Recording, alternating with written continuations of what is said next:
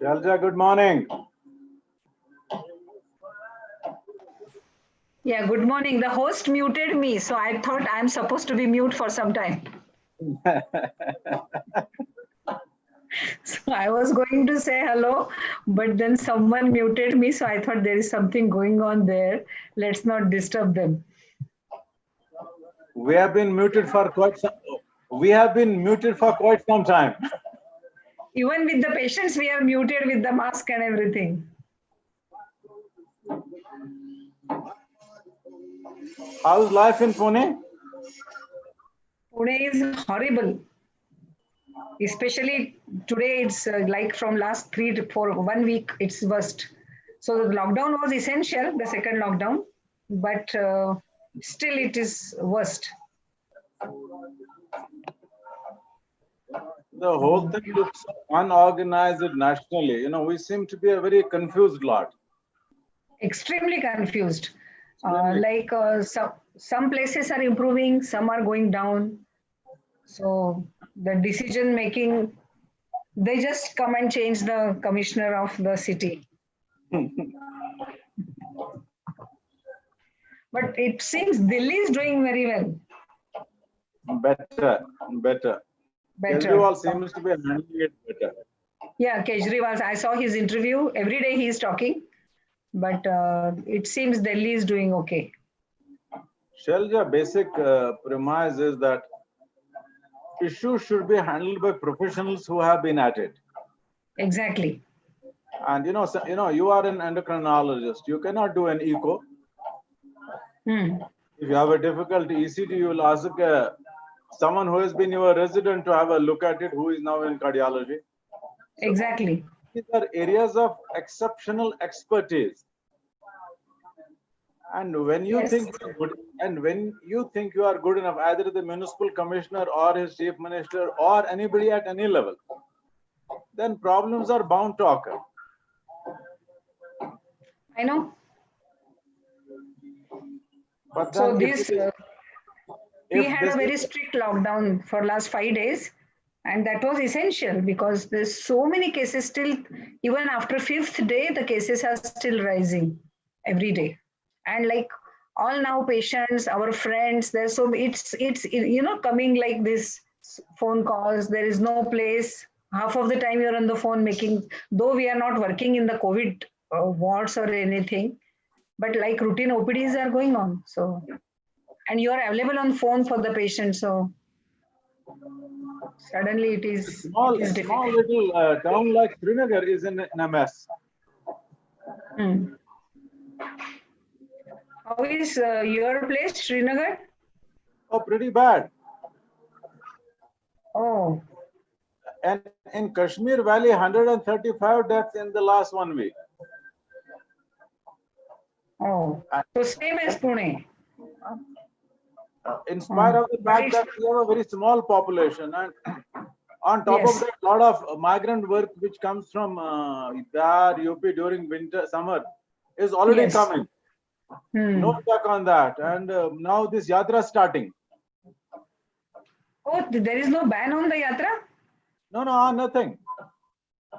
Oh, it should be stopped. Like in Maharashtra, everything is banned. Like we had this big Pandharpur yatra, which didn't happen this year. And everything is like no means big no. So nation has to prove a point vis-a-vis Kashmir, ma'am. Yeah, I know. So there the equations are different. Good morning, sir. Very good morning. Hi, Sunil. And good morning. Hi, Shalja. Hi. So, sir, क्या ban करा दिया? हमने तो ban नहीं करा दिया कुछ, यहाँ पे सब कुछ खुला ही खुला है, बैन कुछ नहीं है. मैं शैलजा को कह रहा था कि we get lot of migrant labor during the summer months na, Bihar, UP, everybody is coming क्योंकि कोई काम ही नहीं है. They have come with their families also and with corona also. Oh. And now the yatra is started. Oh. So, and then in a small town like Palace, Kashmir is 1/10 of Pune, total Kashmir by population. We have 14,000 cases, and in the last 1 week, 135 deaths. My God.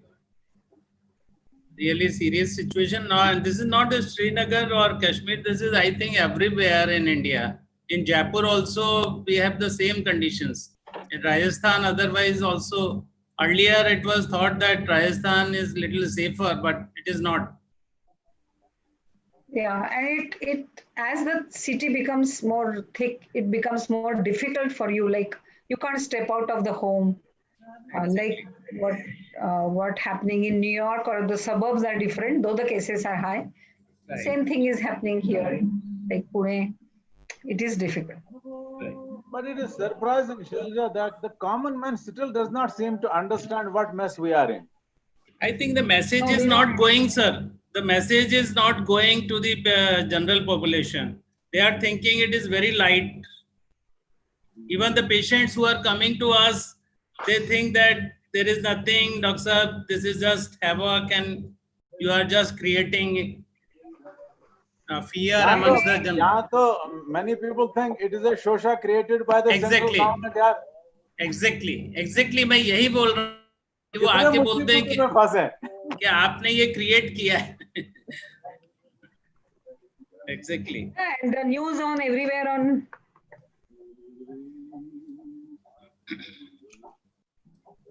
दूसरा sir mask की awareness नहीं है. That is the also problem. अभी भी awareness नहीं है. The mask खाली नाम के लिए लगा के आ जाते हैं लटका के. नहीं वो भी 80% people do not even use that in the hospitals. Right. Exactly. That way, Pune is much better. They know exactly Yeah. what to. Matlab, the awareness is very high here. City dwellers, urbans are in spite of better. Even in the slums, now it has come. Slums was not aware a few 4-5 weeks back, but now with lot of efforts and with rising cases, even they are aware. Right. So the awareness is pretty good about Maharashtra is at least I think good screening is taking place and at least you are near to the truth. No, it is true. And all government places where they do the test, they are much better. They are very systematic. In places like ours, you don't even know how big it is. Yeah, because you don't know. Very few people getting tested, very few people getting screened. I know.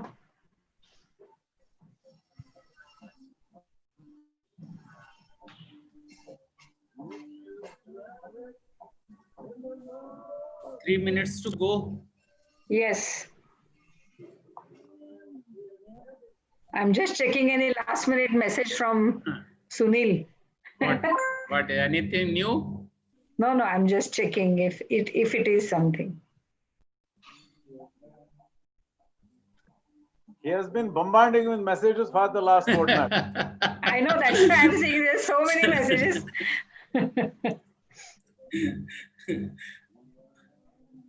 A very active guy. Exactly. Yeah, very active. I think now, in the first 2 months, people were stunned. Now people have acclimatized and now this is the world. Let us make the best of it. Right. Exactly. It may not be the best, but let us see what good we can do. Exactly.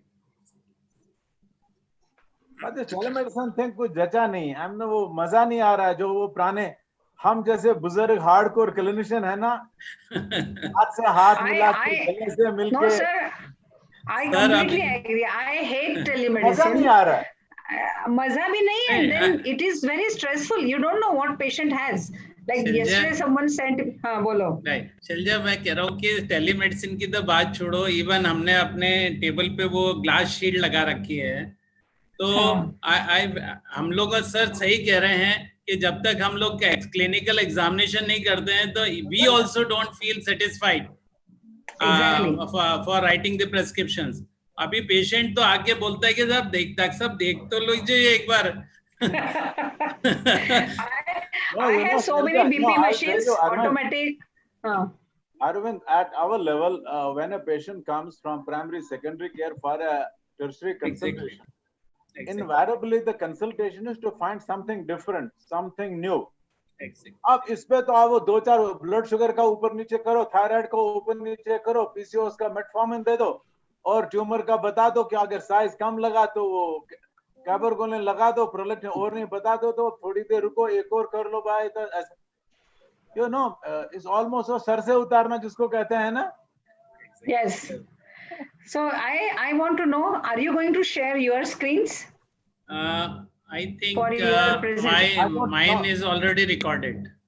Mine is Okay. also. We will have to stop our videos because Right. that video will Okay. come.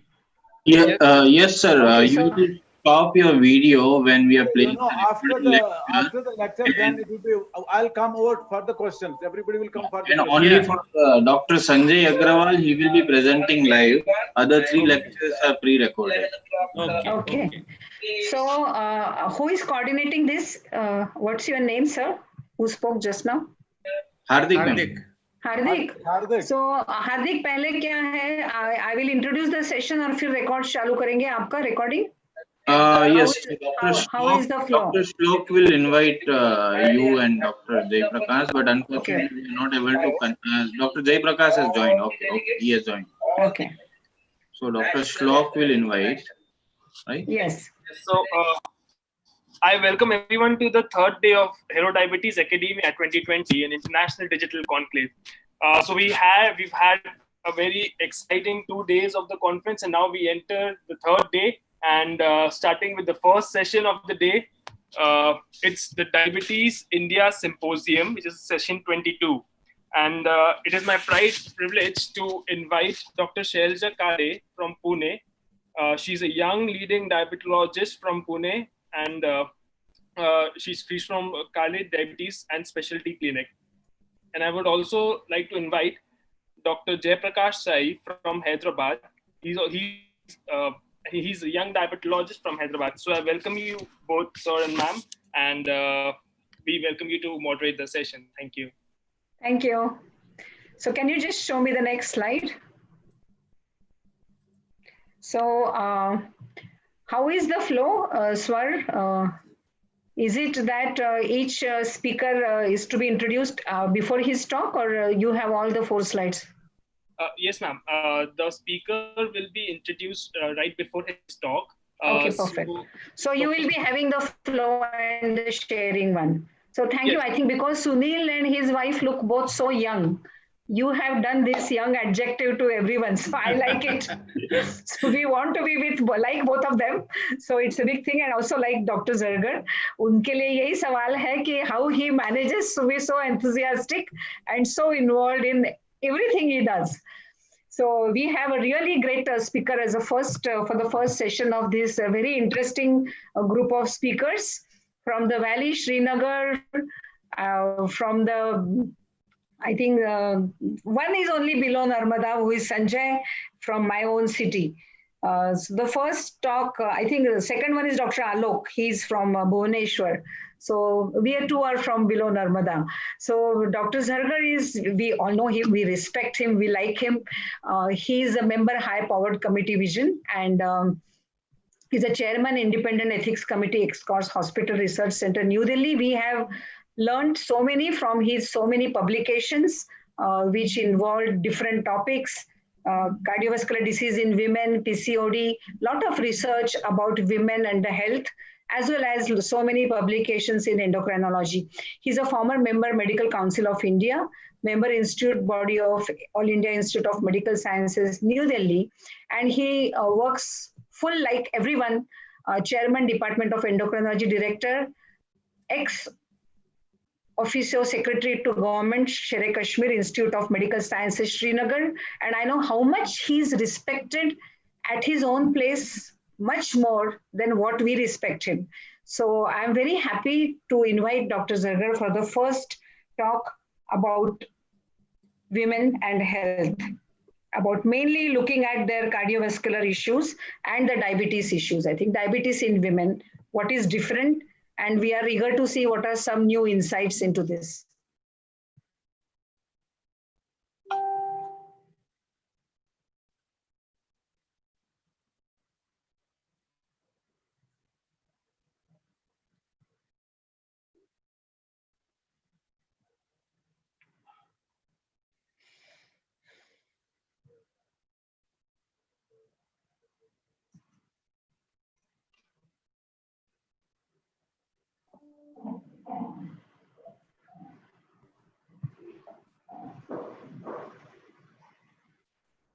We can't hear.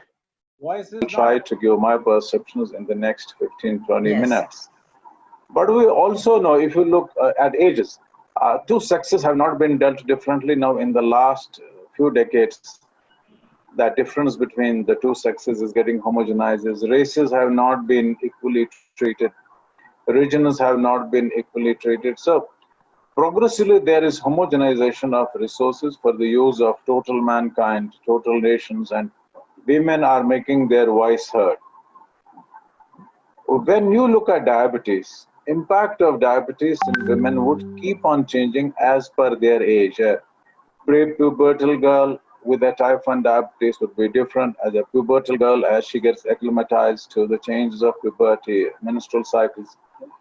Then she would be different when she is getting ready for marriage and a peri-marriage period, marital issues and other things, and then gets pregnant and its issues, and the consequences thereafter, bringing up those children. So newer understandings and approaches in diabetes control would help us to offer holistic care in women over a period of time.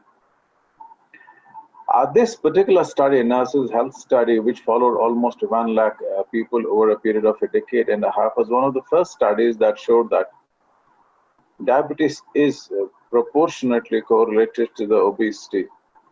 As the people become obeser, women get obeser, diabetes also makes its appearance with more frequency.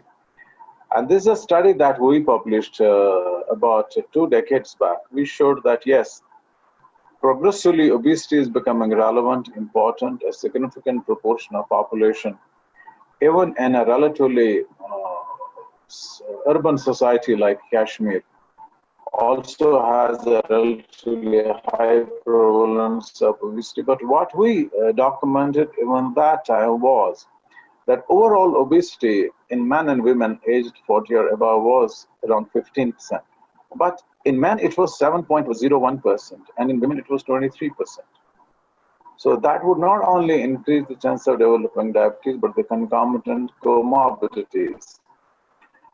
And this is a data that global data, a lot of data from India has gone into it, a lot of data from us has gone into it. That came in Lancet in 2016, where we were looking at the trends of obesity globally and different body mass indexes over a period of half a century. And if you look at this data, you will find out that in men, look on your left side, you will find out that globally, in 1975, we were the 19th nation in terms of our own obesity. And if you look to the right part of it, the Indian men are now at position number 5. It means more individuals are now obese, proportionately more individuals are obese, not only in the absolute numbers, but the proportional once we look at the whole globe. Now, the Indian men are obese only after China, United States, Brazil, and Russia. And if you look at the women, in 1975, the Indian women also were at position number 19. But look at what has happened in 2014. Indian women's obesity starts immediately after China and the United States, at position number 3. So whatever the causes, whatever the reasons, stagnation at home, more indoor work only, not moving around like men, but whatever, those things can be debated, but obesity is more. So the consequences would also be worse.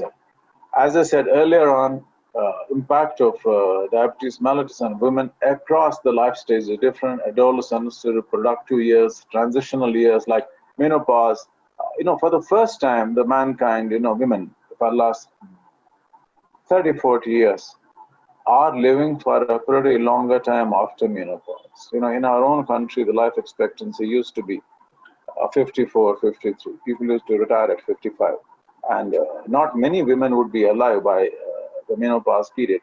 Now today, even in India, 1/3 of total life of a lady would be spent in a postmenopausal state. So its consequences and diabetes, the psychosocial changes, the economic dependence on men for getting drugs, for taking to the doctor, for getting investigations, they have their own issues. And older people developing concomitant disabilities, women tend to be less looked after. more often a lack of social support as they go older. Fundamentally because of relatively paucity of economy, poor economic independence. This slide would explain a lot. If you look at the women in pre-marriage period, look at that. At the bottom of the trajectory, the small little young lady, a thin lady, gets married, puts on some weight, which we call as gestational weight gain. And most of the time is what as medical professionals would say that the whatever amount of gestational weight has been gained, it should be shed back. But all of us know it does not actually happen in the real lifetime. And when she is getting towards the second pregnancy, her body architecture has already changed in terms of putting on some weight. So she is predisposed to some of those things that are directly related to obesity. So more chance of getting pre-diabetes, diabetes, more chance of getting gestational diabetes, more chance of getting dyslipidemia.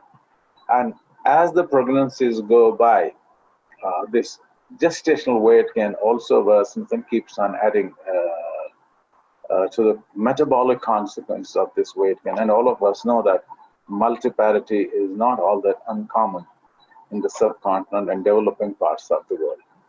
And this again shows the lesser you lose the weight in the gestation age period, the worse are the chances that you will be obese at the fag end of life. Another endocrinopathy that we have been diagnosing rather frequently is polycystic ovarian syndrome. And in fact, it is believed that currently, if you look at it globally, polycystic ovarian syndrome is the commonest endocrinopathy in women. And this is associated with insulin resistance, so you have hyperinsulinemia. And this hyperinsulinemia has been shown to decrease sex hormone binding proteins. So free testosterone is more available, so you get hyperandrogenization. This hyperinsulinemia also is associated with decrease in IGF binding protein. So IGF is more, which causes ovarian stimulation. That may not be the reason that we're alluding to it here, but this is the reason that a number of studies have shown that, if not all, most of the women with polycystic ovarian syndrome have an underlying insulin resistance. And that insulin resistance means dyslipidemia over a period of time, means pre-diabetes and means diabetes. So when you're looking at a polycystic ovarian lady, invariably we are just, as clinicians, looking at someone who has few small patch of hair on the face that needs to be taken care of, so a cosmetic issue. Or somebody has a menstrual irregularity hovering around from gynecologist to the gynecologist. Or it comes to an endocrinologist for infertility. But what I'm trying to tell you here is that apart from all those things, it has a direct health consequences for this lady because of this insulin resistant state. Different studies have given different figures globally of its prevalence. But what is relevant, when somebody comes for infertility and you diagnose polycystic ovarian syndrome, when you're treating obesity, when you're treating infertility, whatever you do, right from ovulation induction to using any form of an assisted reproductive technique up to IVF, but this lady's health also should be taken cognizance of, that whatever polycystic ovarian syndrome can do, that should be taken cognizance of. Somebody coming with Hirschism, and many people who have Hirschism in the Indian subcontinent, particularly being so common in northern India, a significant chunk will end up in having a polycystic ovarian syndrome. Like this paper we published in Fertility Sterility about 2 decades back, we showed 37% of women had polycystic ovarian syndrome. So apart from getting infatuated with a patch of hair and cosmetics, we need to get obsessed on their health issues as well. And these are the factors which make these ladies to have an IGF type 2 diabetes in mid-20s, late 20s, early 30s. So if given proper counseling, it may not vanish completely, but we might delay it by a decade or two.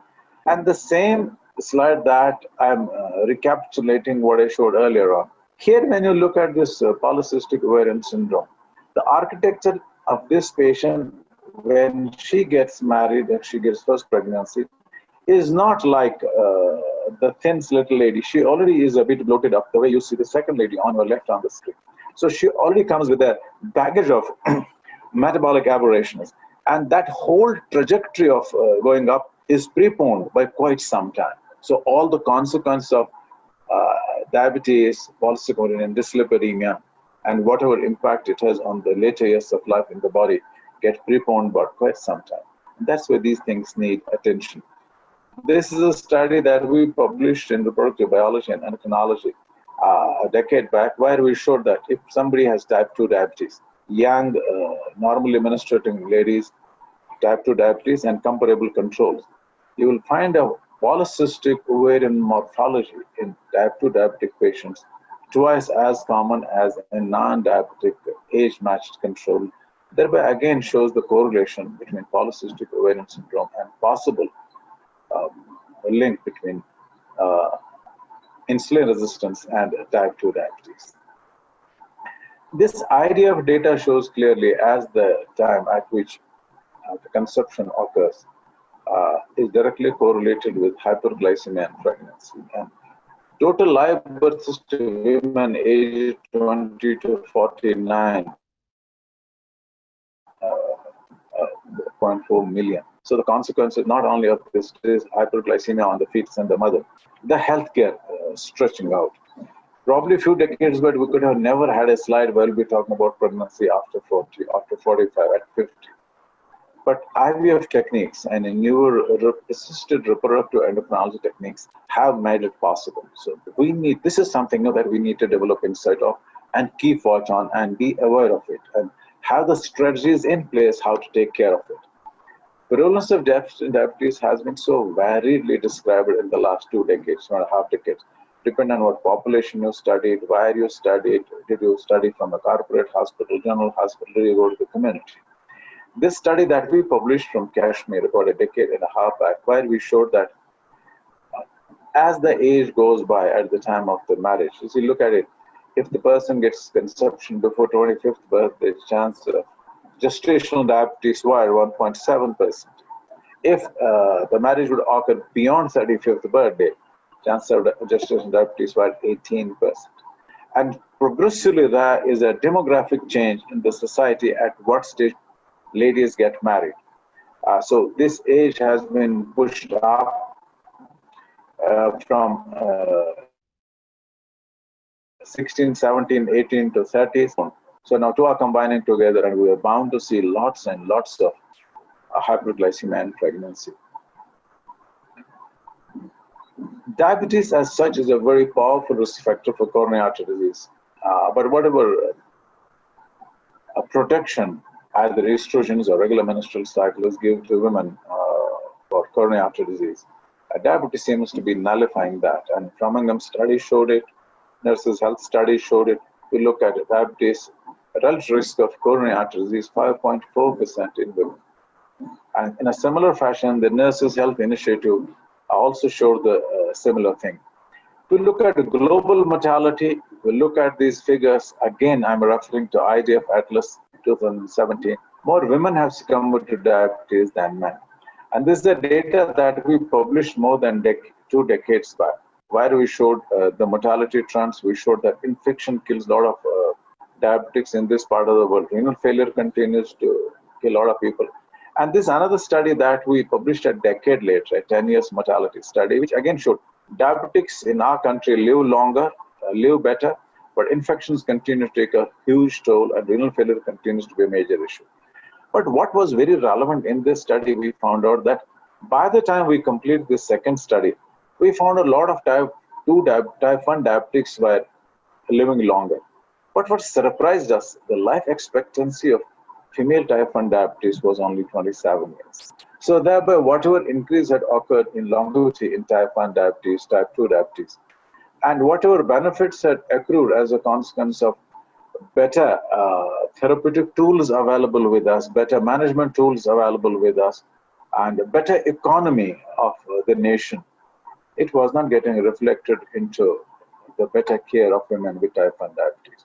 So again means that intrinsic some degree of polarization of resources being more diverted towards the a male kid than a female kid. So there's something that all of us as a society need to look at. Socio-cultural barriers, we have a huge number of them in our own country. All of us know it who are working in the field as clinicians, primary care, secondary care, tertiary care. Obesity is not considered negatively in our own society. Many people think it's a sign of health, and particularly in the upper strata of the 20-25% population. They are very rigid in social and cultural norms. Too many do's and do nots about exercise, about feeling uncomfortable, particularly women feeling uncomfortable in going out for an exercise, as if there's some shame associated with it. So these rigid social norms need to change. It's extremely important that we need to change the way we would look at it. For the last couple of decades, we have been giving a lot of attention to psychosexual behavior. Like say, we so liberally talk about erectile dysfunction in men, and we treat it with, but we hardly ever talk of psychological or psychosexual behavior of women. So like, look at it, somebody getting a diabetes at the age of 32, you never know when it predated, if it happens to be type 2 diabetes, and then gets few pregnancies. And then by 40 years, she looks like a withdrawn, retired lady from life. So those are some things that, again, all of us as clinicians, thinkers, planners, need to keep in mind, and this also needs to change quite a bit. So I would say recommendations to improve diabetes care in women is extremely important. So we need to customize this care, where the healthcare system should consider the region where we are coming from, the language we are coming from, the socio-economic status that the lady has, the level at which we communicate, and what are the regional attitudes to healthcare, what are the cultural beliefs we need to take care of, what are the religious beliefs that we need to take cognizance of, and whatever is there a social support system available. So educating them is extremely important, and we need to slowly learn to behave in such a way that these women, right from the adolescent age to young ladies, feel more empowered. And I think state needs to take care of some of these things, but we as clinicians, academicians, policy planners also need to sort of look into this. And recommendations to improve in my scheme of things before I conclude is that education is the key. And education does not mean one is going to the school, going to the college, that's fine, the conventional education that we keep on talking about. But education about diabetes, education about exercise, education about how to change life within those social norms, within those cultural norms. How do we still make doing an exercise doable?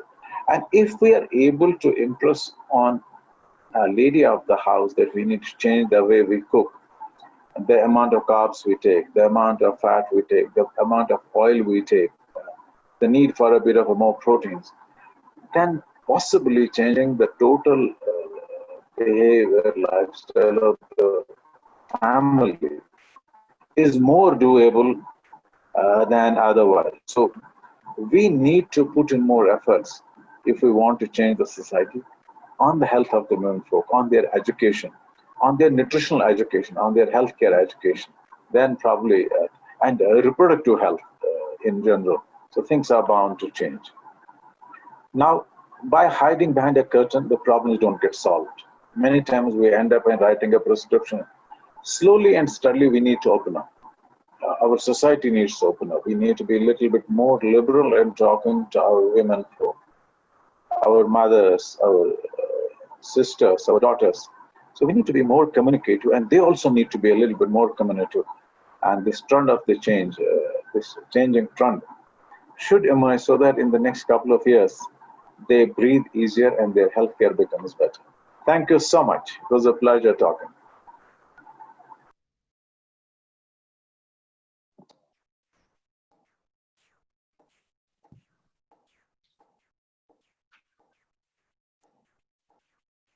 So thank you. Thank you, Dr. Zargar. And we really had a good insight, especially the rates of obesity, which you showed, as well as how the India is behaving. Though we know the numbers, when you see the actual studies, and maybe it will reflect much more in the rest part of the urban kind of places in India. So that shows the gravity. I think you are going to wait till for the discussion, no? At the end. You will be there. So we will take questions that time. What is it, Hardik? If there are any questions, we can take now few of them. Yes. So I that's why I'm asking him, because I can't see chat box. Ma'am, questions will come later after the other discussions. Okay. So I think it was a wonderful talk, Dr. Zerger, and I have a lot of questions about this. So we'll come after the 4 talks. You have to bear with all of us for next 2 hours, 1.5 hours now. Maybe you have your morning cup of coffee or tea, mid-morning break. So see you after some time. So next talk is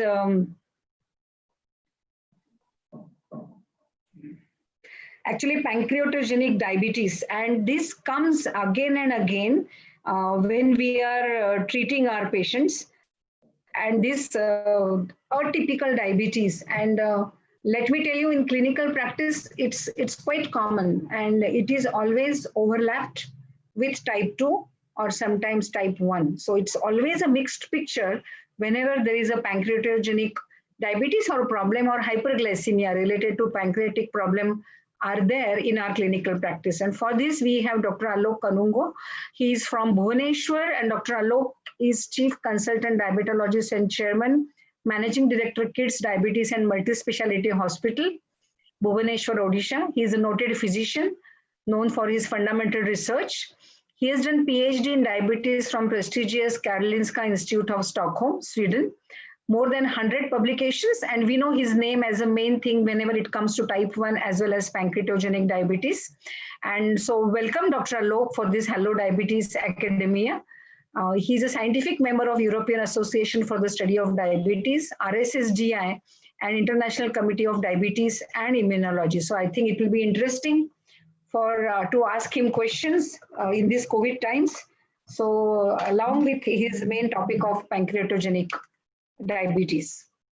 So Hello Diabetes. Welcome to Academy 2020.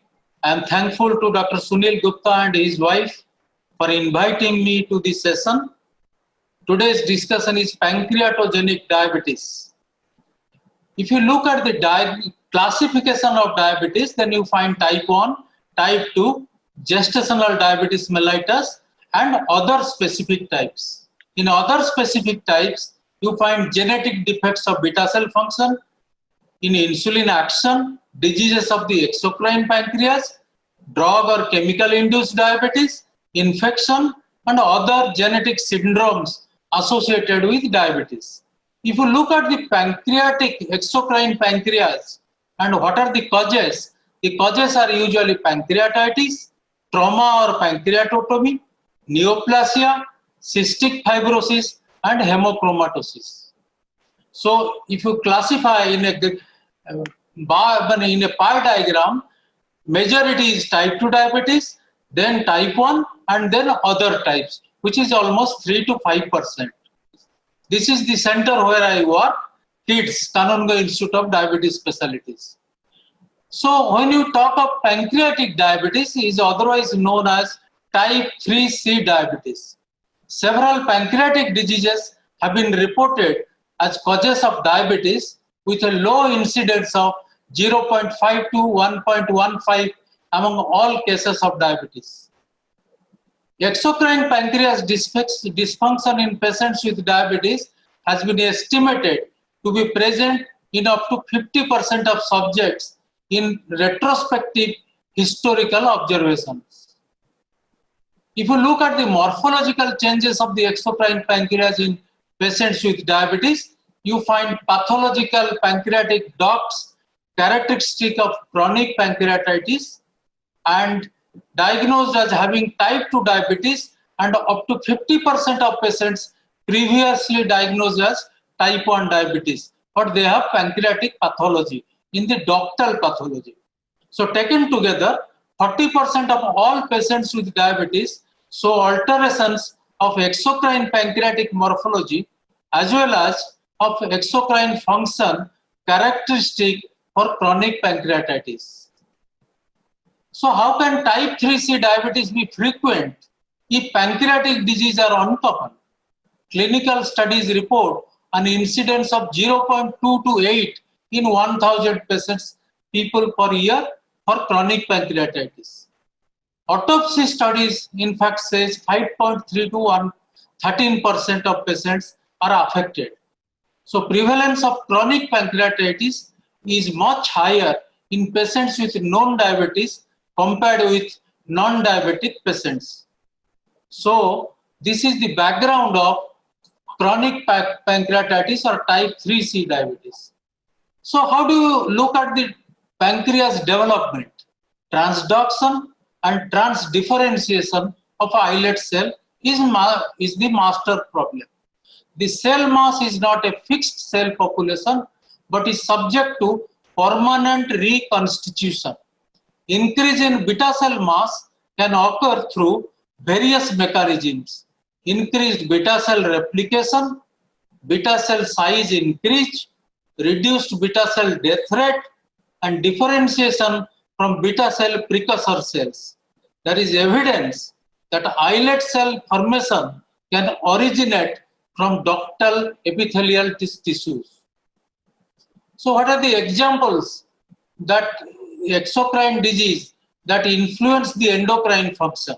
There are monogenic diseases like cystic fibrosis, Swan-Diamond syndrome, Johnson-Blizzard syndrome, and MODY, chronic pancreatitis, hereditary pancreatitis, pancreatic cancer, and pancreatectomy. There are multiple risk factors like alcohol, nicotine, nutritional and metabolic factors, hereditary factors, efferent duct system problems, immunological factors, and miscellaneous rare factors. So what are the clinical consequences of exocrine pancreatic insufficiency in patients with diabetes?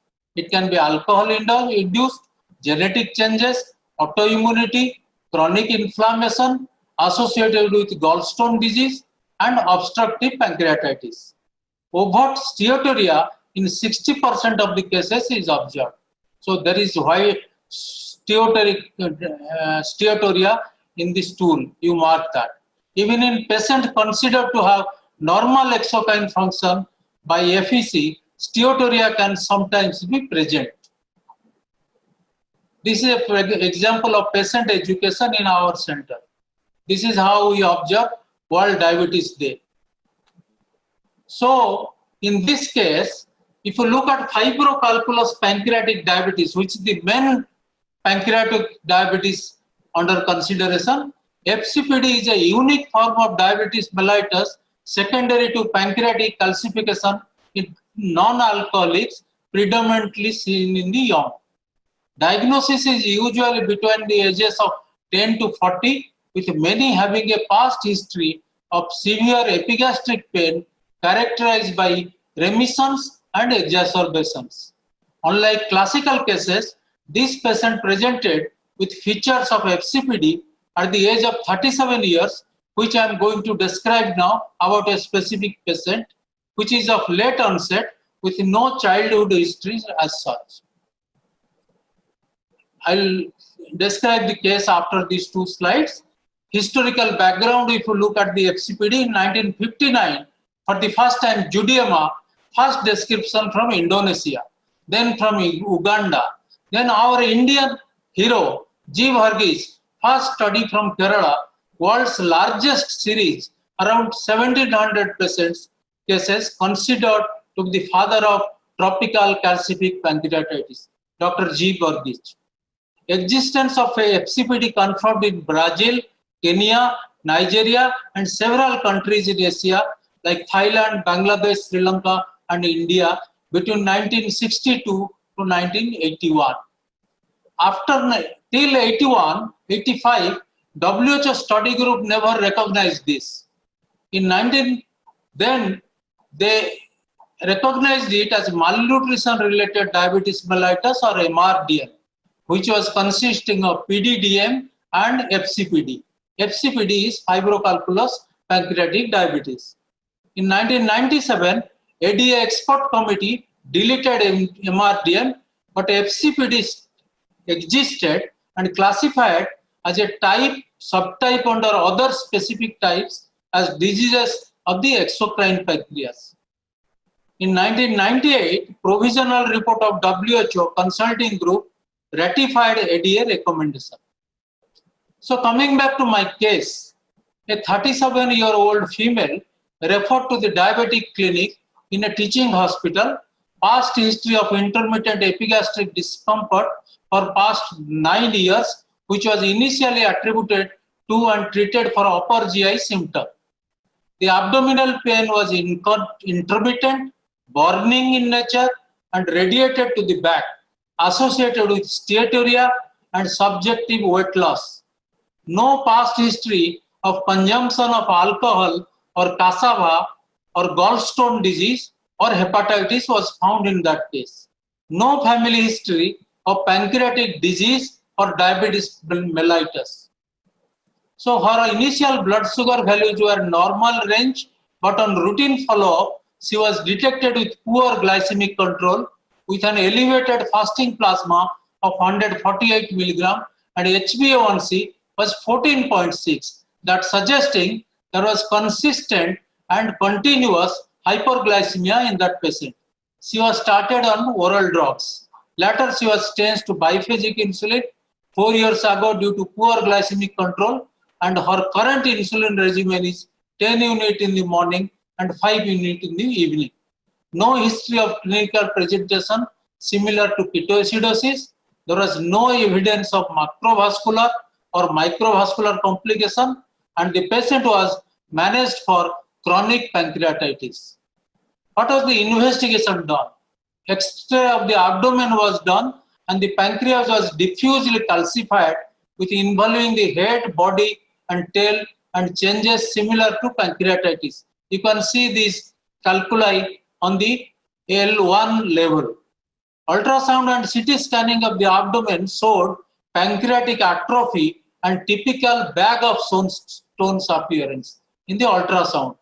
And the patient is lean structure, abdominal pain or steatorrhea, no ketosis, and X-ray or ultrasound abdomen is diagnostic. If you look at these three pictures, you can see how ultrasound, these stones are, whole length of the pancreas is full of stones. The head of pancreas is full of stones, and calcific the stones in the ultrasound. And this is diagnostic of FCPD. If you ultrasound showing features of chronic calcific pancreatitis, you can mark that also. If you go for the computed tomography of the abdomen in patients with FCPD, you can see the calcification in the head of the pancreas. You can see here. So what investigation we did? We did full blood count, hypochromic microcytic anemia, hemoglobin 11.5, iron deficiency anemia was confirmed by iron studies, alkaline phosphatase was marginally elevated, serum protein was low, lipid profile showed low levels, urinalysis was albumin creatinine ratio of 30 to 39, carbohydrate antigen was positive, C-peptide level was more than the normal. Based on these findings, the diagnosis was FCPD. C-peptide was normal, 0.5 to 1.15, and for her, it was 0.5. This is another example, a FCPD patient with a type 1 diabetes child. You can look at the house in which he is staying and what is the dilapidated condition in which he is existing. So the diagnostic criteria of tropical diabetes or FCPD is occurrence in a tropical country, diabetes by WHO study group, evidence of chronic pancreatitis like pancreatic calculi on X-ray or at least on the three of the following, like abnormal pancreatic morphology by ultrasonography, chronic abdominal pain since childhood, and steatorrhea. Abnormal pancreatic function test. absence of other causes of chronic pancreatitis like alcoholism, hepatobiliary disease, or primary hyperparathyroidism. If these three diseases are not there, then it is FCPD. So investigations, as I have discussed, pancreatic calcification and bag of stones picture is diagnostic of this. So this sub-classification causes of type 3 diabetes grouped according to their potential mechanism.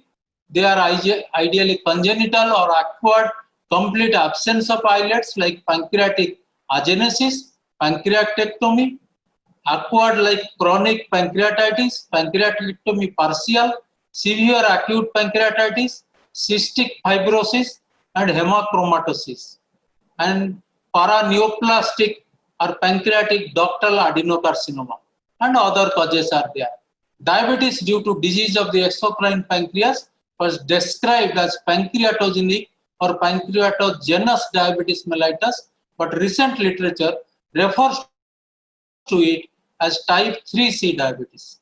The two major causative factors in the pathogenesis of diabetes are inadequate pancreatic beta cell function and insulin resistance. The most commonly identified cause of type 3C diabetes is chronic pancreatitis. Treatment is very specific. You have to have glycemic control, management of pain by painkillers, and exocrine or endocrine functions of the pancreas is to be taken note of. And on follow-up, the patient showed clinical improvement with BMI of 19.7 and is currently free of pain. That patient, lady patient who I'm telling. But since the principal endocrine defect is insulin deficiency, insulin therapy is preferred treatment for most patients, and especially to correct hyperglycemia for CFRD or for acutely ill hospitalized patients. In advanced type T3C diabetes mellitus, multi-dose basal bolus insulin can be shared, or twice daily injection can happen, or if the diabetes is not controlled, then you have to go for continuous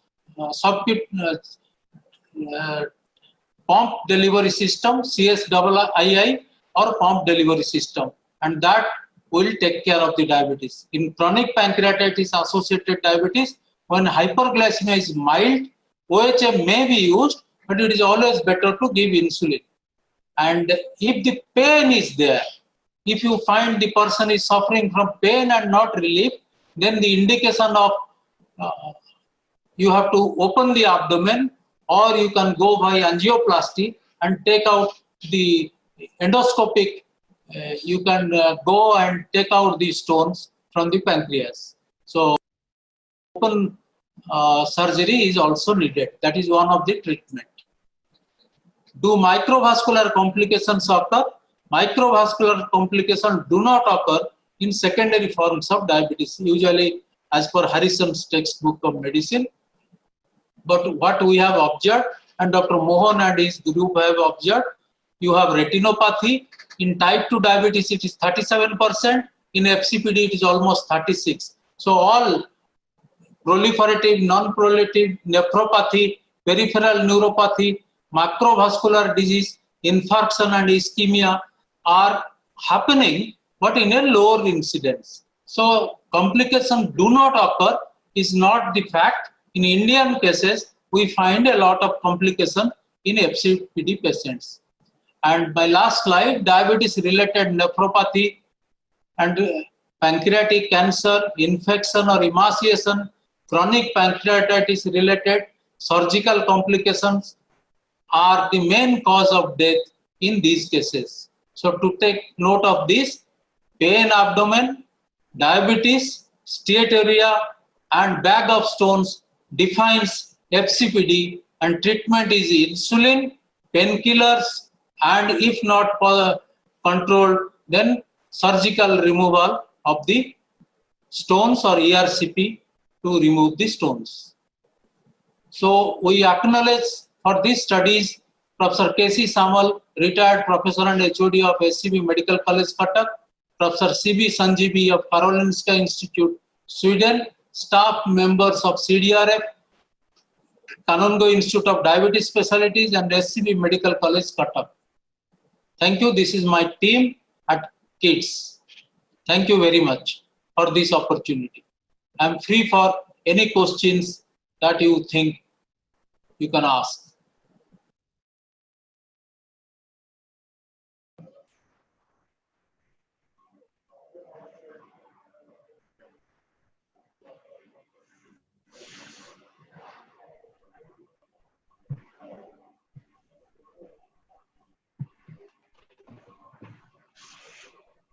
So thank you, Dr. Alok.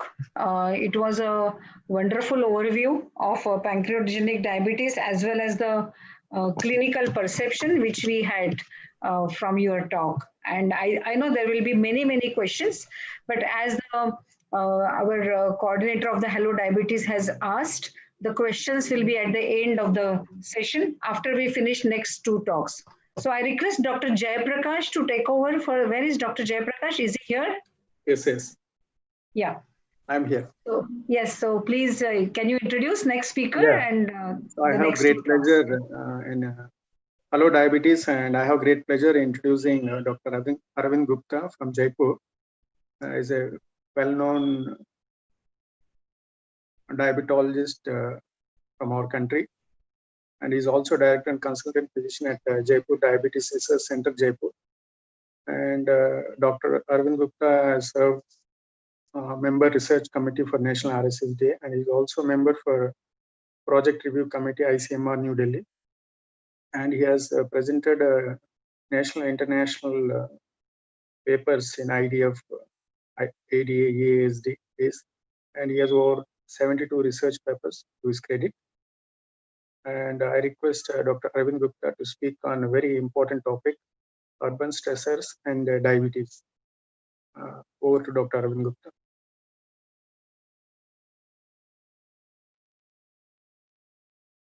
At the outset, I thank Dr. Sunil Gupta, Dr. Kavita Gupta, and whole scientific team of Hello Diabetes for the wonderful scientific program and also inviting me for this wonderful virtual symposium of Hello Diabetes. What I'll be talking today is a very different kind of thing, which is known as urban stressors, pesticides, and chemicals in diabetes. It is a challenge to a mankind. Like COVID-19 has given challenge to a mankind, the diabetes and obesity. These are the two pandemics already running side by side of the COVID-19 in all over the world. And it is a real challenge to the world. So let us see what are these urban stressors and pesticides. Now, before this, there are disclosures, and I don't have any potential conflict of interest in relation to this presentation. What we are seeing in last 10 to 20 years, obesity and diabetes, especially in the developing world, it is a growing challenge. We probably don't know why it is so.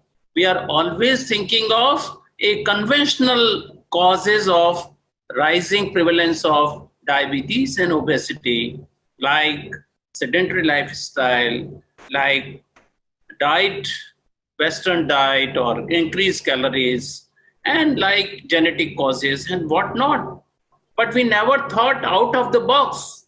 If you see here the global prevalence of the rising of obesity and diabetes, if you see like in India, it is 150% rise in last 10 to 20 years. So in a decade, we are having so much increase in the prevalence of diabetes and obesity. And this led to India as the second number in the whole 10 countries in the world of having increased prevalence of diabetes. It is 77 million. This is the recent IDF Atlas, which is there, which shows us that 77 millions of diabetes in our country. We have done one study which we have also presented in IDF last December, and what this study showed to us, this is a study of home-to-home prevalence of diabetes and pre-diabetes in Rajasthan state. This is a developing state in our country. And what this study suggests to us, that total diabetes prevalence is not very high. It is around 5.7%. But what we are seeing, the pre-diabetes, it is to the tune of 15%. However, 17% we have seen in urban and 14.7% in rural areas. So pre-diabetes is very high, and we are sitting at the volcano. Anytime this volcano will erupt, and we will be having a explosion of diabetes in our state. And this is not a typical of our state, but it is typical of whole country. Most of states are having the similar statistics. So we have to think out of the box. What India is suffering from?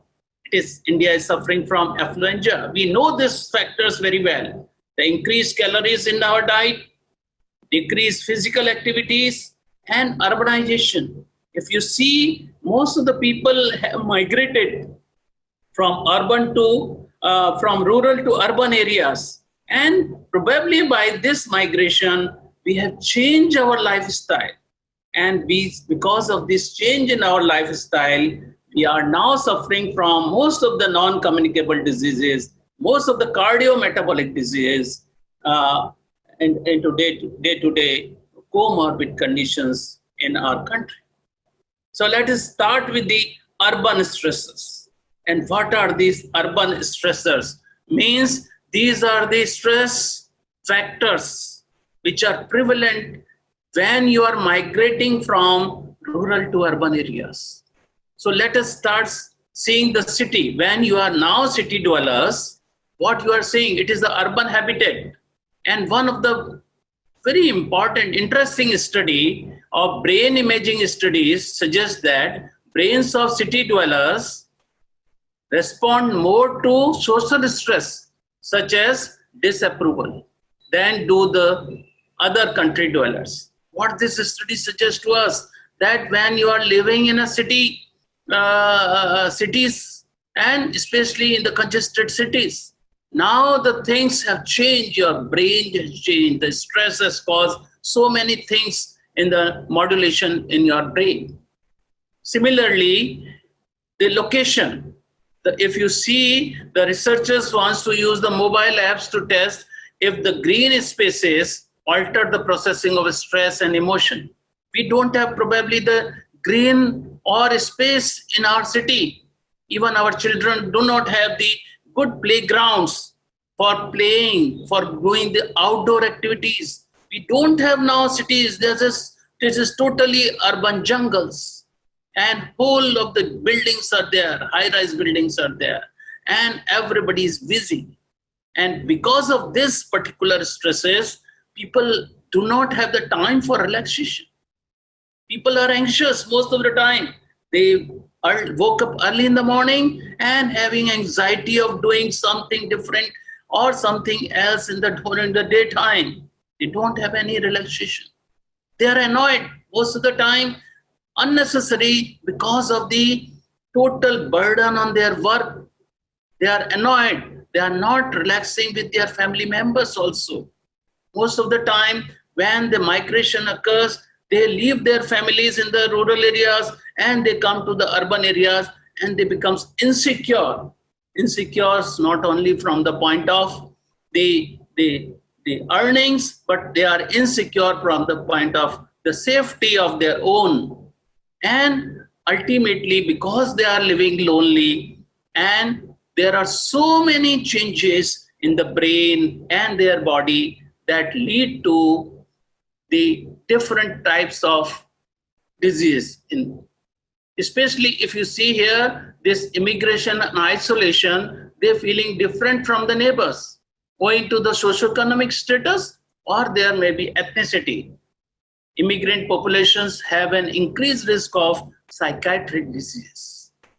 So dear friends, living alone, one of the striking findings in the cities changing diabetes study, this is known as very famous Copenhagen city study. And what this study suggests to us, living alone is an indicator of vulnerability to the diabetes, influencing the people's ability to take care of their own health and prepare healthy meals. And that is the reason they end up in choosing easy solutions such as bread, frozen products, fast foods, or takeaways. And because of this, the researchers found that those living alone are nearly twice as likely to have diabetes. See, the change in just living alone can increase your chances of having diabetes. Another aspects of the city dwelling. What is that? The people, the youngsters do not have the proper sleep these days. And because they sleep late in the night, probably they wake up late in the morning, and because of the sleep disturbances, the typical diurnal rhythm is changed in their body into day-to-day life. This sleep disturbance is associated with a 2 to 3-fold higher risk of later onset of type 2 diabetes. The association is independent of known risk factors of type 2 diabetes and was not attributed to treatment of sleep disturbance. This study was published in 2004 in Diabetes Care. And what this explained to us, that because of the increased sympathetic nervous activities associated with sleep disturbance, they cause glucose intolerance and increases the risk of diabetes. So my dear friends, sleep disturbance is one of the important causes for increasing type 2 diabetes these days. Then probably another reason of urban living is the sedentary lifestyle. This urban living encourages this sedentary lifestyle. The overpopulation, road traffic density, excessive use of motorized transportation, poor air quality, and too often the green public spaces make the physical activity difficult in the cities. Everybody is totally going on the some or else vehicles, whether it's a two-wheeler, whether it's a three-wheeler, or whether it's the four-wheelers. They are now not having any physical activity, sort of. And at the global level, absence of physical exercise and sedentary lifestyles are the 4th largest risk factor for the mortality. This is another aspect, the long-term noise exposure and the risk of diabetes. And what is that? The noise acts as environmental stressors, leading to activation of hypothalamic pituitary adrenal axis, whereby increases the cortisol level, and thus it can inhibit the beta cell insulin secretion, and probably also reducing the peripheral insulin sensitivity. Hence, now when you are exposed to more of the noise, you are most exposed to the increased chances of having type 2 diabetes. In addition, the sleep disturbance, disruption of normal sleep patterns, chronic sleep deprivation can induce diabetes via increased fasting glucose, appetite modulation, and general dysregulation of metabolic and endocrine functions.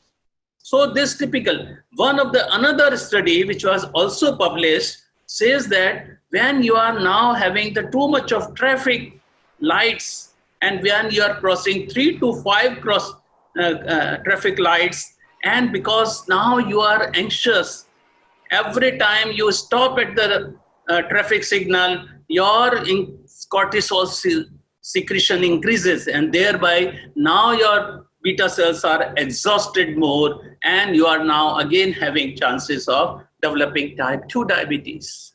So because of these psychosocial stress in the adulthood is also an associated risk for type 2 diabetes. They contribute to unhealthy lifestyle behaviors that are known risk factors for diabetes, and also have the poor dietary habits, physical inactivity. Now you are indulged more on the smoking and alcohol abuse. And because of this, now you are vulnerable for having the type 2 diabetes. And this chronic stress also activates the hypothalamic pituitary adrenal axis, resulting in increased cortisol activity and the same cycle of inhibiting the the beta cells of pancreas and decreasing the insulin secretion. So what are the biggest social risk factors for urban diabetes? This is known as urban stressors or urban diabetes. One of the important thing is the financial constraints. Now, everybody who has migrated from rural to urban areas, and even the people already living in urban areas, have some or other financial strains. And because of these financial constraints, they may be because of poverty that prevents people from accessing the basic resources. Now you are going for fetching the basic resources for your day-to-day living. And because now you are not able to fetch the basic necessities of your life, now you have this type of financial constraints. Another is the resource constraints. What is the resource constraints means? You are specifically defined in the lack of access to the local healthcare. Even you are sick, you cannot go to healthcare because of the cost. Some of the medications are very costly. You don't have the good nutritious food.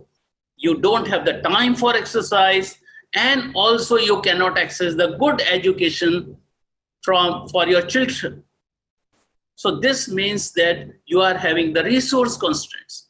Then the geographical constraints. And this encompasses the range of problems magnified in urban environmentals like pollution, infrastructure, and even isolation of yourself. Time constraint. If you ask anybody living in the urban areas, say that I don't have any time. Not only the time for their own health, they don't have time for the mixing of their social life. They don't have time for anything for that matter. And because you have the time constraints, you are having the chronic psychosocial stress. So because of these stress factors, now you have the HPA axis, and again you are inhibiting your beta cells of pancreas and increasing. Now you are vulnerable for type 2 diabetes. Another aspect of urban stressors is the air pollution. Probably nowhere else earlier, nobody thought of that air pollution can cause diabetes. It is one of the remediable environmental trigger that may predispose to susceptible pregnant women to gestational diabetes mellitus. Automobiles and power plants emit both gases and particular air pollutants. And this is one of the study which was already published in 2016, says that if you have a smallest of these particulate matters, less than 2.5 micron meters, you are actually involuntarily inhaling those particular matters. And this particular matters, experimental exposure increases the insulin resistance in rodents, and animal studies have clearly established the relation between the endothelial dysfunction, inflammation, and oxidative stress if you inhale this particulate matter of less than 2.5 micron meters. So simple air pollution, if you see here, this is how the air pollution can lead to different cardiometabolic diseases. One of the important thing, if you see here, it is known as when you are inhaling either the traffic smokes or the industrial smokes, and this inhalation of particulate matter less than 2.5 micron, if you inhale air and that goes into your body, and they have two types of matter or changes in your body. One is known as damp, and what is damp? It is oxpeck, hyaluronan particles, and asbestos and silica. And because they are soluble matters, and because these soluble metals actually lead to so many changes in your body. Another is PAMPs. So through the afferent fibers, they actually increases the NADPH oxidase. NADPH oxidase increases the reactive oxygen stress, and because of this ROS expression, there are changes in the interleukin 1 beta, and that pro-interleukin beta, another inflammatory cytokine, the interleukin 1 beta.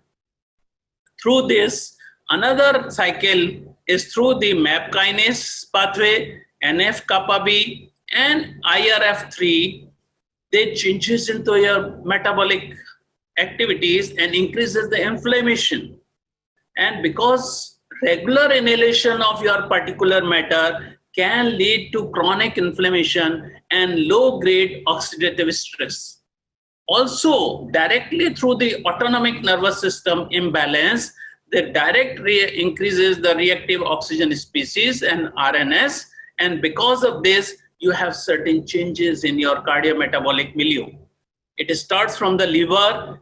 The liver increases the gluconeogenesis, increases the lipid deposition, and may lead to NAFLD.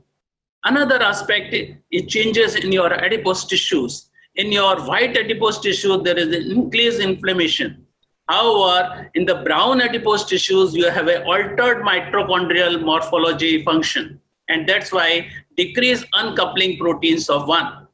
In skeletal muscles, you have increased insulin resistance. In vasculature, you have increased endothelial dysfunction, inflammation, and vasoconstriction, and ultimately lead to plaque disruption, thrombosis, arrhythmias, and heart failure. So whole gamut of changes, just simple air pollution can lead to multiple cardiometabolic diseases. So how does air pollution and gestational diabetes? This is one of the study which was published in 2003, Massachusetts Registry of Vital Records. They suggest that the particulate matters less than 2.5 micron meters can lead to gestational diabetes. And in the last, I want to concentrate on environmental chemicals. This is a very beautiful study published by Neil and Sargis in 2011, which says that as in the US, as the chemical production increases, your increases chances of diabetes. So diabetes prevalence simultaneously increases by the environmental chemicals. There are a number of toxic chemicals are found in plastics, personal care products, and other convenience of modern life like bisphenol A and phthalates.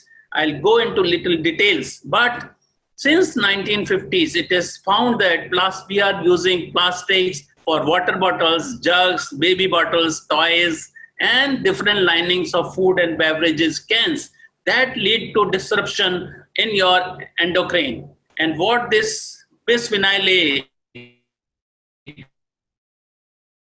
causes, their increase directly goes into the nuclear receptors and through the reticuloendothelial system, increases the protein and ultimately disrupts your endocrine system. So, my dear friends, plastics like polyfluoroalkyl compounds like PFCs, which are present in multiple foams and leather and papers and textile coatings, brominated flame products like you are also having the products in the clothing and the electronic equipments, and alkyl phenols, which are in the detergents, emulsifiers, anti-static agents, and demulsifiers. Bisphenol A, amongst all these plastics, is the most dangerous ones. That's why US and Canada have already banned bisphenol A containing plastics. Because of this bisphenol A, they have adverse effects in the mammals and also it causes multiple endocrine disruptions. The phthalates, which are present in most of the cans and some of the products like meat and milk products, and also contaminate foods and different types of foods, can lead to disruption in your paroxysmal proliferation, and this exposure can damage your pulmonary system and may lead to certain disease. So this is one of the study which was published in Hindu in 12 June 2019, and what this story tells to us that people are ingesting 5 grams of microplastics every week, though involuntary, equivalent in weight to a credit card. So we are ingesting every week 1 credit card in our body. And because of this plastics, this plastic contains BPA and other matters, and that lead to endocrine disruptors. And because of this exposure to different pesticides, we are actually direct contact or maybe indirect contact with some of the pesticides. Because of these pesticides, it absorbs and can lead to, and very dangerous to our mothers, the placenta and the pregnant mothers. So they are very, very vulnerable for these type of pesticides. And how this is mechanism, they disrupt the weight controlling hormones such as catecholamines, thyroid hormones, estrogens, testosterone, corticosteroids, insulin growth hormone, and leptins. And because of this disruption, it alters the level of sensitivity to most of the neurotransmitters like dopamine, noradrenaline, and serotonin. It interferes with the metabolic processes, damages the nerves and muscle tissues. So, dear friends, the clinical pulse for today's lecture is in the rising pandemic of diabetes and obesity.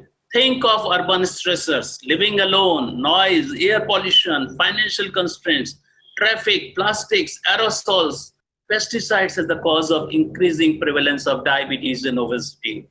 So the remedy for this is the coordination of different governmental agencies which plan the urban planning can reduce this worrisome burden of the society. Think twice of your own in the day-to-day of these things. Have relaxation, have good sleep, good nutrition can reduce the chances of having the less prevalence and incidence of type 2 diabetes, especially for our country, like a developing country like India.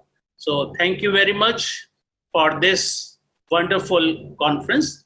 And I hope this will incite some of the questions for you, and I am here for taking all of your questions. Thank you very much. Thank you, Dr. Arvind Gupta, for covering a very vast subject in a very simple and which is of clinical importance. So we'll take the questions at the end of the fourth talk. So the next speaker will be Dr. Sanjay Agarwal, who will be speaking on top 10 ADA 2020 papers of clinical importance. I have a great pleasure introducing Dr. Sanjay Agarwal, who is our current Honorary Secretary for National RSSDA, and is also a member Governing Council, Maharashtra State Chapter of RSSDA, and he was also the organizing chairman for IDIC Pune, and is currently holding the head Department of Medicine, Ruby Hall Clinic. So I have great pleasure in introducing to the audience Dr. Sanjay Agarwal, who will be speaking of the current ADA 2020 papers of clinical importance, top 10 papers. Thank you very much, Dr. Jana. It's a pleasure to see you after a long time. I'd also like to say hello to Shailaja and Dr. Zargar, all of whom I have not seen for quite a while. And I would also like to sort of congratulate Dr. Sunil Gupta for this wonderful virtual conference that he has planned. There's been a lot of interesting papers, and last lecture that I have been listening to has been excellent. And I think a lot of take-home points that people who are viewing this meeting can take. I'm just going to start straight away and share my screen. I hope my screen is visible. Okay. Is my screen visible to you? Yes, sir. All right. Thank you. Yes. All right. I'll be rather very ambitious if I can cover 10 papers during the course of 20 minutes. So I'm going to rather sort of stick to the time and see how many papers I can cover during the course of next 20 minutes. We all know that we are facing a difficult situation with the COVID-19, and most of the meetings have really gone virtual. In a way, it's been an excellent experience to listen to virtual meetings because it has brought the whole world on one platform. And top meetings now, have excellent speakers, and most of us have been listening to all of them. Similarly, the ADA also went virtual this year, and we know that there has been a number of, lot of interesting papers that were presented at the ADA. I've just picked up a couple of papers that interested me, and I hope that I can do justice by just talking a bit about all of them. Yes. So the first trial that I'm going to talk about is the Rewind trial, and this was basically a post hoc analysis that they did for the kidney function related outcomes in type 2 diabetes. All right. This was the initial study design. They recruited at 371 sites from August 11 to August 13, and they recruited about 9,000 odd patients in 24 countries on 6 continents. And the entire study duration was different sections of the study up to 6 years. The inclusion criteria was, of course, type 2 diabetes, age more than 50 years, having previous cardiovascular disease or events, or risk factors, A1C less than 9.5, BMI of more than 23, GFR of more than 15 ml. So clearly this was a patient, these were patients with high risk cardiovascular risk and also with renal compromise.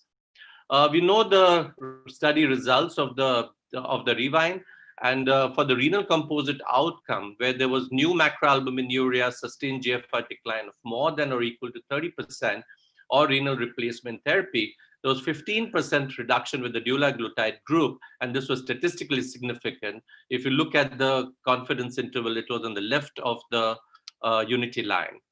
I'm just going to use my pointer. Okay. Given this, they decided to do a post hoc analysis to evaluate renal outcomes related to kidney function in participants who were treated with dulaglutide. And the composite endpoint they looked at was sustained eGFR decline of more than or equal to 40%, or end-stage renal disease, or all-cause death. Now, the definition of composite outcomes was that sustained eGFR decline was more than or equal to 40% on 2 consecutive eGFR values. ESRD was defined as a renal requirement for renal replacement therapy or sustained eGFR less than 15 on 2 consecutive values, and all-cause mortality was death as was adjudicated. eGFR was calculated by the MDRD, and time to event analysis for the composite outcomes was performed using a Cox proportional hazards model. Sensitivity analysis replaced all-cause mortality with renal death only, or renal and CV death combined. Now, these are the baseline characteristics. Interesting to note whether all of them were elderly, age of 66 average in both the groups. The duration of diabetes were about 10 years. They were all obese, BMI of 32, and A1C baseline were 7.3 and 7.4.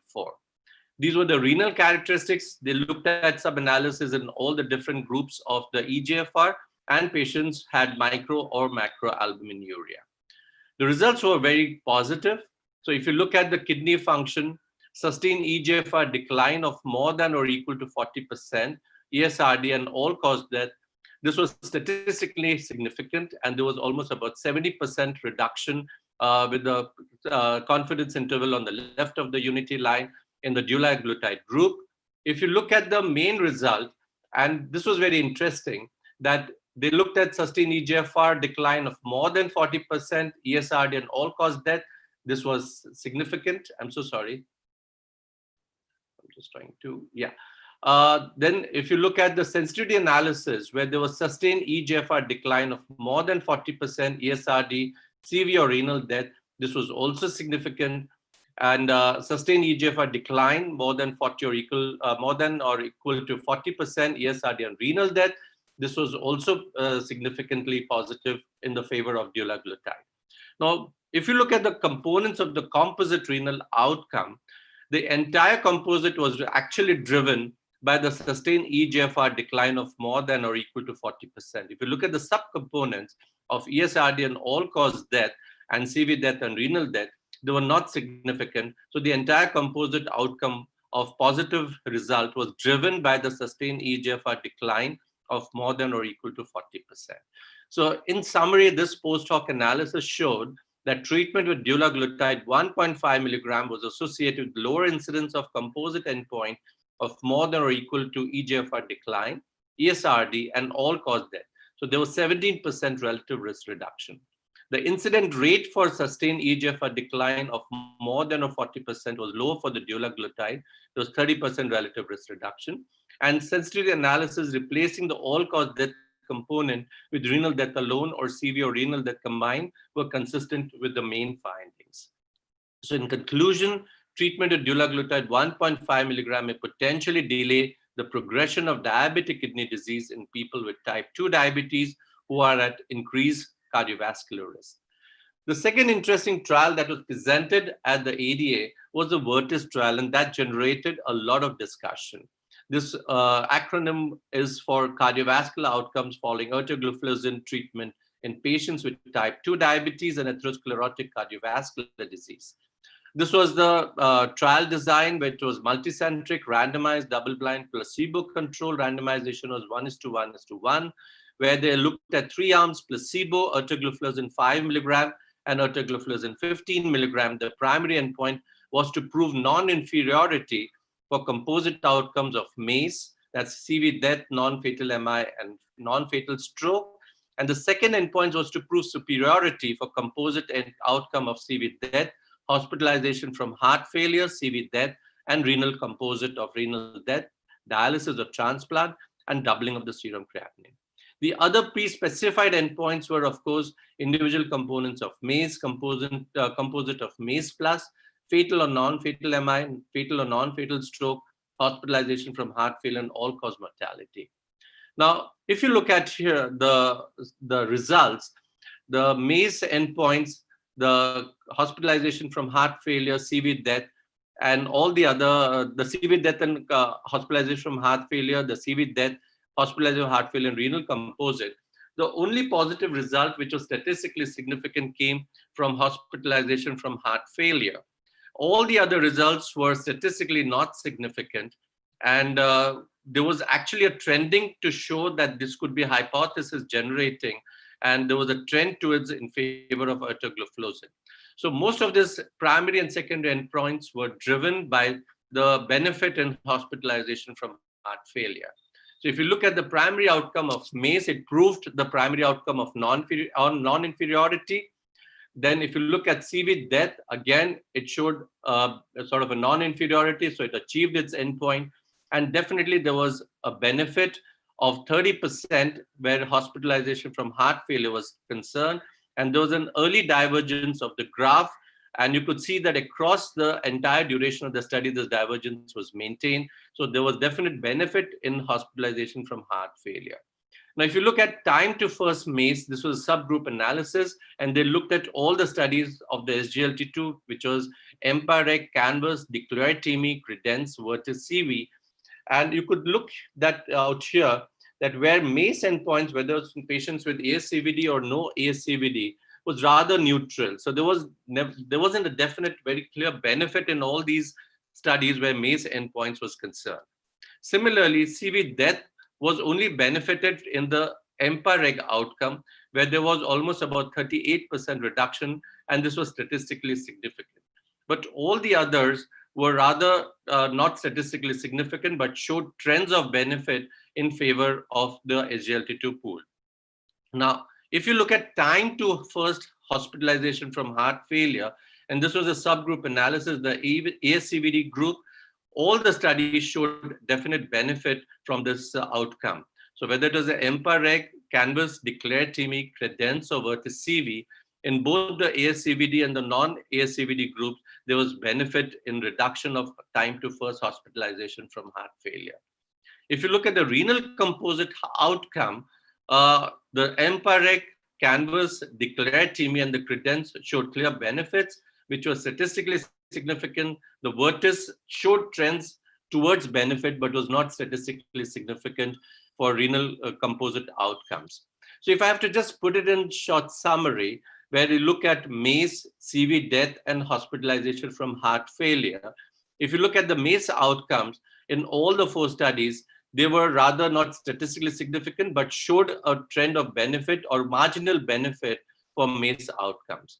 The CV death that was there was clearly benefited in EMPA-REG outcome, whereas all the others were not statistically significant, but showed trends of benefit. And there was clear benefit where hospitalization from heart failure was concerned. So what they concluded was that the MACE efficacy across class are generally modest. EMPA-REG outcome significant on MACE due to effect on CV death and no effect on MI or stroke. CANVAS significant on MACE due to contribution from MI, CV death, and stroke. And DECLARE and VERTIS only found trends on MACE. Where CV death was concerned, only empiric outcome found significant reduction, driving the heterogeneity in the beneficial effect for the class. And hospitalization from heart failure, there were consistent effects across the class were substantial. Benefits are independent of the baseline ASCVD prior hospitalization for heart failure and across spectrum of the baseline EGFR. I'm just going to look at why do the MACE and CV death results differ from the SGLT2 inhibitor trials. So there could be because of differences in the mechanism. There could be because of differences in the patient population studied. There could be differences in the study designs, or there could be differences in the comorbidity management after 2015. And these were the different sort of criteria that they thought could be responsible. Due to lack of time, I'm not going to dwell on that individually. I'm going to look at briefly the renal outcome that was also studied in the post hoc. And you can see that the renal composite outcomes were different in the different trials. So if you look at the empiric, it was doubling of the serum creatinine, initiation of renal replacement therapy, or death from renal disease. In the CANVAS program, it was sustained 40% reduction in GFR, renal replacement therapy, or death from renal causes. In the declared TME, it was sustained more than or equal to 40% decrease in EGFR to less than 60 ml and or ESRD and or renal or CV death. And in the VERTIS CV, it was primarily renal death, dialysis or transplant, or doubling of the creatinine. Here you can see clearly, if you look at the hazards ratio, it was a positive outcome, statistically significant in all the studies where the renal composite outcomes. Whereas in the VERTIS CV, it wasn't statistically significant, but it showed a trend of benefit towards reduction of the renal related composite outcomes.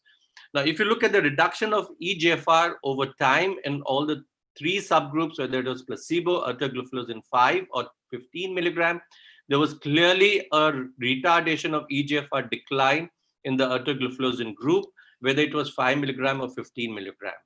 And what they concluded was that although other CV outcome trials showed renal outcomes benefit, VERTIS CV only showed a trend in this initial renal analysis.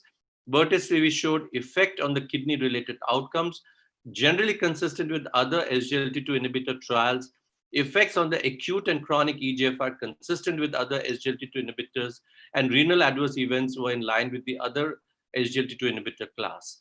Definitions of renal-related composite outcomes vary across trials. So in summary, VERTIS CV achieved its primary endpoint of non-inferiority for MACE compared with placebo in patients with type 2 and established ASCVD, demonstrating the CV safety of ertugliflozin. VERTIS CV provides further evidence of CV safety of SGLT2 inhibitors for the treatments of patients with type 2 diabetes and adds to the evidence of benefit of hospitalization from heart failure, consistent across the class. The CV safety data do not alter estimates of risk of any specificity safely events, and meta-analysis support contemporary society recommendations to prioritize the use of SGLT2 inhibitors independent of the glucose control considerations in patients with type 2 diabetes with or at high risk of severe or renal complications. The third trial that interested me was the effect of dapagliflozin on the incidence of diabetes. And this was a pre-specified exploratory analysis from the DAPA-HF study. And this was presented by Silvio Nzucci. The background of this was that we know that the incidence of type 2 continues to increase globally. Once established, diabetes can lead to micro and macrovascular complications, increasing mortality in healthcare. Prior studies have shown that lifestyle modification and certain medications of glucose-lowering therapy and anti-obesity reduce the incidence of type 2 diabetes. It remains controversial whether preventing diabetes will have or other beneficial health effects. And large CVOTs have shown that these agents reduce the risk of MACE, hospitalization from heart failure, and CKD progression.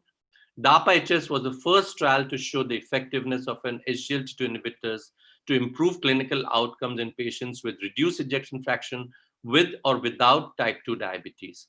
So the investigators sought to determine whether DAPA could reduce the incidence of new onset diabetes in trial participants who did not have diabetes at the baseline. And this was the design. There were randomization into two groups, placebo and DAPA 10 milligram. and they achieved 840, more than or equal to 844 primary outcomes of composite of CV death, hospitalization from heart failure, and urgent hospitalization from heart failure visit. You can see the inclusion and the exclusion criteria, and the entire trial duration was over a 120 duration of time, 120 days. What this showed, the initial trial of DAPA HF, we are quite familiar with it, that there was reducing or worsening of heart failure or CV death in patients from reduced heart failure from a reduced ejection fraction. And you could see that the CV death, composite of CV death, hospitalization from heart failure, and urgent hospitalization from heart failure visit was statistically significant reduction of 36%, and the number needed to treat was 21, which was fairly low, and the patients in the dapagliflozin group clearly benefited from this outcome. There was similar benefits seen in patients who did or did not have diabetes, and you can see here that all patients had a benefit, and when they were segregated from patients who had diabetes and no diabetes at baseline, both the groups had benefit in the dapagliflozin group. So now we know that one of the major indications in heart failure, even in non-diabetic populations for treatment of heart failure, is SGLT2 inhibitors. Now, they looked at the patients who had a history of diabetes, patients who were undiagnosed but detected at the hospitalization, and patients who did not have diabetes at the enrollment. 45% of the patients had a history of diabetes, which are provided by the investigators, and undiagnosed diabetes, and this was sort of diagnosed by HbA1c of more than or equal to 6.5% at visits 1 and 2 in patients who did not have a history of diabetes. And no diabetes was defined as HbA1c less than 6.5% at visits 1 and 2. Clearly, from this definition, you can understand that pre-diabetic population was not included. They were all patients with overt diabetes. So the results was that amongst 2,600 trial participants without diabetes at baseline, 157 or 6% developed type 2 diabetes during the trial. Of this 157, 150 or 95.5% of those who with new onset diabetes had a pre-diabetes at baseline based on ADA definition, and 136 out of 157 or 86% of those with new onset diabetes had pre-diabetes at baseline using the more restrictive A1C criterion of International Expert Committee of 6 to 6.4.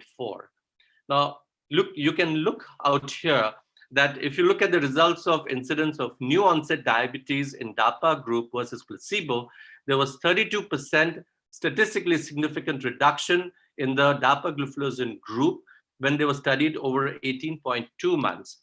Now, what this really implied was that patients who were receiving dapagliflozin, new onset diabetes was delayed in these patients in the pre-diabetic population. So you could see that at the enrollment, there could be a possibility that majority of them had pre-diabetes, but transferring them onto overt diabetes was delayed in the dapagliflozin group. But what this also showed in this, you can see in the tabular form, in the key outcomes with the event to new onset diabetes as the time updated covariate, all-cause mortality was higher in the new onset diabetes group. The cardiovascular death was also higher in the new onset diabetes, and total heart failure hospitalizations and cardiovascular death was also higher in the new onset. So clearly, if you could delay the onset of new onset diabetes, obviously all these endpoints are going to be delayed, and that is going to be a benefit as a treatment benefit in patients who received dapagliflozin. So in conclusion, dapagliflozin decreased the incidence of type 2 diabetes by 32% in 2,600 odd participants in the DAPA-HF trial who did not have diabetes at baseline. The effect was principally driven by participants who had pre-diabetes, while the major role of DAPA in patients with reduced ejection fraction is to reduce CV mortality and worsening of heart failure. Decreasing the incidence of diabetes may be considered an additional benefit, especially when incident type 2 diabetes is associated with greater mortality. The fourth paper, I think I have still got some time, I've got about 5 minutes left, is the empagliflozin delays the need for insulin initiation in patients with type 2 diabetes and cardiovascular disease. This was from the EMPA-REG outcome, and this was presented by Mutaya Vadgunatham what they showed was insulin is associated with hypoglycemia and weight gain. And therefore, if you can reduce the insulin needs, it is attractive to both patients and practitioners. In empiric outcome, we know that there was a clear benefit for CV outcomes where there was a relative risk of reduction of relative risk of CV death by 38%, hospitalization from heart failure by 35%, and composite of hospitalization of heart failure or CV death by 34%. The objective of this post-hoc analysis was to determine the treatment effect of pooled empagliflozin versus placebo on the time to new initiation of insulin treatment among insulin-naive participants and time to more than 20% increase in total insulin dose among insulin-treated participants. So what you were looking at is initiation of insulin versus intensification of insulin in the total pooled empagliflozin group versus placebo. This was the baseline characteristics in the insulin group and the insulin naive group. And here you can see that they also included renal compromise of EGFR of less than 60. They had age group of 62 average. A1C at baseline was the time to diagnosis was more than 10 years in both the groups, and patients were on insulin, metformin, and sulfonylurea in the figures as specified in the table. Here you can see the total daily insulin dose for the insulin-treated participants at the baseline, where it was placebo and pooled empagliflozin. This was on top of metformin. And here you can see that they were fairly similar in both the groups, whether it was the placebo or the pooled empagliflozin group. But if you look at the results, the sustained new insulin initiation amongst the insulin-naive participants at baseline was much delayed in the pooled empagliflozin group, and the divergence was much earlier. So if you look at 1 year, 2 years, 3 years, and 4 years, patients who are on empagliflozin had much delayed initiation of insulin in the insulin-naive participants, 7% to 2.8%, 12% to 5%, 17% to 7.5%, and 19% to 8.5%. Similarly, intensification of insulin by more than 20% in the insulin-treated group. Also, there was benefit in the empagliflozin group. And again, this divergence was seen much earlier at the onset itself. And you could see studies at 1 year, results at 1 year, 2 years, 3 years, and 4 years. There was clear benefit in terms of requirement for intensification of insulin-treated patients. So if you look at sustained new insulin initiation or more than 20% insulin dose increase for all empiric outcome participants, you can see here that patients on the EMPA group overall had a much delayed requirement for insulin, and the benefits was all across the board. And you can see this meta-analysis that was shown, whether it was in more than 20% sustained dose, 20% or 30%, there was clear benefit in the EMPA group. So in conclusion, empiric outcome participants in the type 2 and cardiovascular disease cohort, empagliflozin markedly and durably delayed the need for insulin initiation and reduced the need for large doses of increase in patients already using insulin. EMPA may facilitate clinically meaningful reductions in the insulin requirement among high-risk patients with type 2. Long-term implications of these effects on improvement of patient satisfaction, quality of life, and cost of care require further study.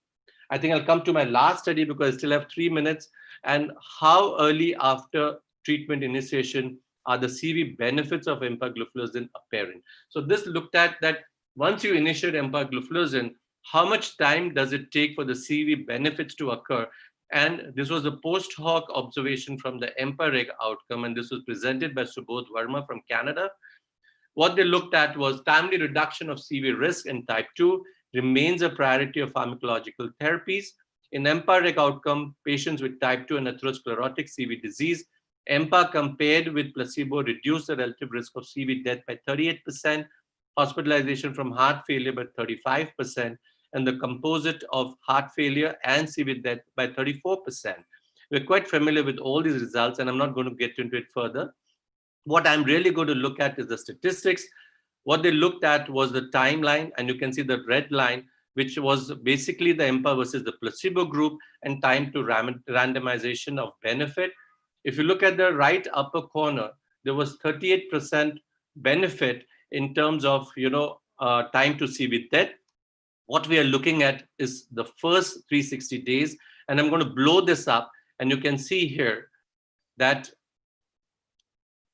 if you look at the time required for benefit, it's seen as early as 59 day, and by the end of 317 days, there was almost about 40% reduction, which was statistically significant. So the benefit in terms of time to CV death was seen as early as the day 59 when empagliflozin grew. Then if you look at time to hospitalization, hospitalization to heart failure, this was again beneficial. And I'm going to focus on the first 100 days. There was a clear overall reduction by 35%, and this was statistically significant. If you look at the first 100 days, you can see the benefits of empagliflozin group was seen as early as day 17, and this was again statistically significant. If you look at a composite of time to first hospitalization from heart failure or CV death, there was an overall benefit by 34%. And if I have to focus on the first 100 days, then the benefit was seen by day 27, where there was almost about, and you can see that in the first 100 days, almost the benefit was seen in the first 27 days itself. So in conclusion, treatments that reduce risk of CV and heart failure outcomes expeditiously are beneficial. In this post hoc analysis, we demonstrate that empagliflozin exerts clinically and statistically significant CV benefits within weeks of treatment initiation. The earliest effect appears to be on hospitalization from heart failure at day 17, and these findings demonstrate the rapidity of benefit of empagliflozin in reducing the risk of cardiovascular and heart failure outcomes. I'm going to stop you in interest of time. Thank you very much for your patient listening.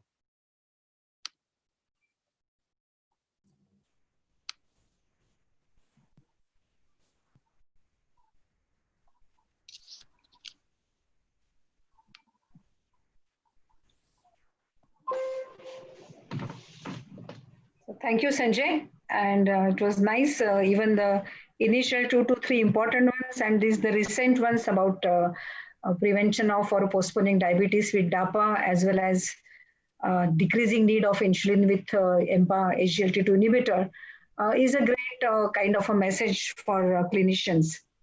So I think I will kickstart the discussion, but we have definitely time, and I request Dr. Jayaprakash also to take it ahead. So my first question is to Dr. Zerger. Looking at the more high metabolic risk at women, can you hear me? Yeah, better. Okay, 1 minute. I will increase my. No, you are good audible. Don't worry. Okay.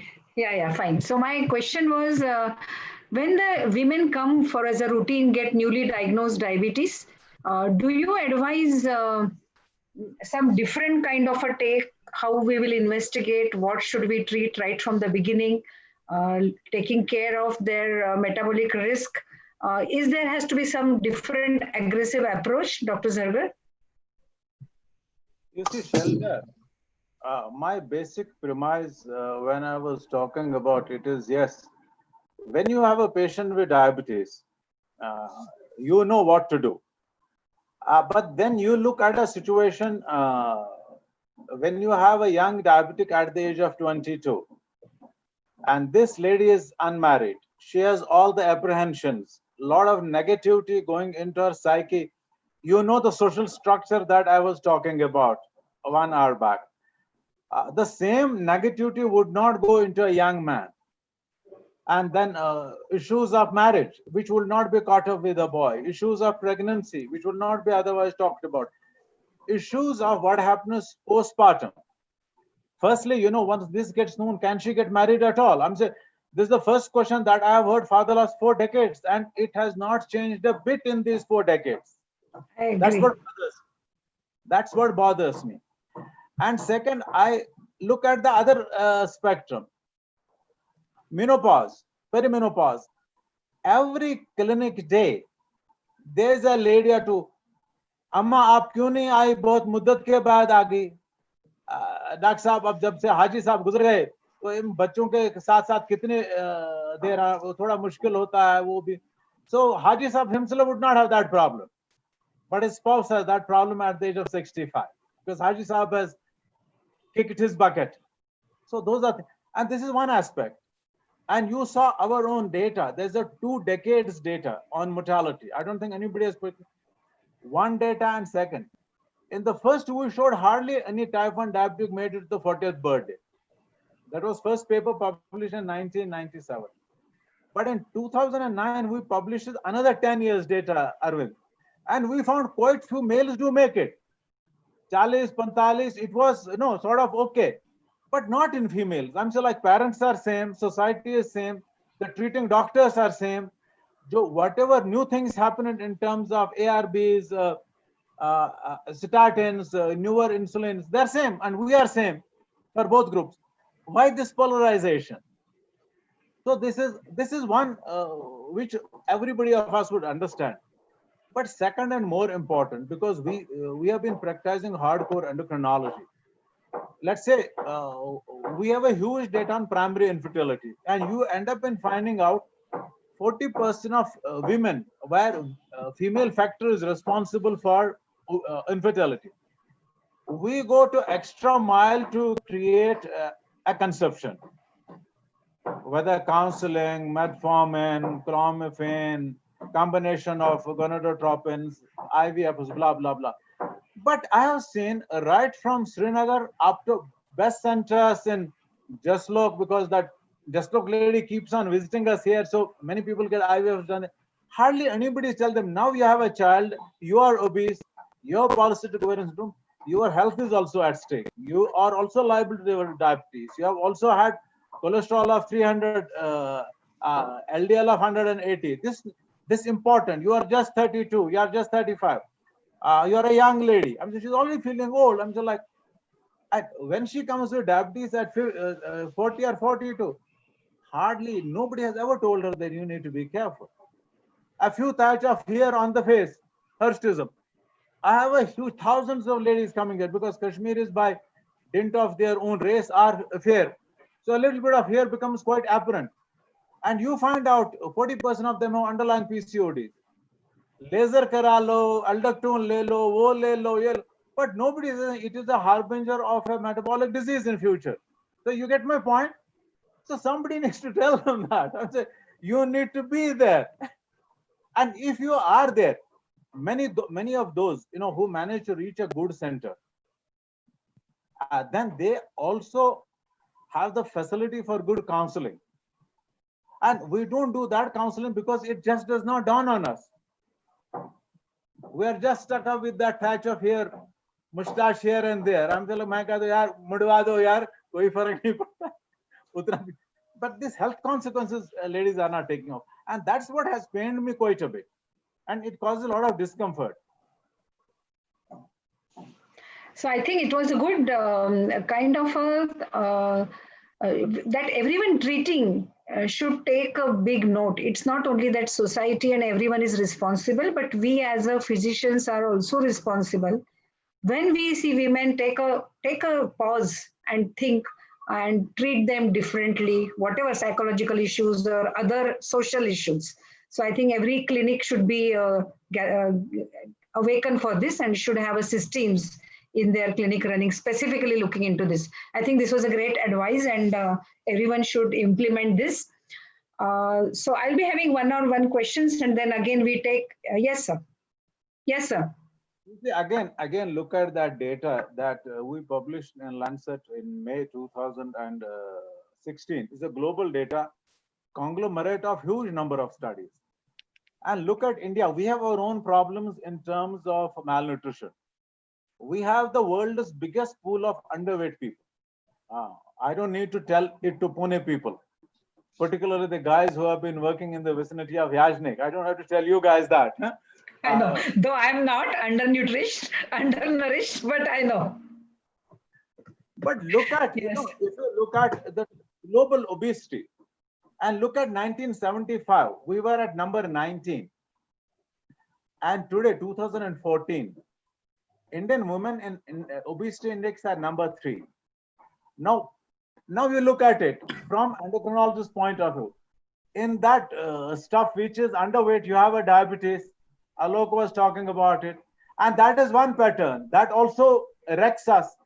Their beta cells are hardly developed. They have under beta cell. They require insulin very early. Now you have the upper 25% who are bloating up and giving us the position number 3. We could have done without those positions. I can tell you that. We would have been better off at 19 only as a nation. Now that customization is not occurring. And many times, because active life of a female overall is lesser, standing in the kitchen for half a day, cleaning utensils, but that outdoor life has some social taboos associated with it. Many times I tell even young ladies, you should walk around. Doctor sahab kya kehte hain? Okay, acha lagta hai. As if I tell them to walk on the street without proper clothes. They're like, no, apne aangan mein, apne aaju baaju mein. So that sort of a norm needs to change a bit now, because I have seen tangible changes and at least a segment of men, younger men going to gyms and वो डोले वोले बनाने में लगे हुए हैं, but that these ladies also need to walk around a bit now. And yes, it hurts very as a thinker, it hurts me. Very true, sir. And I am happy that everyone should think like you. And it's of course, we all should have some thinking, as I said earlier. There is a question also for Dr. Alok. And also I am adding something to it. The question is from Pankaj. And he's asking what test should be done for type 1 diabetic patients. So I think the question is related to the diagnosis, as you have taken about pancreatogenic diabetes. So a typical or atypical diabetes presents. So, so I would like to have your comment about diagnosing these young diabetes who are different. We have pancreatic diabetes who are obese with a big BMI. We are seeing obese children with type 1. We are seeing overlapping of type 1 with full GAD positivity, low C-peptide plus a pancreatitis history. So the question is how to diagnose type 1, but you can also throw a light about these atypical diabetes, which we see routinely in clinical practice. Can you hear me? Yes, Shailaja? sir. Yeah. Yes, very clear. Shailaja, Arvind, Jargar Bhai, Sunil and everybody. Yes. It is a pleasure. Namaste. It's a pleasure. So Yes, the question is interesting. When a young man is sitting, young boy is sitting in front of us in our clinic, how to diagnose which disease he is suffering from? First thing, so we'll look at sugar. Then in every young children, we must go for their C-peptide, their thyroid function test, their ultrasound of the abdomen, and if there is indication of pain, we must go for X-ray abdomen. If you have facilities, you must go for antibody marker test, GAD antibody, IA2, ICA 512 or IA2, and if possible, tissue transglutaminase antibody should be tested to look out for malnutrition related or FCPD. But they are not so easy, but routine thing is blood profile, C-peptide profile, serum insulin if possible, and ultrasound of abdomen and urine for ketones. Once you do this, you can pitch the diagnosis at the earliest. And if there is no ketone bodies in the first 6 months of childhood diabetes, then possibly we are not looking at type 1. We should review our diagnosis. And if the person is little elderly, 20 plus 25, LADA should be also in our mind, latent autoimmune diabetes in adult, where first 6 months there is no need for insulin, and beyond that you have some antibody marker, either GAD or IA2 or insulin autoantibody, something is positive, and you pinch the diagnosis of LADA.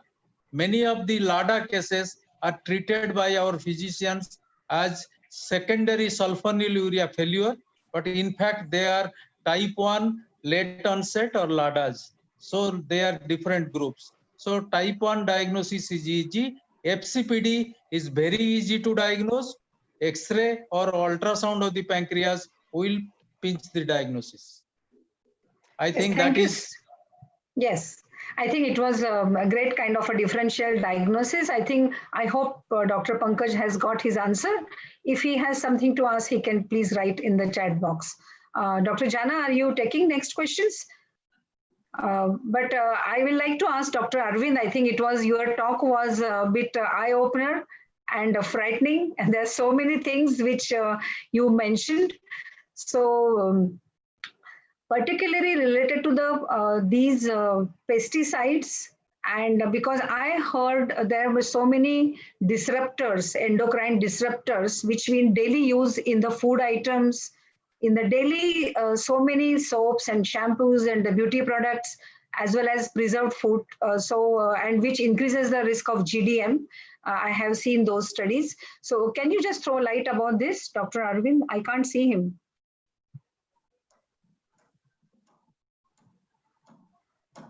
He seems to be disconnected. I think there is a question from Pankaj again. So we'll take his question that what should be the good normal range for urine microalbumin test? To me? So who is, to anyone, he has asked to any panelist. So you can answer, sir, Dr. Alok.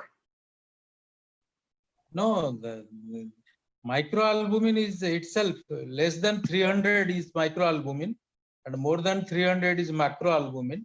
So you can test that and there is no range. Little positivity, more than 20 is positive and you can take it up.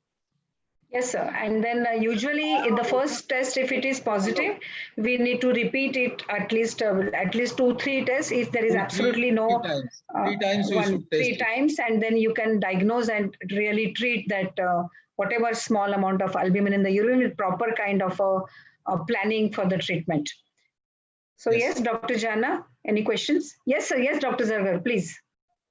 Yeah, Alok, fibrocalculus pancreatopathy, we have been seeing a lot, and most of it data has come from Orissa and Kerala.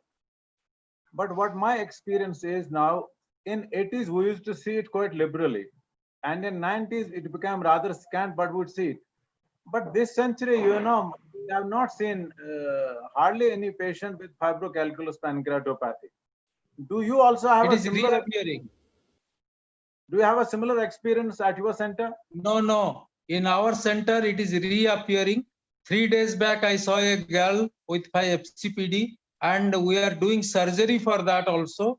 We have a good team of those who are doing ERCP and other things. And we find lot of cases. There are some belts in Odisha where we are finding this type of cases. They do not take cassava. They do not take any such root vegetables, but they still have it. 3 children in a family. One is having FCPD. The other one may be having type 1 diabetes. So the cause needs to be investigated. I remember a very interesting thing with Professor Jeev Hargis in Jaipur conference. You must be there. You were there also. In chatting, I told, sir, what about the cassava and other things? Who told cassava? I never told cassava. You need more research to know how FCPD is really appearing. So this is the father of FCPD told us. So Dr. Jargar, I think we need more genetic and immunological studies on FCPDs, those who are appearing, and it has possibly some link with Arvind's talk, pollution and other things may be linked to this. At this moment, I don't think we have much explanation for why it is occurring. We have reported the youngest FCPD at the age of 7, which we published a decade back in Pediatric Journal of Endocrinology and Metabolism.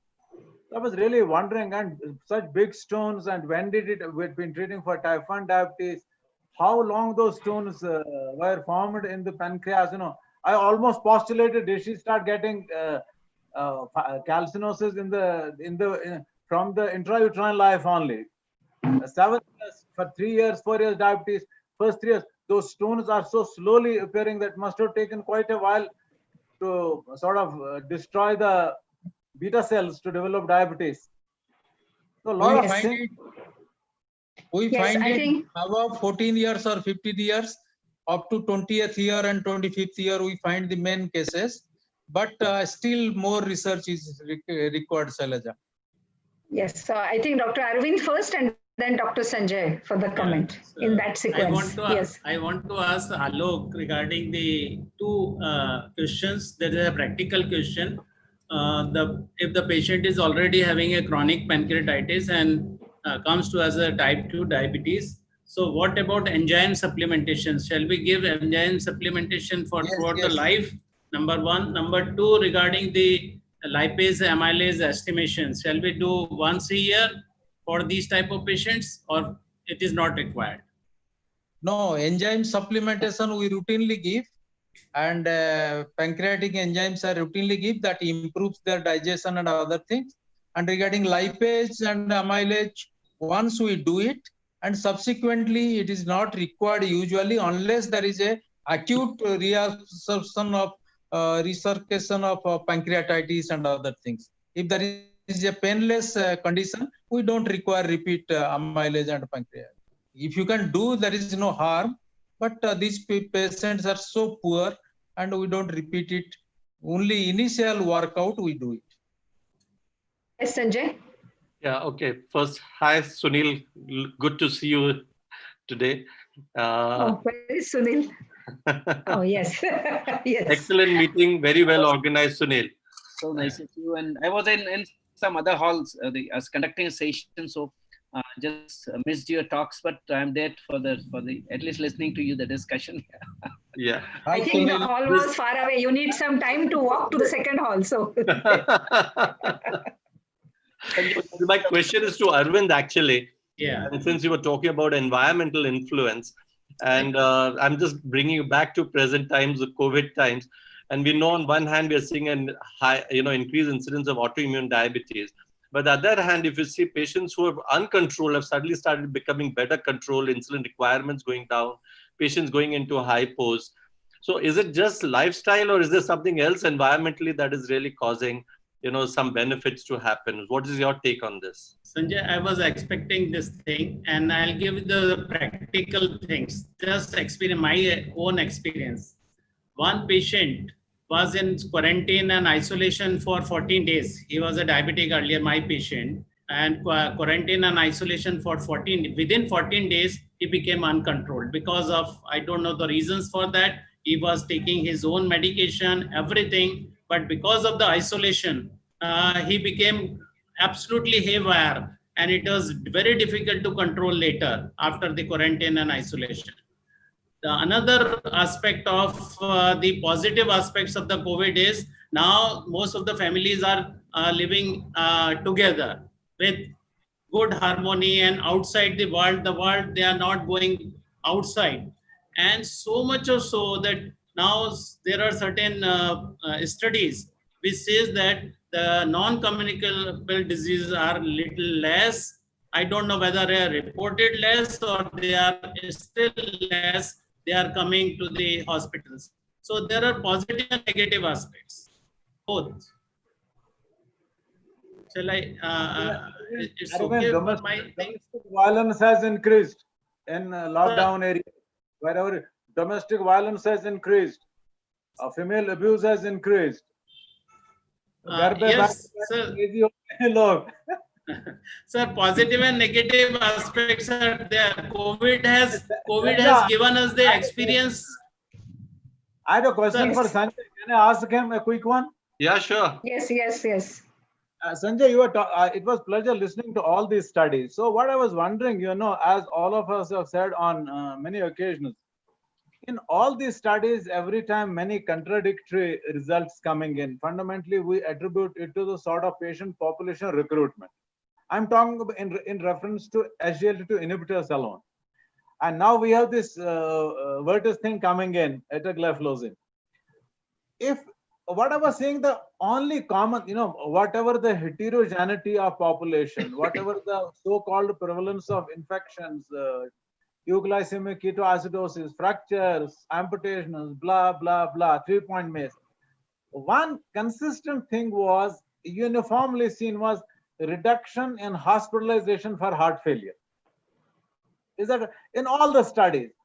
So depending on what the underlying disease of the patient population is, do you believe after studying all these studies that probably the first issue that happens is this reduction, whatever, is it hemodynamic or does it something happen at the myocyte level? Because there's one study that came in circulation in November which shows that empagliflozin modulates the heart, reduces the cardiac hypertrophy. So something happening that originates from this concept of fluid retention or getting rid of it, and rest of the things follow thereafter depending on what sort of a patient population you are studying, and you are actually modulating those results by the population that you recruit for the study. I think that's a very good question that you have asked, Dr. Zargar. One is, of course, when it comes to hospitalization from heart failure, the benefits have been across the board in all the studies, whichever study you look at, and whether you attribute it to the hemodynamic changes or alternate fuel hypothesis, whatever you may say, that has been consistently seen across the studies. What hasn't been really seen very well is the MACE endpoints. That has not really been proven to be of any benefits. And that's where the whole concept of pipes and pumps really come in, where you say, okay, if you have a ASCVD risk, then you tend to use GLP-1s. And if you have a heart failure, you want benefits of heart failure, then you probably go for an SGLT2 inhibitors in clinical practice. The other thing, what I would like to really look at is, most of the times what they report is the composite endpoints. And when you look at a composite endpoints, there may be one parameter that is actually driving the composite endpoints to a higher. So, you may look at CV death, you may look at MACE endpoints, you may look at hospitalization from heart failure. And if you look at composite endpoints, it will show a great benefit. But if you look at sub-analysis, it may be just one of them, and I just showed that to you in one of the tables. There's just one, either a CV death or a hospitalization from heart failure. So it's very important that you look at the sub-analysis to see what is driving the benefit, rather than look at only the composite endpoints, because all the individual endpoints may not be statistically significant. And sometimes they may just be a trends, or it may be hypothesis generating trends that you may see there. So it's very important that don't go by the composite endpoints. You have to look at what is driving these endpoints. And that is where the whole trick lies. Because very often when pharmaceutical presentations come, or they talk about composite endpoints, and more often than not, it's always a relative risk reduction that they talk about. Nobody talks about absolute risk reduction, and that's very important, because that really tells you the true story of when you look at the absolute risk reductions.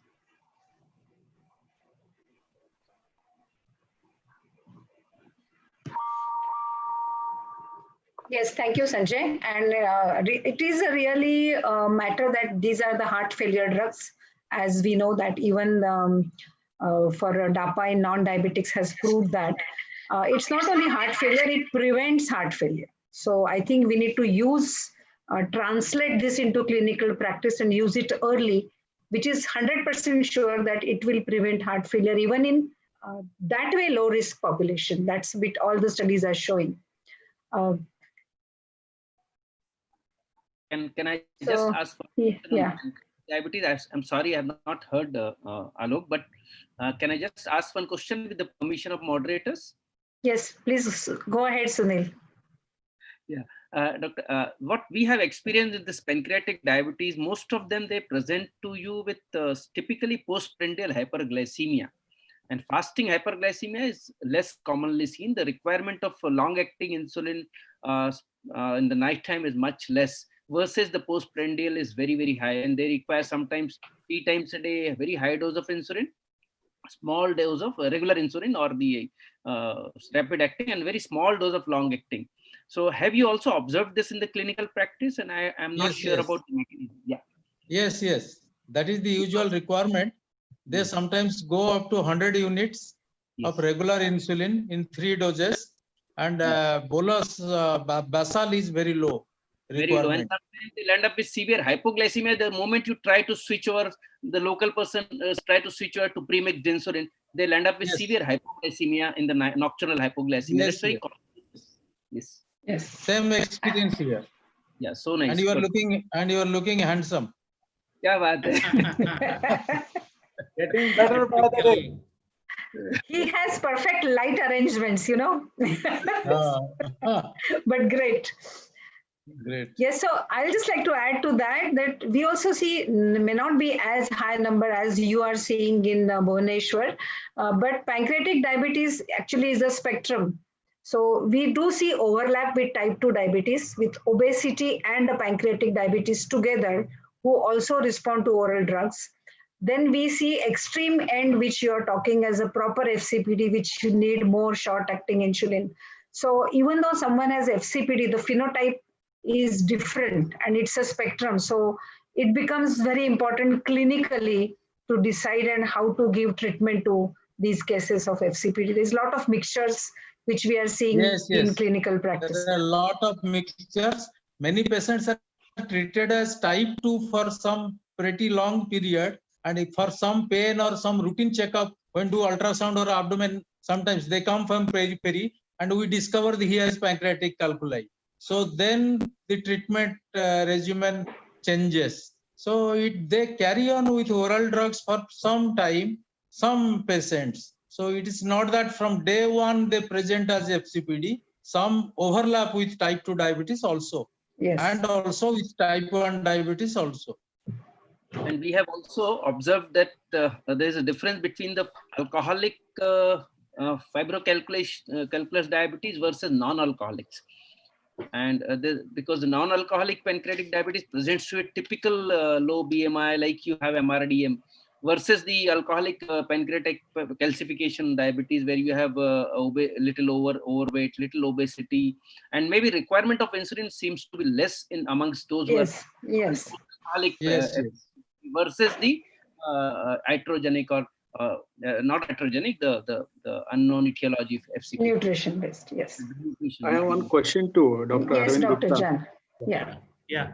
During the current COVID-19 pandemic, there are so many hand sanitizers, sprays, spraying on persons, so much of alcohol-based surface disinfectants. What is the role of these chemicals in relation to hypertension and diabetes? Because we are continuously getting exposed.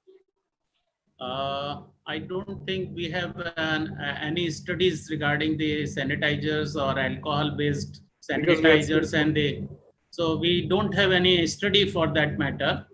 But for the other matter, like aerosols and sprays and the mosquito sprays, and the aerosol sprays in the aeroplanes, they have all been studied very, very meticulously, and they have been implicated with the type 2 diabetes. And there is a mechanism behind all these chemicals, especially I told you about the phthalates and the bisphenol A. Bisphenol A is the really danger one. In India, it is not banned. In USA and Canada, it is banned. There's like simple water bottles. If you keep these water bottles half an hour under the sun, it generates BPA. And if you drink regularly these type of water from these water bottles, and that is very dangerous. That's why in our house, we have actually kept all the water bottles from the fridge for last so many years. So this is a really danger one, but we don't know about the sanitizers and the other sprays, but the spray which is very commonly, which is what is known as the room sprays. This is not a good thing. Room sprays are never good things. They actually contains PFAS and this PFAS actually ultimately harms as endocrine disruptor chemicals. So they are all EDCs. And now people are actually worried, Dr. Zargar, people are really worried about these EDCs, and we don't know, probably the EDC may be the reasons for increasing prevalence and incidence of type 2 diabetes in our country and all over the world. So it is very now thinking of everybody is serious about it. So we know that EDCs cause ozone holes. Yes. But yes, this relation to type 2 diabetes is a new concept.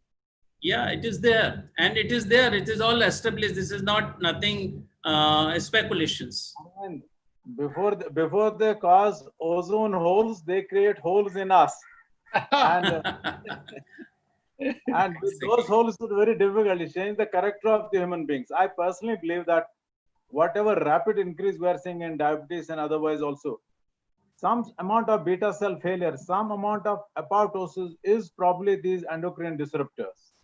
Sir. And a very relevant question asked that the amount of sanitizers, even we have become such a fetish now. After every 10 minutes, for 20 seconds, haath dholo, huh? Amitabh Bachchan could not save himself by repeatedly saying it. But imagine that when we talk about sanitizers, we talk about its effect on us. But imagine the same thing going in a very loose fashion in our drains, in the water, in the soil, and then getting into our foods. In the upper crust, it becoming a part of the constitution of the upper crust of the soil, in which we grow things. And your drainages, how industrial flows get into our homes, how industrial outflows go into our drinking waters. So you can imagine what will happen to all this. The total fauna and flora will change because of that. Sir, and we happen to be incidentally a part of that fauna, if not the flora. Sir, we have started the studies in Jaipur regarding urine EDCs. It is very easy to measure here. Our atomic laboratories, they are started measuring the urine EDCs, and we have started a study. Probably by next year, we will give you the real story of how much these EDCs are actually can cause harm to us. So we have already started with the SMS Medical College. This is good. Yeah. So I'll call. Can I have one? Now. Can I have? Yeah. Please go ahead. Last compliment or addition to Sanjay's talk.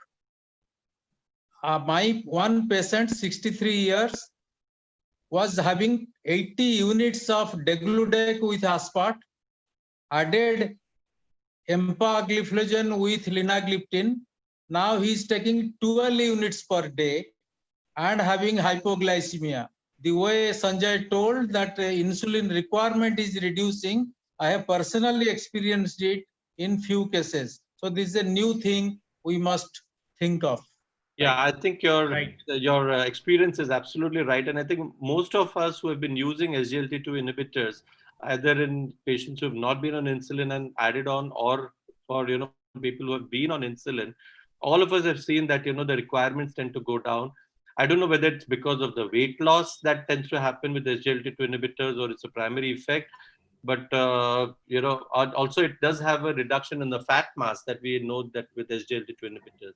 So whether the insulin resistance also tends to get affected. Yes. So all these could be potential reasons of requirements going down. So I think it's a very good combination if there's no contraindication to use SGLT2. And now, of course, we have seen even with low GFRs that they do have benefits. We have got the DAPA CKD study, and we've got a number of other studies which are looking at also low GFRs. And also now you've seen the benefits even in non-diabetic populations. So I think the whole spectrum is opening up for SGLT2 inhibitors. And if you see any meeting today, they're only talking about SGLT2 inhibitors, whether it's a cardiac meeting or a diabetic meeting, you're talking about SGLT2 benefits all across the spectrum. Or even the nephrometics. Yeah, nephrology meetings too. I agree with you entirely, Sunil. I feel it is more so with SGLT2 inhibitors than gliptins. Yeah, I mean, even the GLP-1s haven't excited so much as SGLT2 inhibitors have done so. And they continue to bring up new analysis every time, we look at the journals. Why I was talking about in particular about hospitalization for heart failure. Now I'm convinced that in the years to come, it will be a huge competition to that cicopitrol-valsartan combination in recurrent heart failure. And times are not far away when the combination would be used in people who have a recurrent heart failure whose prognosis otherwise is not all that good. We just need one trial between one good SGLT2 inhibitor and this combination of cicopitrol-valsartan, and it will shift over completely to a heart failure regime. There's just a red flag that I want to talk about that, which we actually have seen it also in our population. When you give SGLT2 inhibitors along with sacubitril/valsartan combination, the one thing that you really have to be careful about is enough hydration for the patient. Because what happens is, if you're not hydrating the patient enough and the patient tends to be volume reduced, it exacerbates the hypotensive effect of sacubitril and valsartan. And that's where, you can get into trouble. So whenever you're giving both the drugs as a combination for, patients with reduced ejection fraction, ensure that you have enough hydration of the patient to prevent hypotension from happening. Combination, generally, you sort of haven't seen any report or trial which says which should precede, as a first line treatment and which should be the add-on. There hasn't been any trial to that effect, or even for that matter, a combination or to any trials what has been there. But when I had discussed in one of the international fora, and I was a panelist at that point of time, then there was some hypertensive specialists, international hypertension specialists, and all of them had the same view that we should be very careful when you're giving this for the hypertensive effect. I know. So actually, there were 30% of patients in paradigm heart failure study who were diabetics, and but there are very few on SGLT2 inhibitors in the Paragon also. So they couldn't analyze that how it works, but they definitely are additive. Both are must in a patient with reduced ejection fraction, because if you see paradigm heart failure, the p-value 0.000002. So I think that such a strong evidence decrease in mortality is the only paradigm which is in the reduced ejection fraction. So ARNI are a must. Then second, after adjusting the hemodynamics, we add SGLT2 inhibitors. So low ejection fraction below 40, both are must. Mid-range ejection fraction, you can think whether you really want ARNI to add, but SGLT was our work throughout the range of ejection fractions. So definitely in the initial period, we need to go very slow and we titrate the ARNI to avoid hypotension, as Sanjay was saying. And it may be prudent to actually start with half the dose, as what Shailaja was saying. That may be a good idea to start with smaller doses, with half or a quarter of dose, and then build it up. So I would probably typically give ARNI of 50 milligram and then titrate it upwards and not go into full dose straight away. And similarly, I would probably start with a lower dose of SGLT2 if I'm using it a combination, and then take it from there, because the hypertensive effect can be very sudden, and the patients can come with syncopes, or they can have problem. So you've got to be very careful when you're using this combination. Yes. So Sunil, where is he? I think he's locked out. He got tired of it. I wanted, can I end the session? So I think we have already crossed 1 o'clock and we are there additional 20 minutes. So I think Dr. Jana, you want to end the session? No, you can summarize.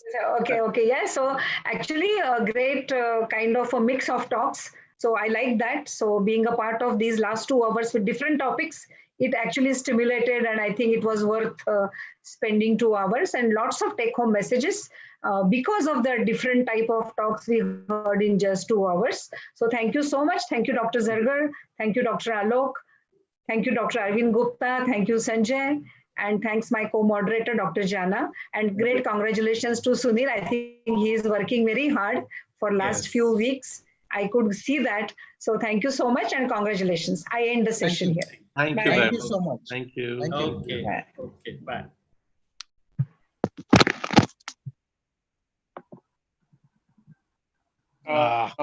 Thank you so much, Dr. Shailja Kale ma'am and Dr. Jaiprakash Sai sir from Hyderabad. I thank our respected faculty, Dr. Abdul Zagar sir from Srinagar, Dr. Alok Kanungo sir from Bhubaneswar, Dr. Arvind Gupta sir from Jaipur, and Dr. Sanjay Agrawal sir from Pune for their great talks. So we are going to have a short break here for lunch, and we meet again at 2 p.m. for the nutrition symposia. I formally conclude the session here. Thank you so much. And we look forward to joining you all for the next session. Thank you. Thank you. Thank you, sir.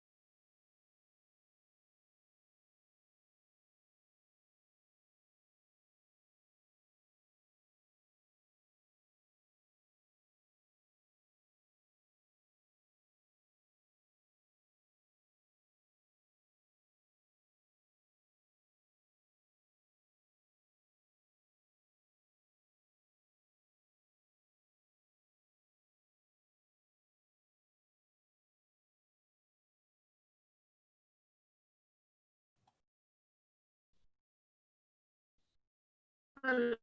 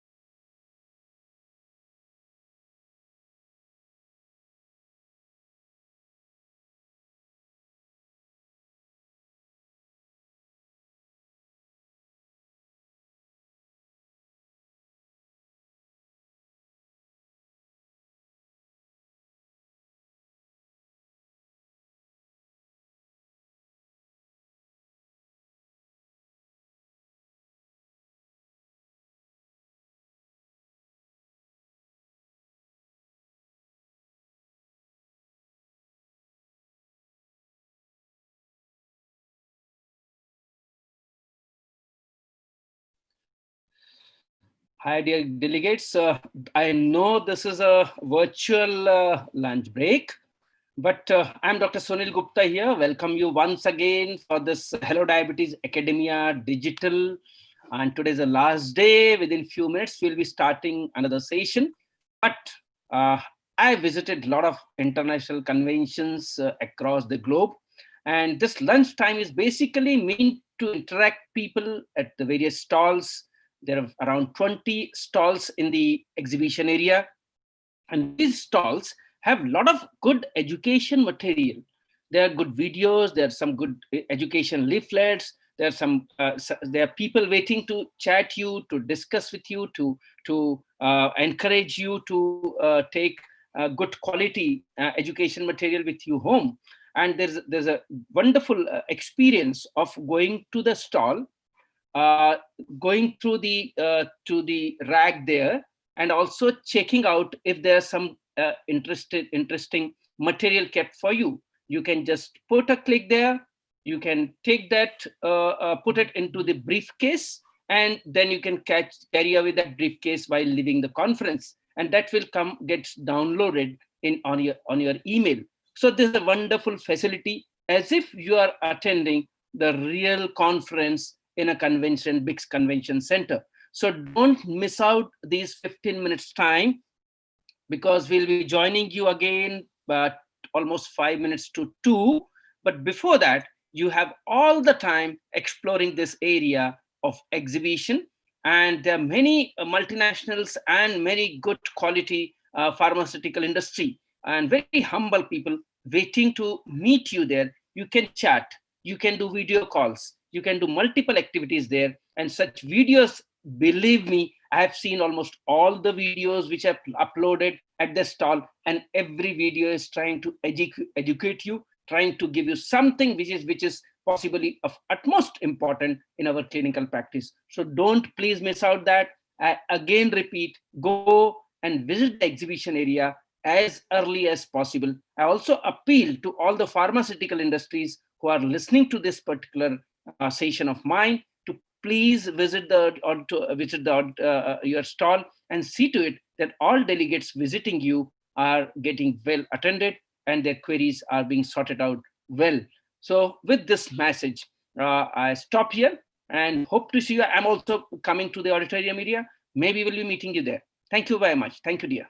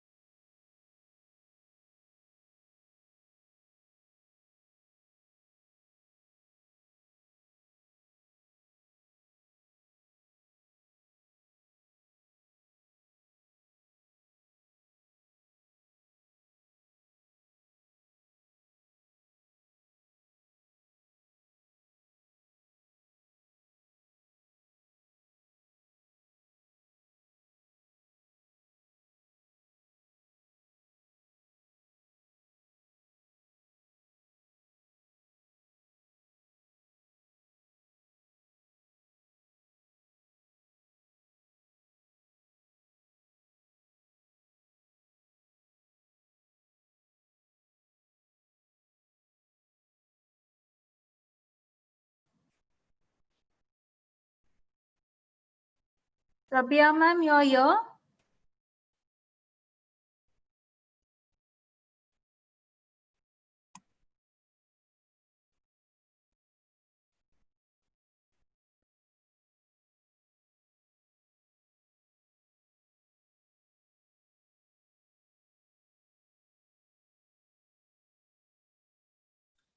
Hello, Nazneen. I'm here. Yeah. Hello, ma'am. Yeah. Was muted. I just realized. No problem. No problem, ma'am. Okay. So we are just waiting for the panelists also to come in. Okay. Once everybody's there, we'll just do a quick run over as well. I'll just check when everybody's just joining in. Okay. So you'll welcome them? Yes, ma'am. I'll welcome them. Okay. Okay. Right, ma'am. Thank you.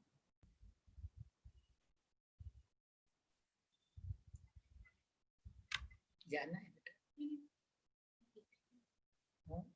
Bakery में है। अच्छा bakery में अच्छा वो icing कर रहे हैं। मैं फोन कर लूंगी कुछ रात खुद ही आ जाएंगे ना ऑटोमेटिकली ना।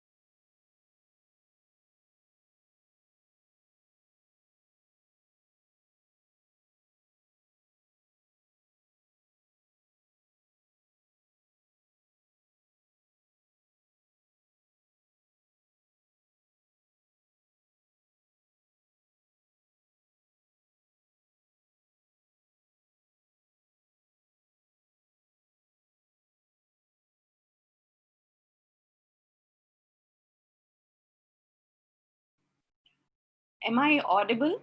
Yes, ma'am. Okay, great. So I will be sharing my screen from my laptop. Yeah. Yes. Good Hello, afternoon. Dr. Hello, good afternoon. Dr. Sabia, how are you? Fine, thank you. How are you? So good to see you. Nagpur is doing such wonderful work under your guidance and leadership. They are very dedicated workers, you know. I know. So they work well. नहीं बहुत अच्छा काम IDA की team भी कर रही है net pro fan भी बहुत अच्छा कर रहे हैं they're doing very well. The appreciation from you motivates them more. And we appreciated the other day, I think, we had met for what? One of these webinars only. So Renuka was really happy. No, see, I always feel good work should definitely be appreciated. Has to be appreciated. Exactly. That is what even I feel. And you know, there are very few dedicated people who, you know, work with zeal, focus, they put in their hard work. So it should be definitely appreciated. Okay, so I think... Hello, ma'am. Hi, Nazneen. Good to not see you, but hear you. What happened? Why aren't you there, Nazneen? Start. No, she's there, but she's, I think she's not. But it's only a photograph. It's only a photograph. Video. Yeah. Virtual. When I came in, they had blocked the video. I couldn't start the video. I came in early. So they had not allowed sharing the video. अच्छा, okay. अभी भी नहीं हो रहा है. अभी भी नहीं हो रहा है? नहीं, एक मिनट मैं देखती हूँ. आपके डिवाइस से करो ना, होएगा. हाँ, मैं देखती हूँ. आपके पास एडमिशंस चालू हो गए क्या, डॉक्टर मदन? एडमिशंस का इस बार इतना बहुत सब कुछ ही बहुत गड़बड़ है बिल्कुल.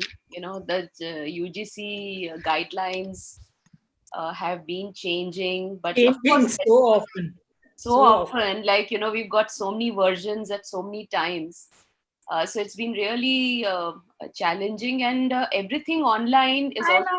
Hi. So good to see you. All the best, Jagmeet. Hello, Sabya Valli ma'am. Oh, Salome is also here. All the best to you for your session. Yes, we will. Yes. I think we are all together. Till 7 o'clock, we are all together, I think. I just joining. It's the same hall, Nazneen. It continues here only, right? Yeah, this is only for the faculty, but we can continue the same one. We can remain here, no? Yeah, ma'am. I think we can remain here. Yes, we will. I think we are all together. Till 7 o'clock, we are all together, right?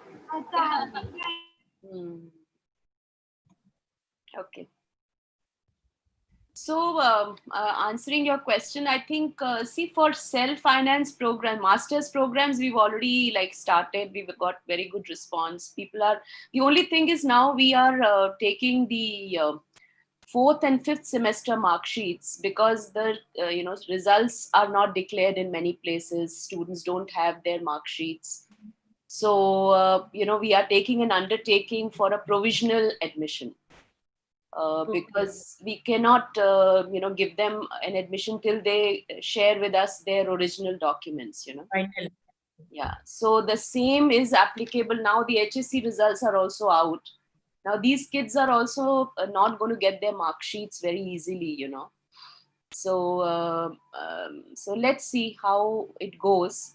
But we are taking. Why they have not been given the mark sheets? CBSE has given the mark sheets. No, but are they giving them online, or how are they giving it? Online. They have given online, and they had to take out copies online. Okay. So maybe HSC also would do something like this, yeah. Because we will need those documents. The leaving certificate will be a problem, because leaving certificate is given by the college, And in Mumbai also, a lot of people are still not going to college, for whatever reasons. And even the admin staff also, some of them are in areas where there are lockdowns, and travel is a problem, because, it's not free. Locals have not started. Yeah, even trains, they don't allow. There are a lot of restrictions there, So anyway, we are taking one step at a time. I think it's going to be a challenging year at all levels. That's clear. The whole year will go like this. Yeah. So we have to be kind of mentally prepared. CBSE has started their evaluation procedure also. Okay. I don't know about the higher secondary board, Maharashtra.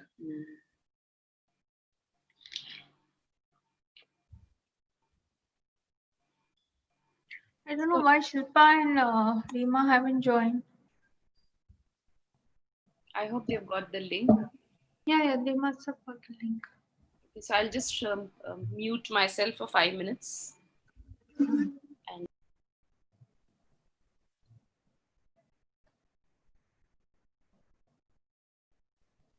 Hardik? Yes, ma'am. Yeah, hi Nazneen. Okay, just one quick question, that you all will be also putting up the CV slide? Yes, ma'am. Okay, all right. So I can read from there as well, right? I needn't open my No, we will put it. Right. Okay, okay, all right.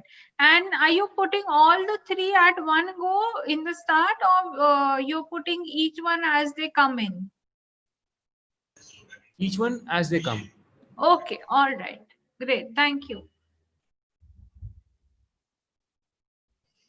And also, Hardik, do we continue to remain here till 7:30 till the whole session finishes?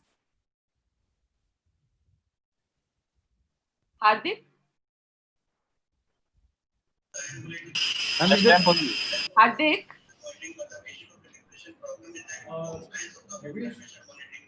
Azmi, maybe you can ask him.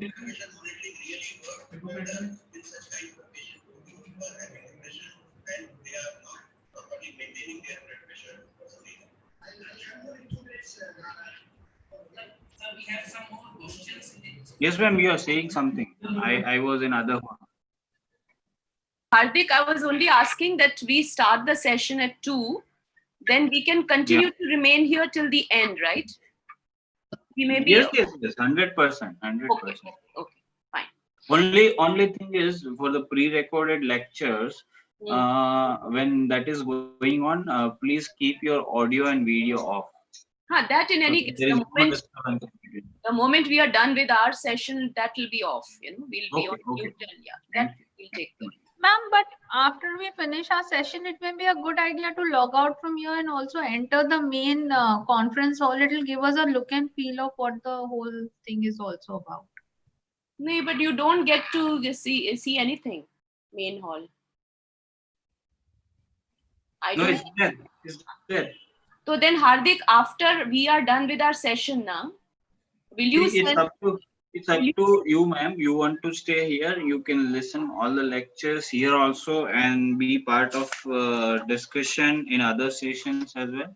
And if you want to join from delegates interface, you have access to that also. You just have to go to that website, hellodiabetesacademia.com, and enter your email ID there. That's all. No. In fact, Hardik, I have been trying that since yesterday. There is a problem there. So every time I spoke to somebody on the help desk and they gave me a specific link, and through that link I could join the session in different halls, but I could only hear the speaker and see the slides. There was nothing beyond that. And what I'm saying is, so there is a concern there. So I think I would like to be here only. And okay, no. Yeah.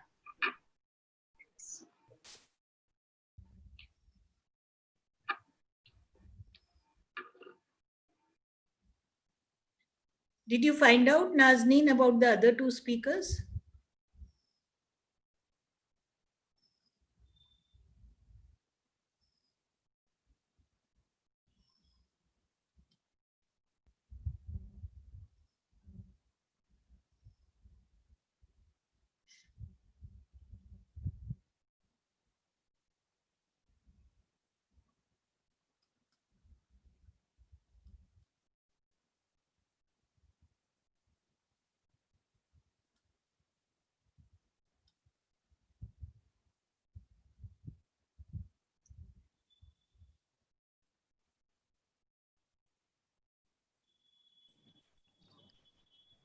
Hi, Kavita.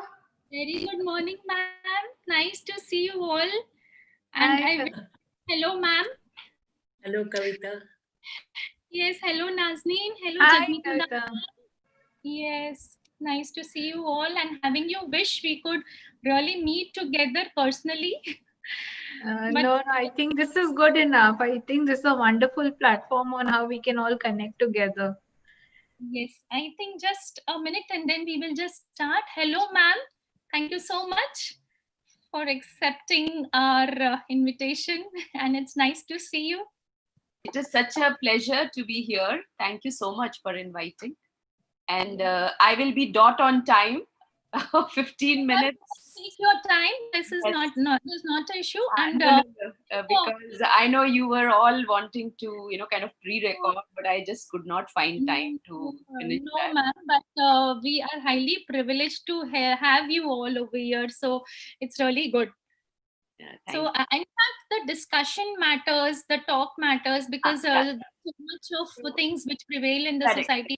Correct. And when we have an expert of panels over here, I think we need to wipe out all those myths from the society. That's really important. So I think without wasting time, maybe I'll just we can just start. And before I begin, I would just like to introduce the session, that is a nutrition session, and the theme goes as kitchen your medicine box. And let me tell you, friends, that this theme actually came to my mind because it is the testing times, and we all are in a very difficult situation and at home with family, and most of our time is in kitchen, and I think we look over to the kitchen for most of the nutrients and getting the best, and moreover to increase our immunity. That is the end line, I think, whatever we have, and that is why that thought came to my mind. And with this, I take the pleasure of inviting the moderators for today, Dr. Sabiha Wali madam, and she is a mentor of so many of us over here, not only in Nagpur but all over the country. And she is the ex HOD, head of the Department of Home Science RTMNU, and she's the ex regional coordinator of IGNOU Center of Nagpur, and she has many PhD students under her guidance, and we are highly privileged to have you, ma'am. Thank you so much for accepting our invitation. Yes, and another. Thank you, ma'am. And we have another moderator, that is Nazneen, a very good friend of mine. She's the young, dynamic nutritionist from Mumbai, and she caters not only to the diet, but also we all are a fan of her exercise lectures, her meditation, and her spiritual health. And she's also the immediate past convener of Mumbai chapter. Thank you so much, and we welcome you, and the floor is yours. Thank you. Thank you, Kavita. Dear delegates, welcome to one and all, and it gives us immense pleasure to be here on a beautiful, bright, probably rainy Sunday in Mumbai. And I think Kavita has chosen a beautiful topic, which I would like to also call the kitchen pharmacy. And it's interesting because when you look back into traditional, our Indian traditional science, and we talk about the Charak Samhita and the Ayurveda, when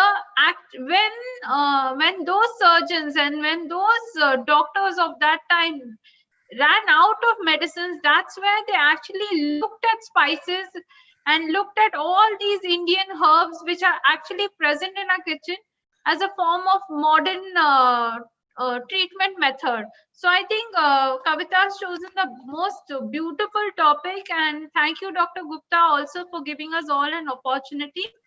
And we'd like to begin with our first lecture.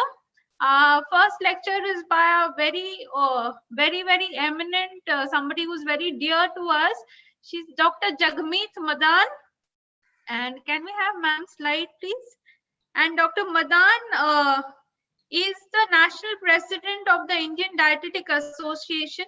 She's also the principal of the Sir Vithaldas Thakursi College of Home Science. And ma'am has been a gold medalist and the recipient to the Young Scientist Award by the Nutritional Society of India and the National Institute of Nutrition. She has been a lead principal investigator of the International Research Project on pre-diabetes in adolescents and young adults, where she has done wonderful work on young adults.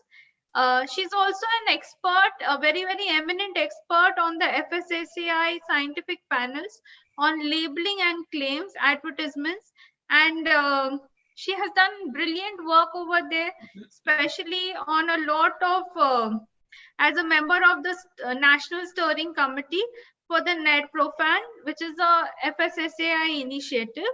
She is also a certified master trainer for Project Hope, a diabetic educator project in India by International Diabetes Federation, and is the author of the Indian Manual. She's a part of the National Expert Working Committee on Asian and Indian Consensus Statement and Guidelines on Obesity, Diabetes, cardiovascular disease, and physical activity and gut health. She has more than 50 publications in international and national peer-reviewed journals and books. She's a regular columnist in India, Times of India, Midday, Mumbai Mirror, Wellbeing, and Femina Miss India and Femina.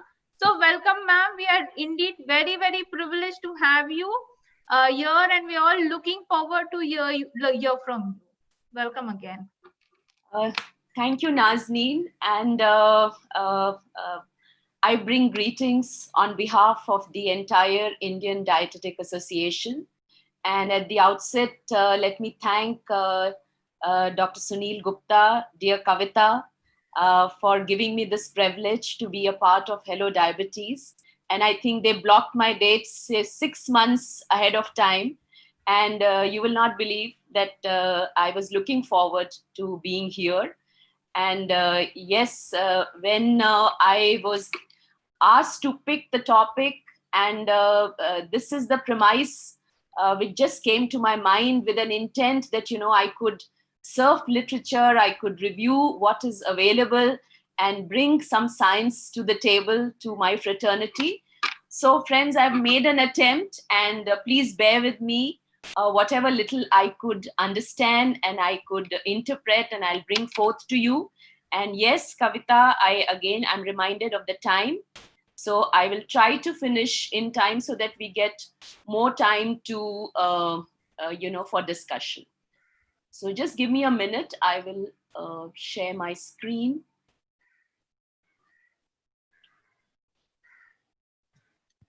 Okay.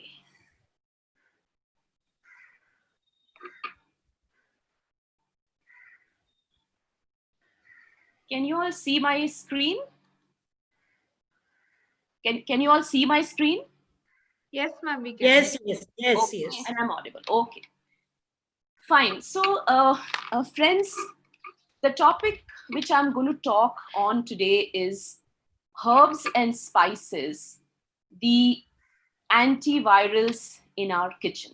Okay, so since the premise was set for discussion, so I have kept my context also on the herbs and spices which are readily available to us in the kitchen. Now, when we review the literature, what we find is that there are close to 35,000 plant species which are used in India for medicinal purposes. And WHO quotes that infectious diseases are the 6th leading cause of premature deaths in the world.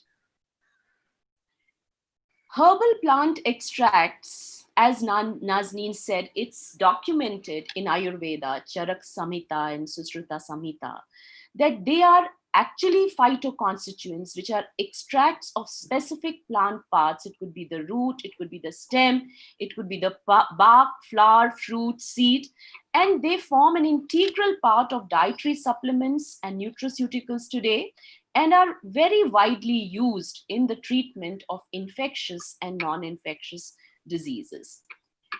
It is also pointed out by WHO that traditional medicine almost contributes to 80% of the population in developing countries, and they use it for their health requirements.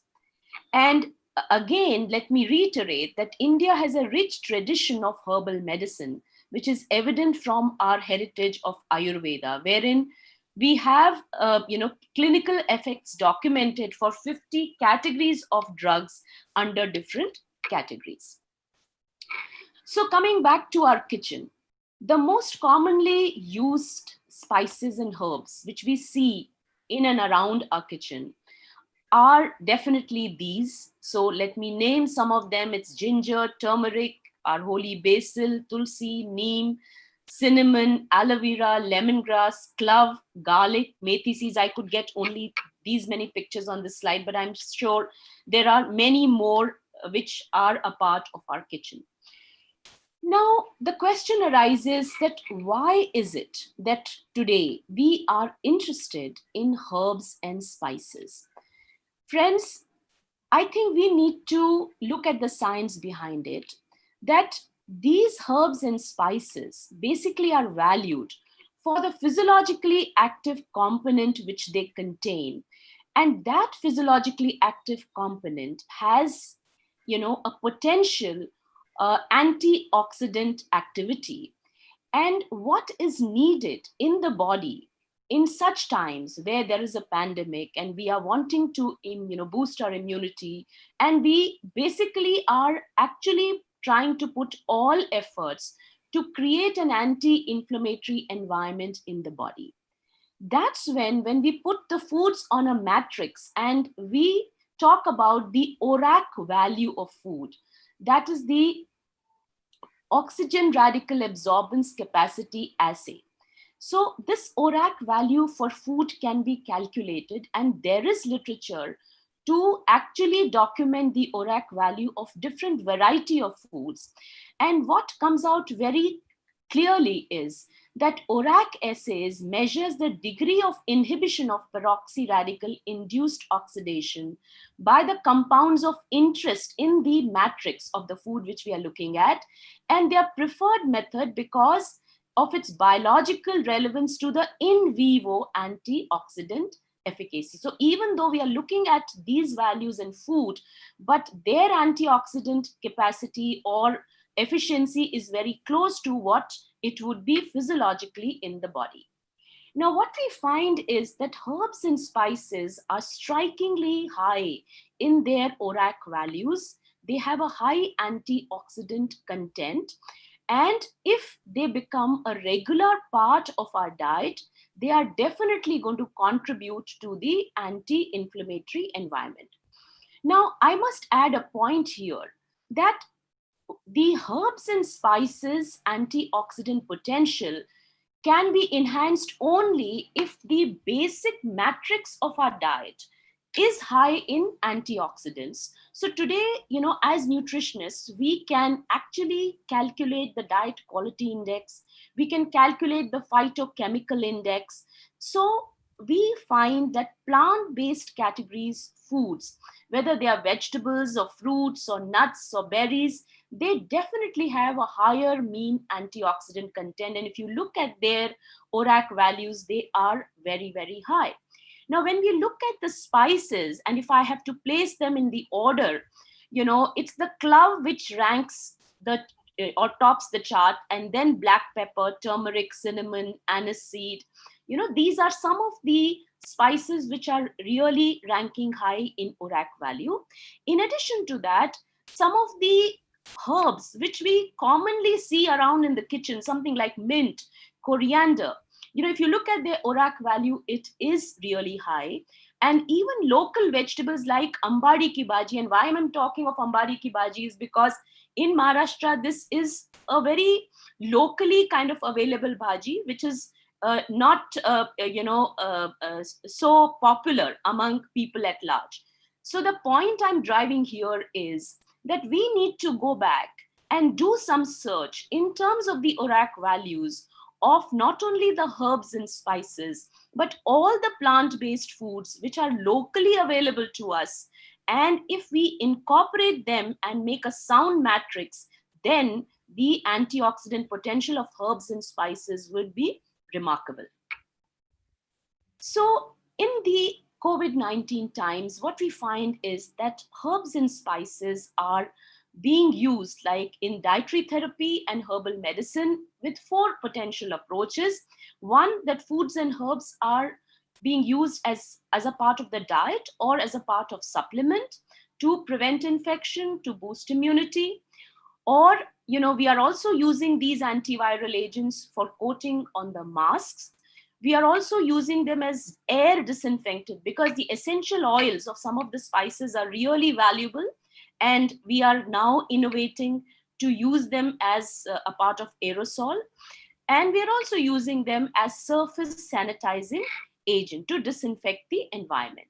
But for sure, there is strong evidence to say that the dietary therapy and herbal medicine has a potential effective antiviral against COVID-19, and we can look at the benefits drawn from them.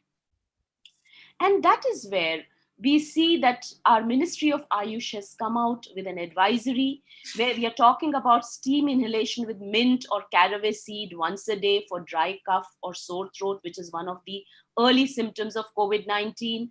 We are recommending usage of turmeric, cumin, coriander, garlic for in our regular cooking. We are also looking at use of tulsi, cinnamon, black pepper, dry ginger, manuka for making herbal teas, decoction, or what you call as kadha. And we are also looking at golden milk, that is half teaspoon of haldi, turmeric powder in 150 ml of hot milk, which is recommended is once or twice a day.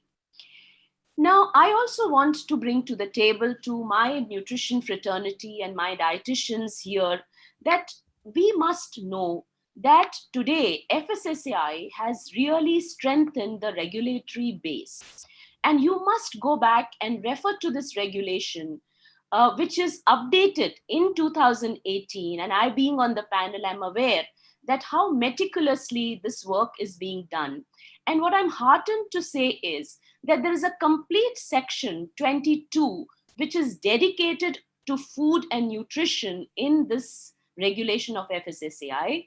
And why I brought this here is that there is a complete Schedule 4 and Schedule 6, which is dedicated to list of plants and botanical ingredients which are permitted. It not only gives the botanical name, it also talks about the part, it talks about the dosage and how it can be used. So it's a very detailed schedule, which I feel which all of us as nutritionists must go through. And like that, there is also a list of ingredients which can be used for nutraceuticals, which can be used for health supplements, for foods for special dietary use, foods for special medical purposes, functional foods, novel foods. So we must be aware of these categories and what are the guidelines, what are the regulations, where and how these things can be used. And I'm also heartened to say that we have now the list of strains as probiotics and list of prebiotic compounds also in Schedule 7 and 8. Now, friends, I was very optimistic when I took this topic that I will really bring a lot of science on the table to share some of the common spices and herbs which we are wanting to use today. But to my surprise, there isn't enough documented still in literature. And what you get is the review articles. You don't get original researches, and for sure, you don't get very many Indian original researchers in the space of herbs and spices. So what I want to share is that this has been an eye-opener to me, that this is one area wherein I think nutrition fraternity can come together and contribute to build some literature. So I bring forth to you what I could read, understand, and I felt I could share with my fraternity. So some of these spices I've picked up. One is turmeric, which is very much highlighted, and we all know that the active component of turmeric is curcumin. Okay, so the dosage is documented 2 grams per day. But of course, this is all from the literature we review. Okay, it has a high antioxidant potential. It is recommended to be used with black pepper, fat, cardamom, ginger, tulsi, or milk, essentially to increase absorption.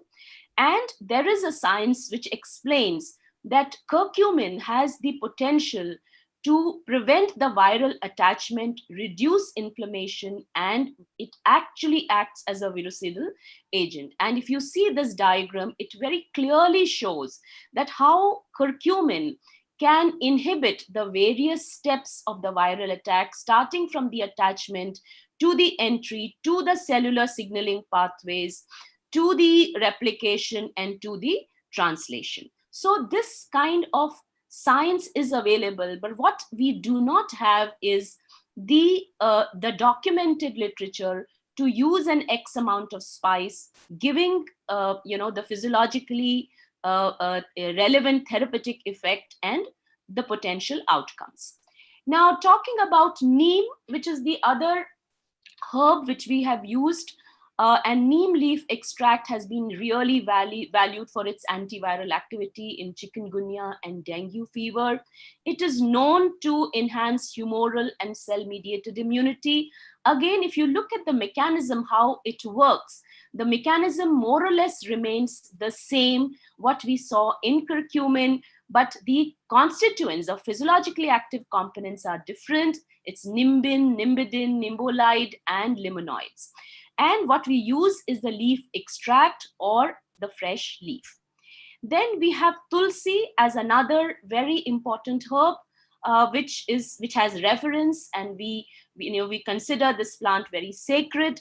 But it has very many active ingredients like bioflavonoids, rosmarinic acid, terpenoids, and the dosages, again, through the review of literature, is 10 to 15 leaves per day, high ORAC value, antioxidant potential, to be used as tulsi tea, tulsi water with lemon or honey. Then we go on to ginger. Active ingredients are gingerol and shogol. And if you see, again, the reviewed dosage is 1 to 2 inches per day, high ORAC value, antioxidant value. Again, recommendation is ginger juice with lemon, with tulsi, ginger tea, chopped ginger in chutneys and dals. Then we have garlic, which is so very close to us, and the active ingredient is allicin. The dosage is 2 pods per day, again, high antioxidant content. We use garlic in gravies and chutneys, but what is really emphasized is that as much as possible, it should be freshly crushed and then eaten. So that is another kind of unsaid rule for most of these herbs, is that as much as possible, they should be fresh. As much as possible, they should be treated minimally. And that is why you must have seen the kind of preparations which I've even mentioned are the ones wherein there is minimal processing needed for the herb, so that we extract the active ingredients to the maximum. Now, in addition to that, we have many other spices and herbs which are used. We have black pepper, we have which have phenolic amides and flavonoids. We have red pepper, chili pepper.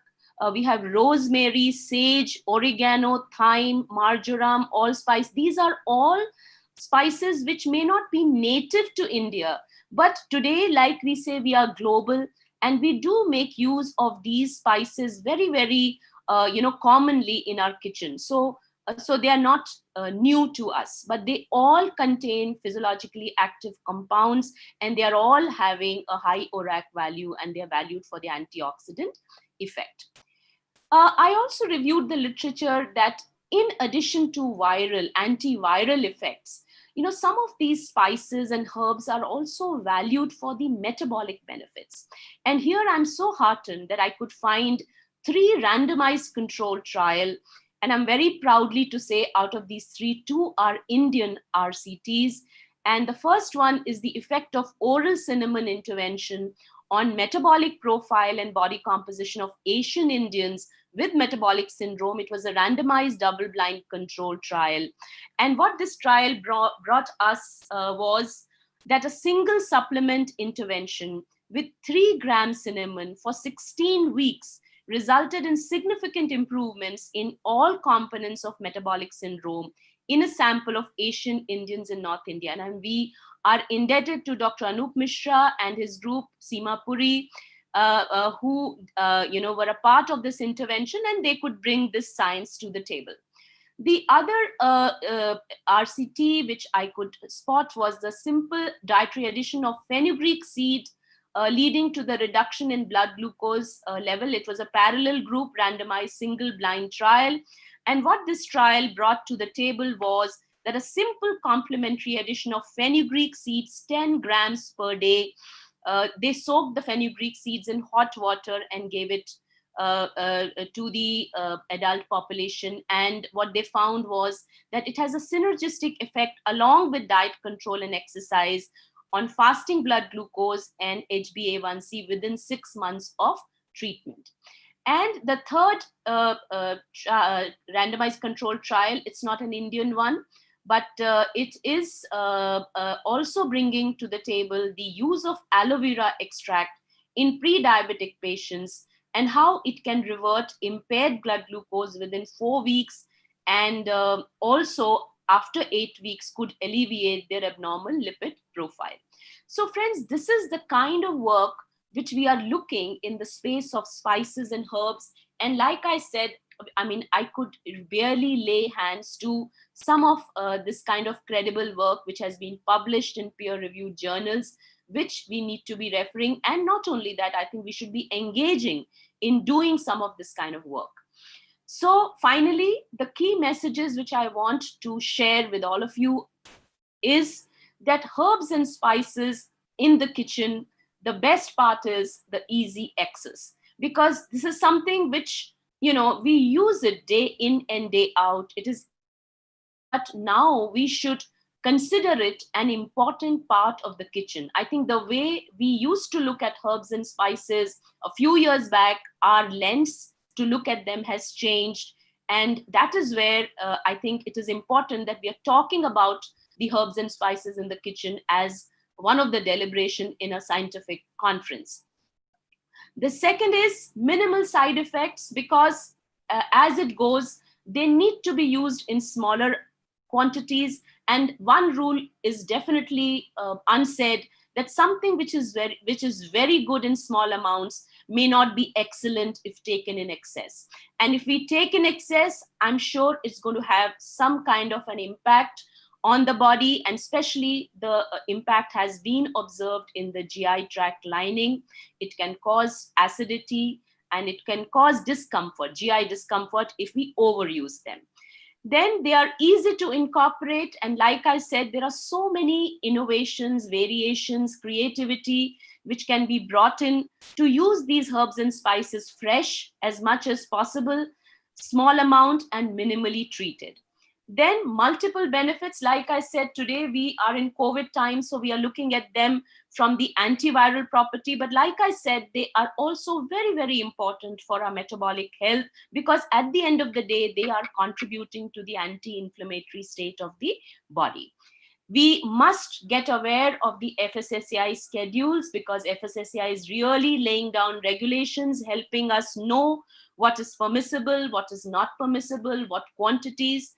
So we must refer to those schedules and learn from there, and also work together towards creating an evidence-based scientific data, which I have been saying right from the time I started talking, that there is a huge lacuna. I also want to bring this last point, that there are a lot of emerging herbs and botanical in the global scenario. Like today, if you go to Amazon, you go to any of the portals, you are flooded with information related to these supplements, which make claims to help in various kind of situations and scenarios. But friends, I always say that whatever you find on internet, please take it with a pinch of salt. Find out the credibility, from where are you picking that literature. Go back to your FSSAI schedules, the regulations as to what is permissible in an Indian environment. Look at the authenticity of the work, the documented work which is published for those herbs which are being claimed to have a very pronounced effect in certain conditions. So that's where I said, take it with a pinch of salt, and be very careful when you're using it for your patients, because at the end of the day, we all have to have very ethical and very informed kind of practice. We have to engage in this kind of work. So I think once again, I say a big thank you to Dr. Sunil Gupta, Ms. Kavita Gupta, and their entire team of Hello Diabetes for giving IDA a big platform, in the Nutrition Symposium. And I look forward to all the talks, in the later part of the day. Thank you so much.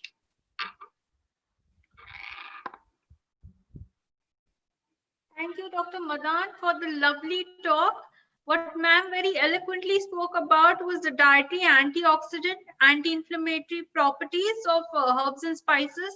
She emphasized a lot on the ORAC value and also the mean antioxidant content. She brought to the table all the general the spices which we use in the kitchen and beautifully elaborated on how they can be used, right from steam inhalations to kadas to your golden latte.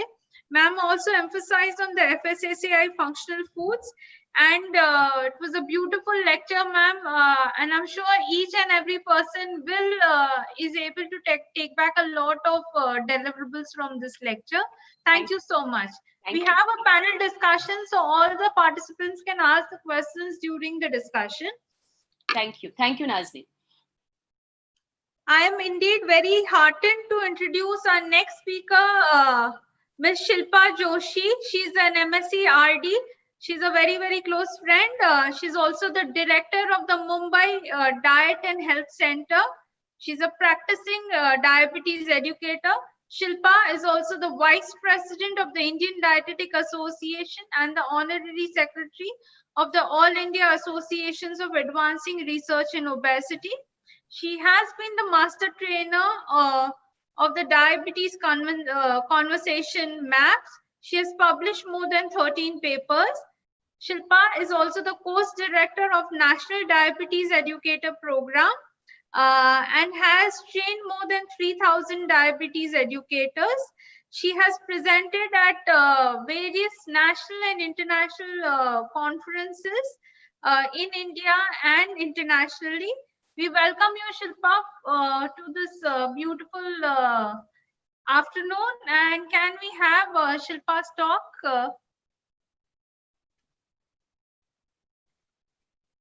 Hello, everybody.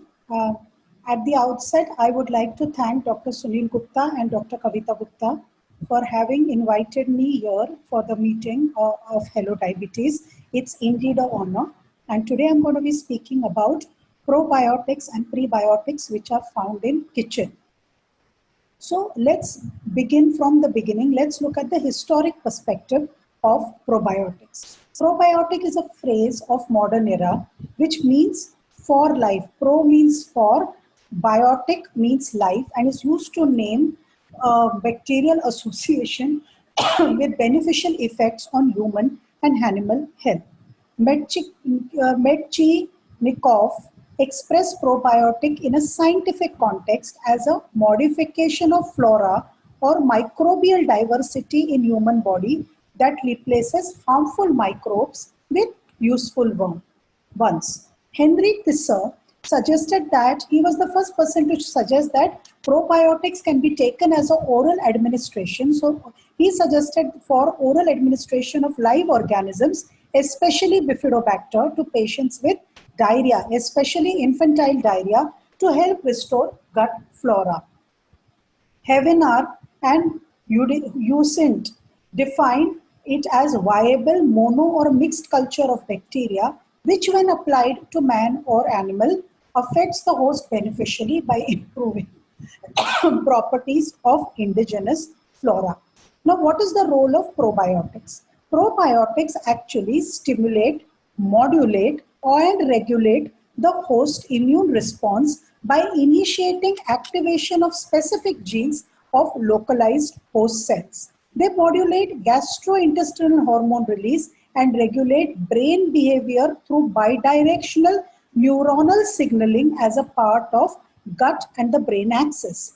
Probiotics play also a significant role in inducing intestinal angiogenesis by vascular endothelial growth factor receptor signaling that in turn regulates chronic inflammation in intestinal mucosa, which is typically caused by any kind of progressive inflammatory disease such as inflammatory bowel disease. So if you see at characteristics of probiotic, it should be recognized as safe, but very important is it should be acid and bile tolerant because it has to reach the small intestine and the gut or the large intestine. It has its effectivity of adhesion to the gut lining, short generation time, it should replicate faster, robust survival and processing condition, it should be genetically stable, and preferably should be a lactic acid producer. Now, if you look at the probiotic, these are various genera, which are recognized as probiotics. So it begins with Lactobacillus, Propionibacterium, Peptostreptococcus, Bacillus, Lactococcus, Enterococcus, Pedococcus, Streptococcus, Bifidobacter, Bacteroids, and Saccharomyces. Now, probiotic is not considered under a single category, rather it is subcategorized according to their intended use. So it is either categorized as probiotic drug or probiotic food, and probiotic foods are ones which we use, say for example, probiotic dahi.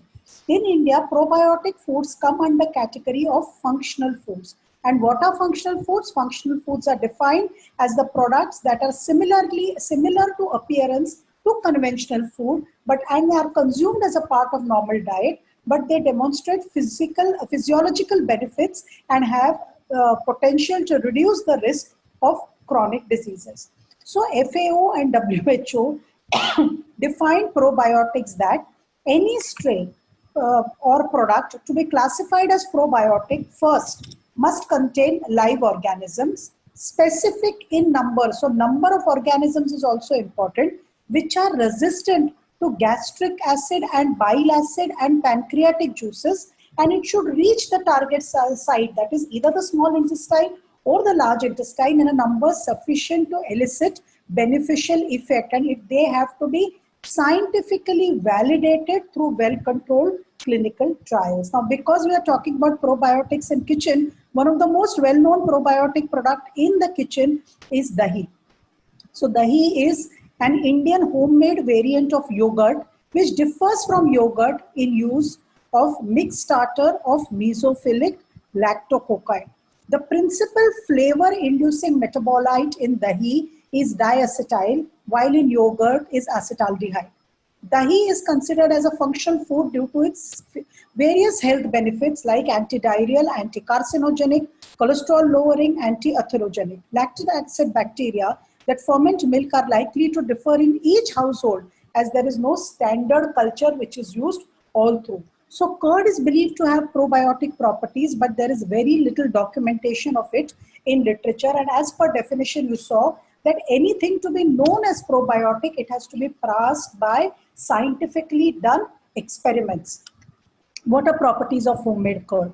Curd is homemade fermented milk, is freshly made by inoculation with starter curd, and is a good source of bioavailable vitamins, minerals, folate, and has less lactose and galactose than milk, and hence it's typically given in lactose sensitive people.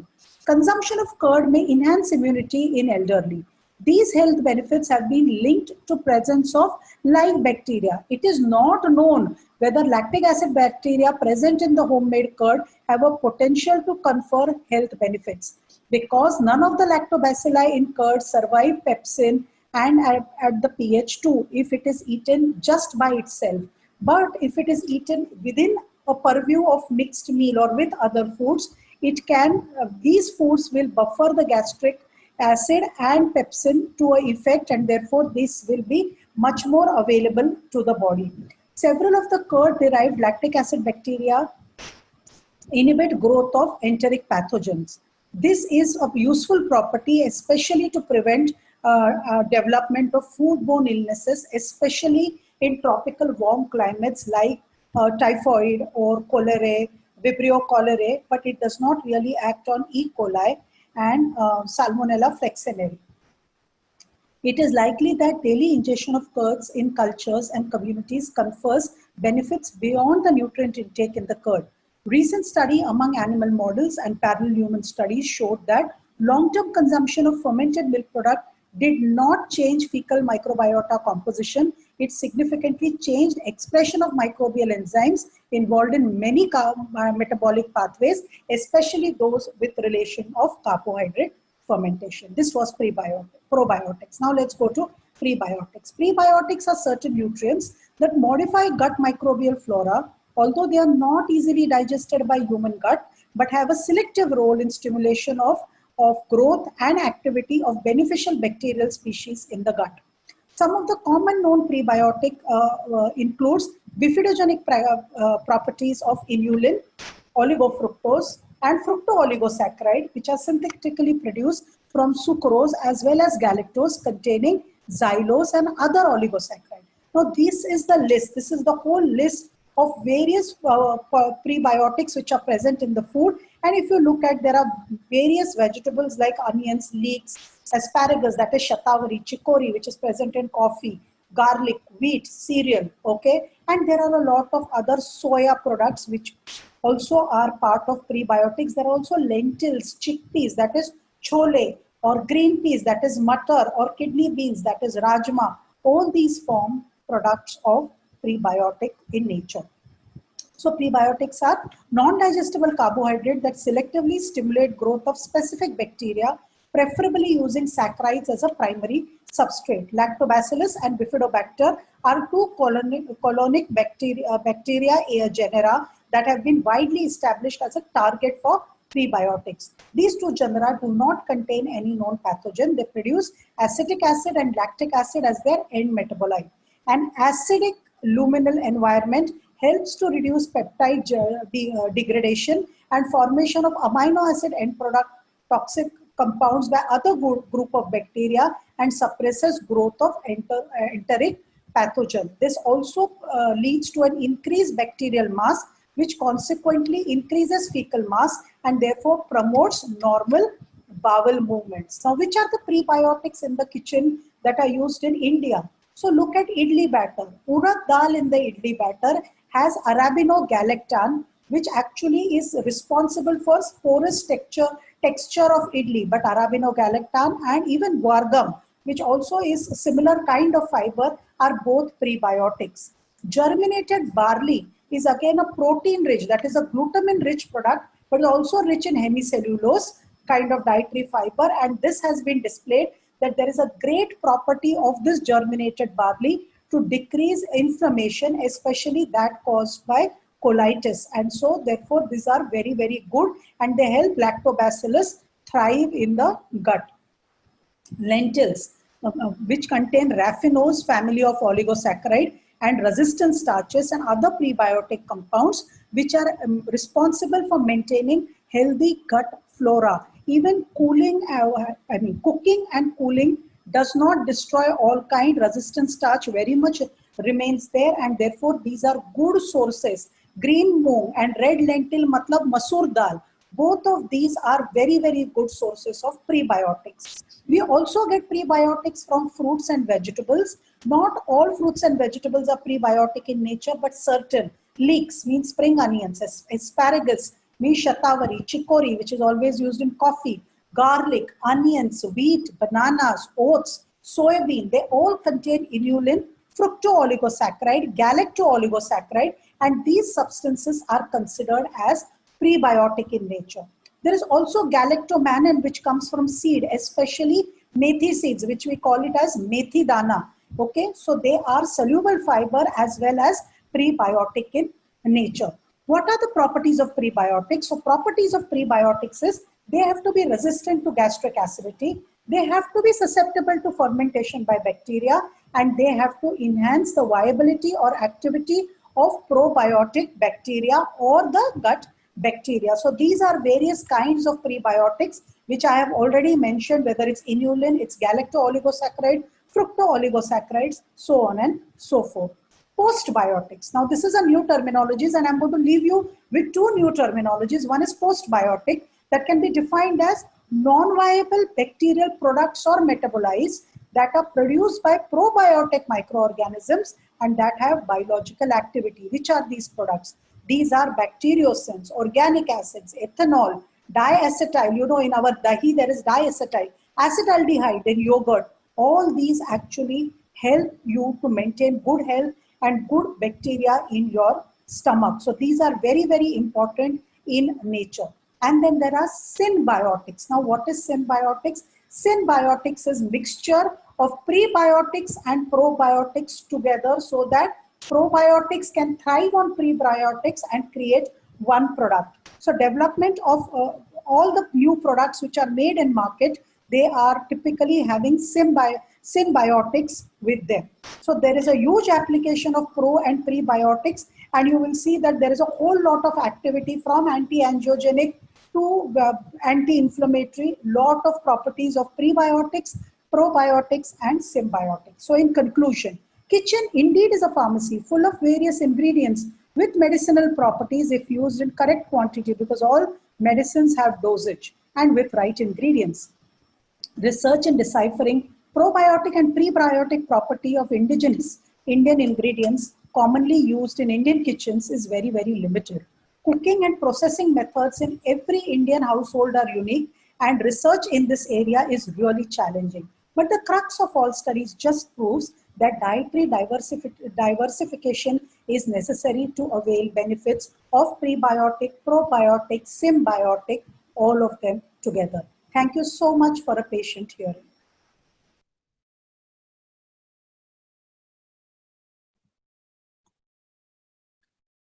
Thank you, Shilpa, for that wonderful talk. And Shilpa beautifully gave us the entire outline of role of probiotics, the characteristics of probiotics, how we use all probiotics need to be live and in specific dosages.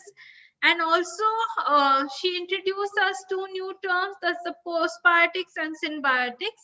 We will take all questions post for discussion. So if you all have any posts, keep the questions coming and put it in the chat box. We now move on to yet another wonderful speaker, Ms. Reema Rao. She's the Associate Professor from the Sadhguru Home Science College, Rajkot, since 25 years. She's also a registered dietitian and a national executive member at the Indian Dietetic Association. Reema is a very well accomplished dietitian with a lot of publications to her credit, and she's a very humble and a beautiful person. So over to you, Reema. Welcome.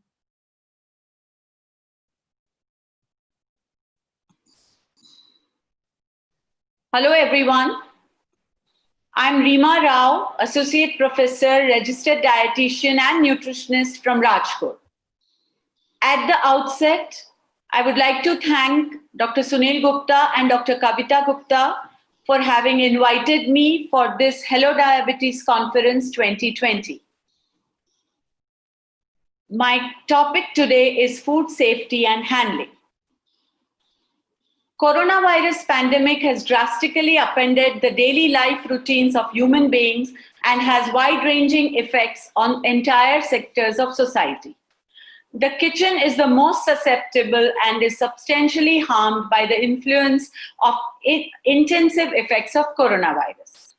We have a host of uncertainties after the lockdown is lifted, completely or partially, especially now that a resurgence of the coronavirus is seen. The search for the vaccine is still evasive, and it seems to be a while before we could get a good preventive vaccine in our hands. We have our household help, vegetable and fruit vendors, groceries, and other services fully functional now. Restaurants and takeaways are also gradually opening up. Therefore, the post-lockdown period calls for observing food safety measures more stringently than ever before. So it's time that we prepare ourselves for the new normal. Currently, there is no evidence to support transmission of COVID-19 associated with food. There are no reports or any evidence of oral fecal transmission, and no reported cases of coronavirus disease pandemic has been linked to transmission by food. The main risk involved in human-to-human transmission during food handling is from close contact with infected food handler or customer. According to FAO and WHO, there is no evidence to date of viruses that cause respiratory illnesses being transmitted via food or food packaging. Coronaviruses cannot multiply in food. They need an animal or human host to multiply. The risk of infection by the virus from the food you cook yourself or from handling and consuming from restaurants or takeaways, food products, treated drinking water, food packaging or bags is thought to be very low. Currently, no cases of COVID-19 have been identified where infection was thought to have occurred by touching food, food packaging, or shopping bags. Although some people who work in food production and processing facilities have gotten COVID-19, there is no evidence of the virus spreading to consumers through the food or the packaging that these workers may have handled. And we all know by now how the coronavirus transmission takes place. It can spread when a person touches a surface or object that has active virus particles on it and then touches their mouth, nose, or eyes. The virus particles can remain active for up to 72 hours on some surfaces, but they typically become inactive after 24 hours. The virus particles can be eliminated by washing hands with soap and water and cleaning surfaces with disinfectant. Now, today we are going to talk about food production at individual or household level, though FSSAI has got guidance note on the food processing units, hotels, restaurants and cafes, mass or community food production, and you can visit their website to find details. The key focus areas we are going to look at today are cleaning and sanitizing food contact surfaces, personal hygiene, purchasing, handling and storage of foods, pre-preparation, cooking, holding and storage. Regularly clean and disinfect kitchen counters using a commercially available disinfectant or a homemade disinfecting solution with 5 tablespoons unscented liquid chlorine bleach to 1 gallon of water. Leave solution on the surface for at least 1 minute.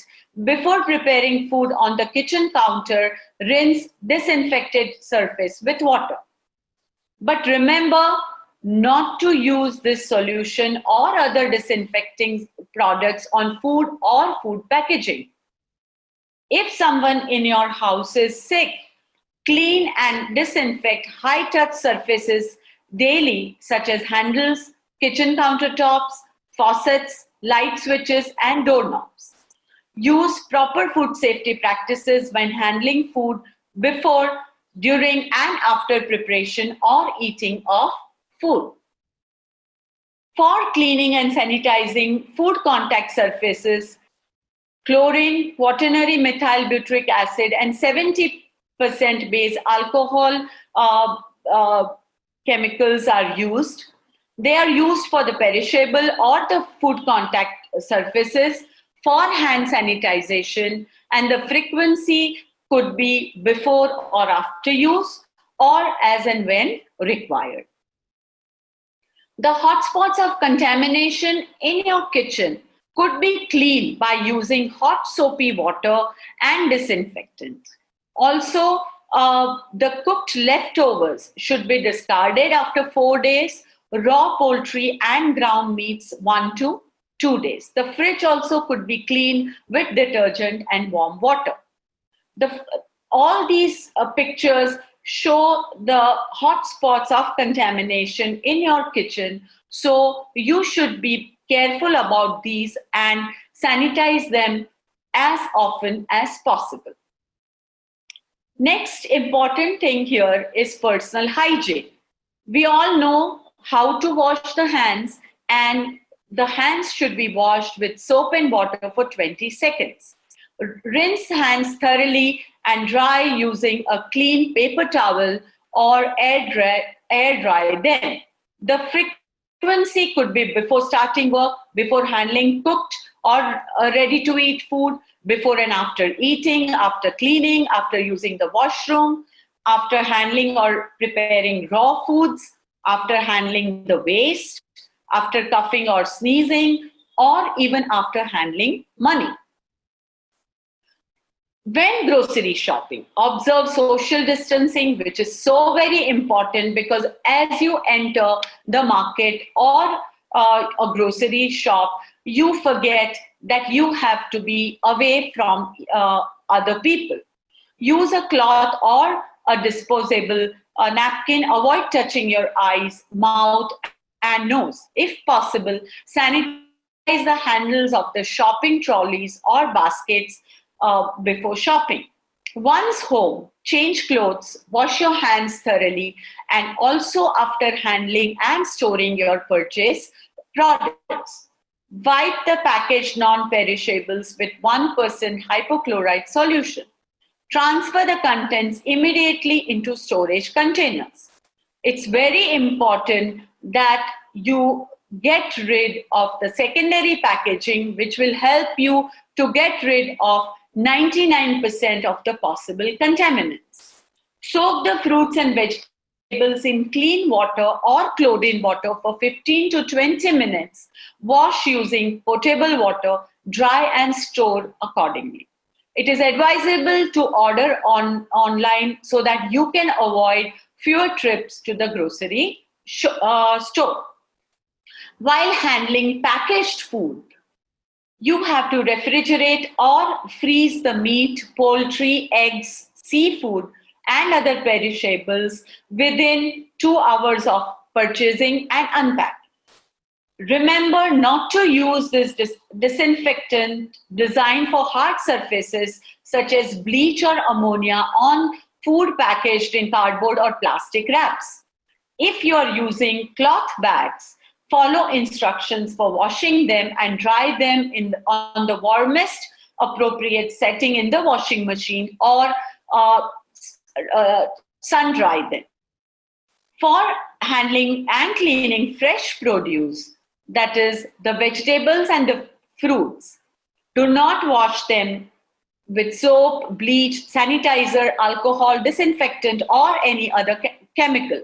Gently rinse them under cold running water. Scrub the uncut firm produce, example of a potato, with a brush, even if you're not going to eat the peel. Salt, pepper, vinegar, lemon juice are not shown to be effective at removing germs or on these produce. Especially now during this time, we normally do bulk shopping. So especially when you bulk meat, poultry and seafood shopping, you have to be very careful. So people also have begun selling large amounts of meat, poultry and seafood directly to consumers. While there is currently no evidence that food can spread the virus that causes COVID-19, there are other important considerations for bulk purchasing, which has to be kept in mind. Harmful bacteria grow fastest between 41 degrees Fahrenheit and 140 degrees Fahrenheit. If you're picking up a meat, poultry or seafood order, bring a cooler and ice packs with you so that you could put these things in the ice box during transit. Never allow meat, poultry or seafood that requires refrigeration to sit at room temperature for more than 2 hours. Once you arrive home, all these products should be directly put into the refrigerator or freezer for safer storage.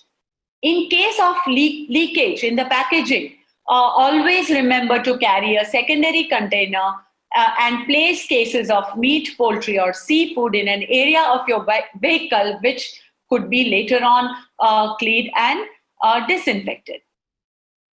This picture shows the storage places in the pantry where canned foods which has a shelf life of about 2 years could be kept, and especially the vegetables could be placed in a darker area, and in the freezer wrap and label meat, fish and poultry that you plan to freeze. Dairy and eggs should be stored in the coldest part of the fridge, usually near the back and away from the door. So accordingly, you should always keep your vegetables and fruits in the crisper and the meat drawer on the lowest shelf of the refrigerator. These are general rules for working in the kitchen, especially when we have a health, a support staff helping in your kitchen. So Along with you wearing a mask, you should also give a mask for your support staff. Maintain physical distance with them. Avoid facing each other. Do not use a mobile phone in the kitchen for you as well as the support staff. Also avoid using of accessories like bangles and rings for yourself and your support staff. During preparation, wash fruits and vegetables thoroughly if they are to be consumed raw. Separate foods to be eaten raw and those to be cooked. Use separate chopping boards or chop the salads and fruits first and then the other foods. Refrigerate foods to be eaten raw immediately after preparations. The internal temperature of potentially hazardous food, as I told earlier, must be 41 degree Fahrenheit or below or 135 degree Fahrenheit or above at all times to prevent bacterial growth and foodborne illnesses. If possible, use a calibrated thermometer to frequently check internal temperature of all foods. Use clean and sanitized utensils and for microwave cooking, cook to a minimum of 165 degree Fahrenheit in all parts of the foods. These are some of the temperatures and the time for cooking and hot holding of food. Guidance for takeaways. Now, takeaways have become very popular at this time. So orders should be placed online or by telephone. Contactless mode of payment like UPI, QR codes, net banking, e-wallet, etc. should be done. If you use debit or credit cards, the machine has to be sanitized by 70% alcohol solution. Face of the delivery boy and the customer, that is you yourself, should be covered with a face mask. Hands to be sanitized before pickup and after delivery. Social distancing of at least 1 meter between yourself and the delivery boy. Contactless delivery methods to be used as far as possible. Now, this is a very interesting thing which is coming up, which is creating a more digital, traceable and safer food system is the ushering of new era of smarter food safety. The destination is the same. Safe food for our families and our loved ones. Safe food for our pets and animals. But creating a smarter food safety is the new norm which is used the world over. And two companies which are using this smarter food safety is Walmart and Amazon. Smarter food safety is in which it is people-led and technology-enabled.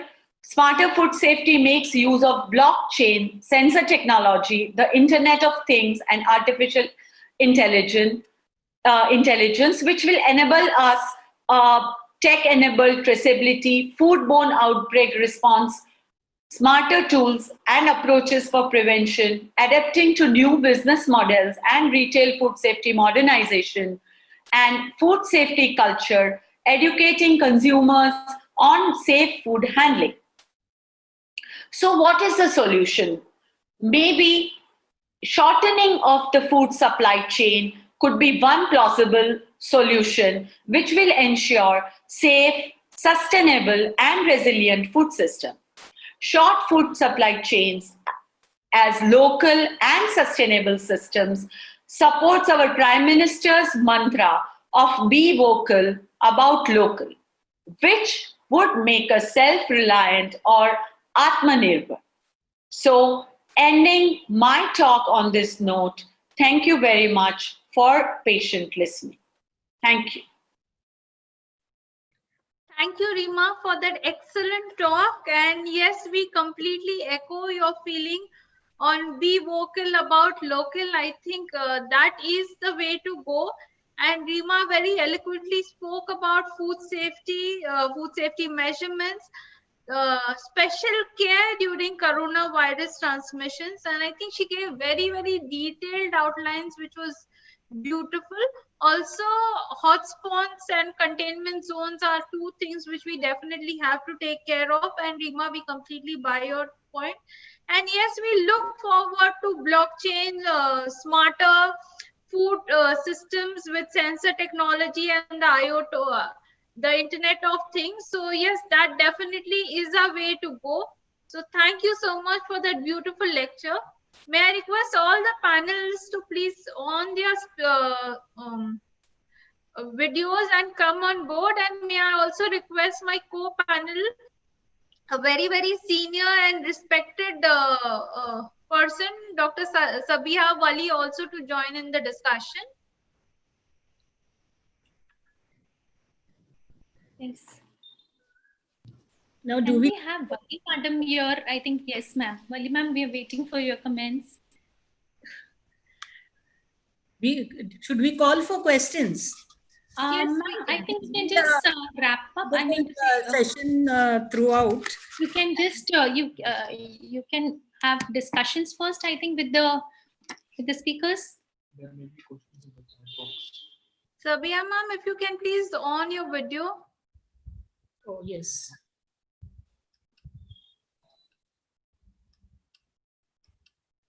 Unfortunately, there's no light here.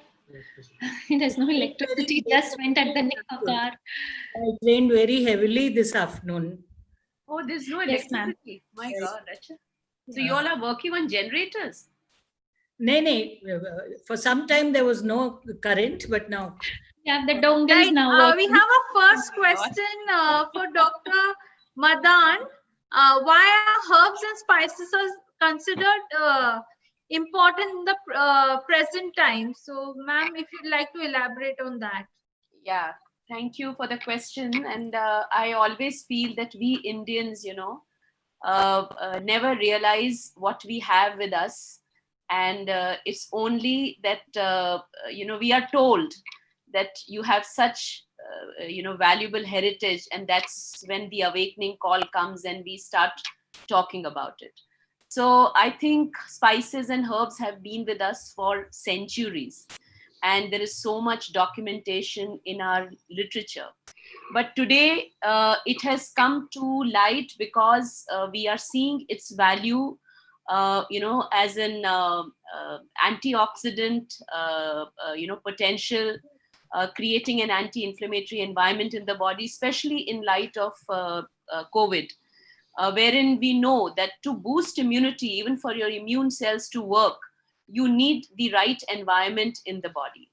And so I think that is where, the whole emphasis has come in. And I'm so glad that today the emphasis has come centrally. So we have a Ministry of Ayush, which has taken a lead role. We have FSSAI, which is bringing in regulations.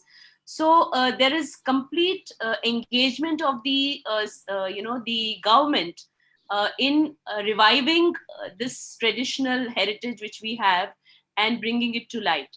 And that's precisely where I said that, I still feel that we are not there where we should be, so far as this field is concerned, because we are all scientists and we look for, credible evidence-based data, which is still not there. We are still, basing it on our observations, anecdotes, experience, whatever is documented in our literature. So we still have a lot to contribute in this space, but because these spices have a lot to offer in making the body's environment anti-inflammatory. So that's where the emphasis. And let me also bring one point to you. I remember, I don't know, I've shared this on many forums that, after my video went on MyGov on antivirals, we got a lot of, mails and questions from people at large. And at one point I got a call from somebody, maybe that person got the mobile number also from the website, and he said, "Madam, मैं सुबह से शाम तक काढ़ा P रहा हूँ, तो ये ठीक है ना?" So what I'm trying to say is, people take things literally. So then I had to tell him, I said कि आप काढ़ा पीजिए, वो जरूरी है, लेकिन काढ़ा के साथ आपकी dietary base का अच्छा होना भी जरूरी है. So you need to know, what kind of balance you need to have in your dietary intake. So that is where, we need to put the things in the right perspective and say that, you have to strengthen your dietary base, you have to diversify your diet, you have to look at your plate, and then an add-on value is your herbs and spices. So I think that's a message which has to go. I would like to add something here, Dr. Madan. Spices and herbs are a part of Indian diet since ancient times. Correct. So why do we need the Ayush Ministry to remind us? Only thing is, we were not aware of the active biocomponents present, though they were acting. They were there. Haldi has been used for so many purposes. And our Indian cooking is not without turmeric, without garlic, without ginger, and without onion. And then we do take onion as an accompaniment, onion salad, onion with lime juice. So all these herbs and spices, basically their role is in anti-inflammatory because of the antioxidant activity, which you have beautifully explained. Really, with ORAC, you have, brought out the essence of these herbs and spices.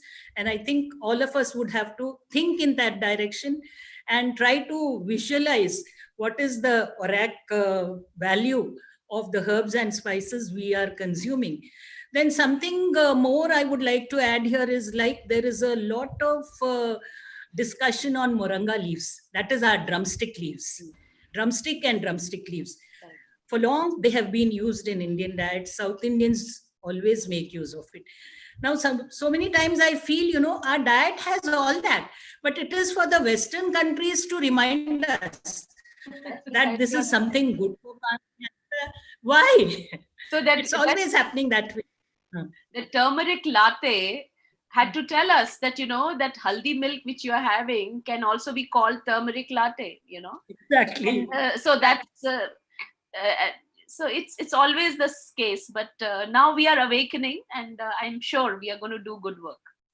And I always have a doubt here whether taking turmeric with milk or with water is better, warm water. Because many a times I have read that if it is taken with milk, and especially when a person has that tendency of coughing, it creates a lot of sputum. So taking with water is equally good. Warm water with pepper and maybe cinnamon. You've shown such good properties of cinnamon also. Yeah. So that can be an alternative for people who cannot take milk. Then I was also talking about Nigella seeds. That is kalonji. Kalonji. Because of its bioactive component, that is thymohydroquinone. In between they were saying that it is something like the malaria drug and it is effective for... That's not correct. That is not correct, but that is not correct. But then this component also has anti-inflammatory activity. And this kalonji is very well used. Mostly, it is used in seasonings like mustard and cumin. It is used for seasoning. Just like that, without realizing. Now we know that it is a good source of essential fatty acids also, and it has anti-inflammatory role and good for immunity. The minimal treatment. One is the freshness of a spice and the herb. One, and I remember, earlier times people always used to freshly ground their spices. Right, there was a meaning to it. Today we are so much dependent on something which is ready-made. Then freshly, if you have a little window where you are growing these herbs, I think that's ideal.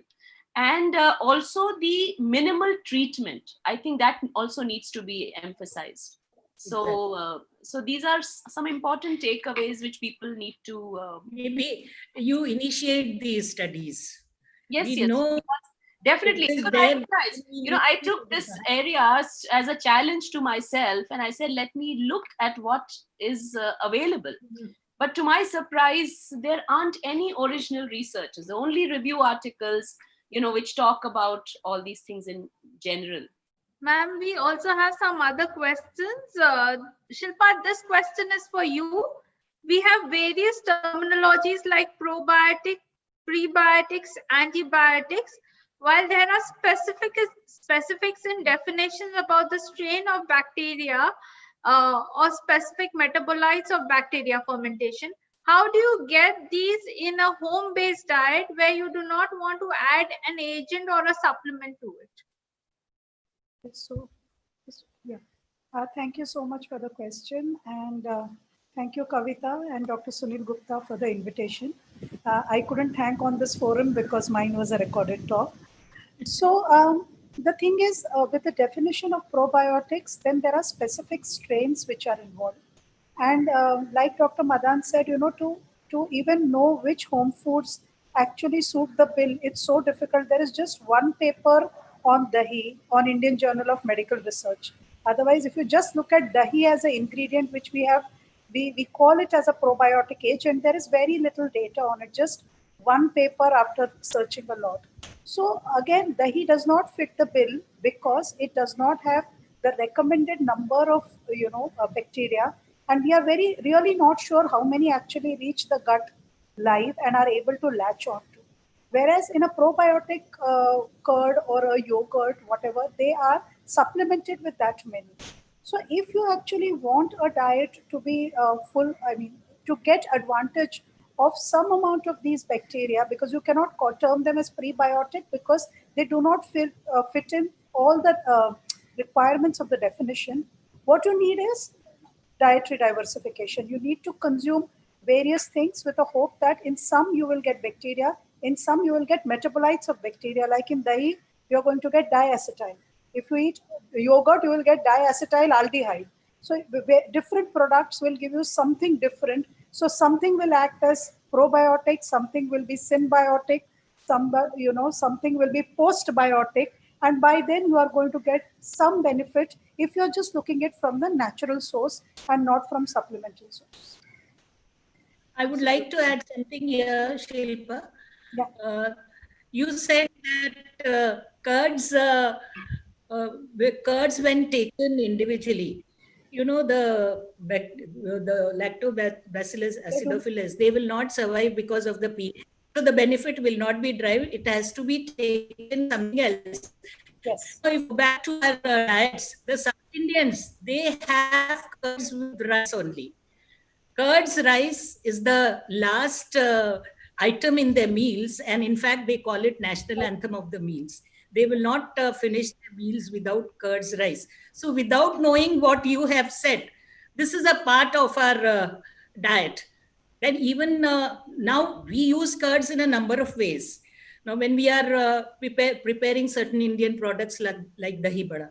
So as you said, urad dal is the prebiotic. And then the probiotic is also there. Then the curds is there. So I think the combinations are there. Only thing is we would like to know how much of it is available in the body and at what pH. Wali, well, I'll just like to clarify. I think the curd which is set at home does not have the the probiotic microorganism, the strain, the specific strain. The benefit of a probiotic microorganism comes from that specific strain, what Shilpa said, and the numbers. So because there is no standardization of what culture we are using.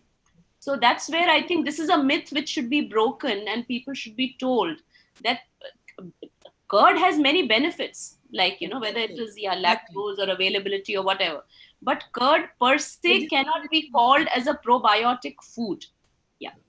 None of the home-based foods are probiotic in nature because they do not contain the list of bacteria which are touted to be probiotic in that. The culture will differ in the curds that you get commercially. Yes, definitely. And it differs from the difference may not be that much. But then they are using a particular strain when you buy it from outside commercially. And that we do not know. Okay. Rima, one of the most asked questions by a lot of patients is also, can baking soda, rock salt, vinegar, potassium permanganate be used to clean vegetables and fruits? Your take on that, Rima? soda, baking soda, salt, vinegar, potassium, this thing. So they have been reported to have no effect on the virus. Cleaning with clean potable water is adequate. Green leafy vegetables can be soaked in sodium hypochlorite solution for 1 minute. Sodium hypochlorite solution should be prepared following the manufacturer's instructions, and food grade sodium hypochlorite solution should be used. So there is no way all these things are going to help for the virus to go up. And any special food safety tips you would like to give for hospital-based kitchens and patient management? So as I have already shown in my presentation, that food does not spread infection directly, but it's the food handling and the food surfaces where food is cooked. They are the hotspots or area of contamination. So if proper care is taken in cleaning, cooking and handling of the food will remain safe. And the food, one thing to be taken care by the staff, serving the food is that they could be wearing some protective gear. So, the cross-contamination between the raw material, that is the raw food, and the cooked food could be minimized by keeping these two areas, away from each other, maintaining positive air pressure in the processing area, use air curtains or use proper, ventilation, and also restricting movement of the staff which is working in the kitchen. If that is minimized, then a lot of things can fall into place. Also, FSSAI has clear guidelines, and they have given a document, a guidance document on food safety management systems. And for more details, I think we can look into that. Yes, it's a beautiful document, and it's there on the FSSAI website. It's open for everyone to download it. Wali ma'am, would you like to add something? I just wanted to discuss here, like why don't we soak in water to which salt has been added? Because see, it is an age-old practice, especially for cauliflower.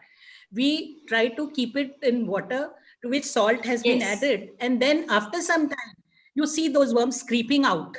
Yes. So the principle involved here is that when the viscosity of the water increases, it tries to pull the water out of the worm or the germ, whatever is infected, had infected the food product. So why not salt? Why not dip it in salt for some time and then wash it with fresh water? That is also a very good practice, but I wonder why it is not being advocated. Maybe Dr. Madan can put some light on this, or Shilpa. Maybe I think, see, just clean, potable water, that is the most important thing to be emphasized.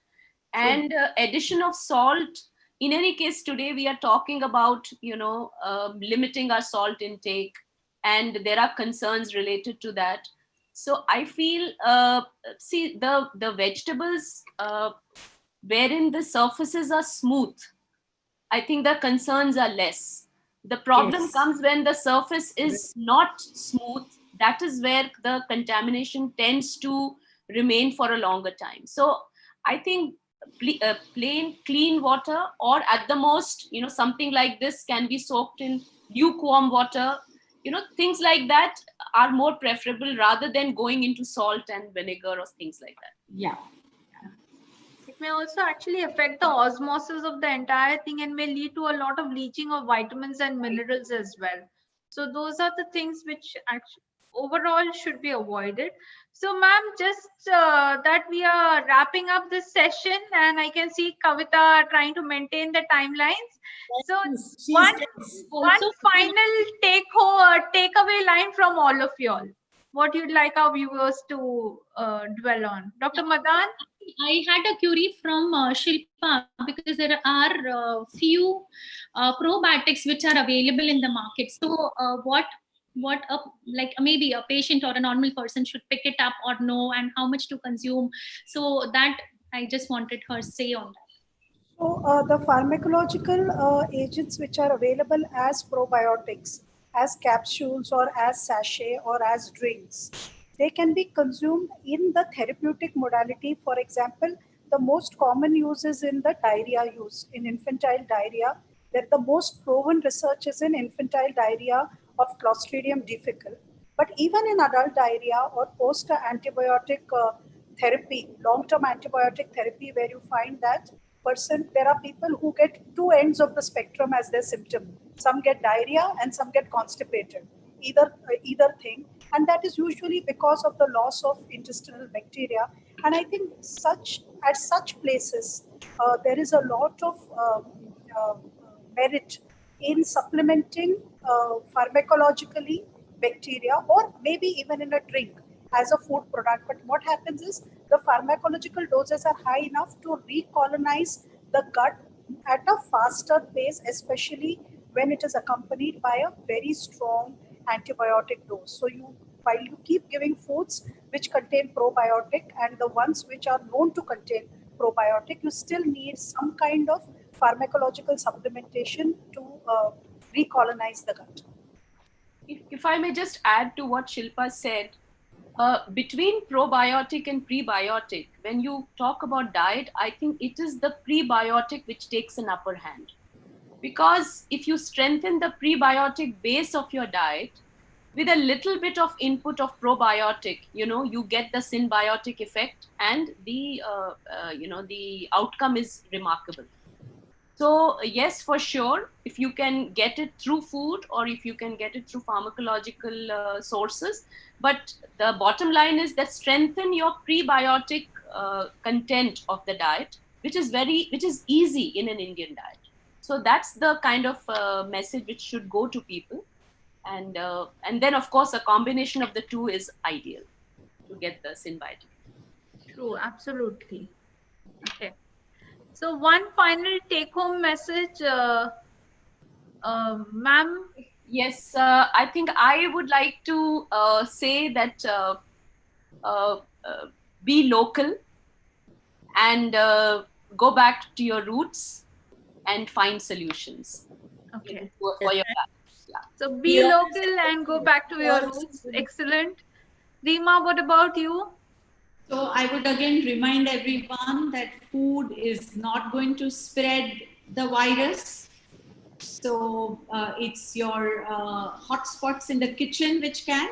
So just see that the place where you cook is clean. And again, as I said in my talk, that be vocal for local and try to shorten the supply chain.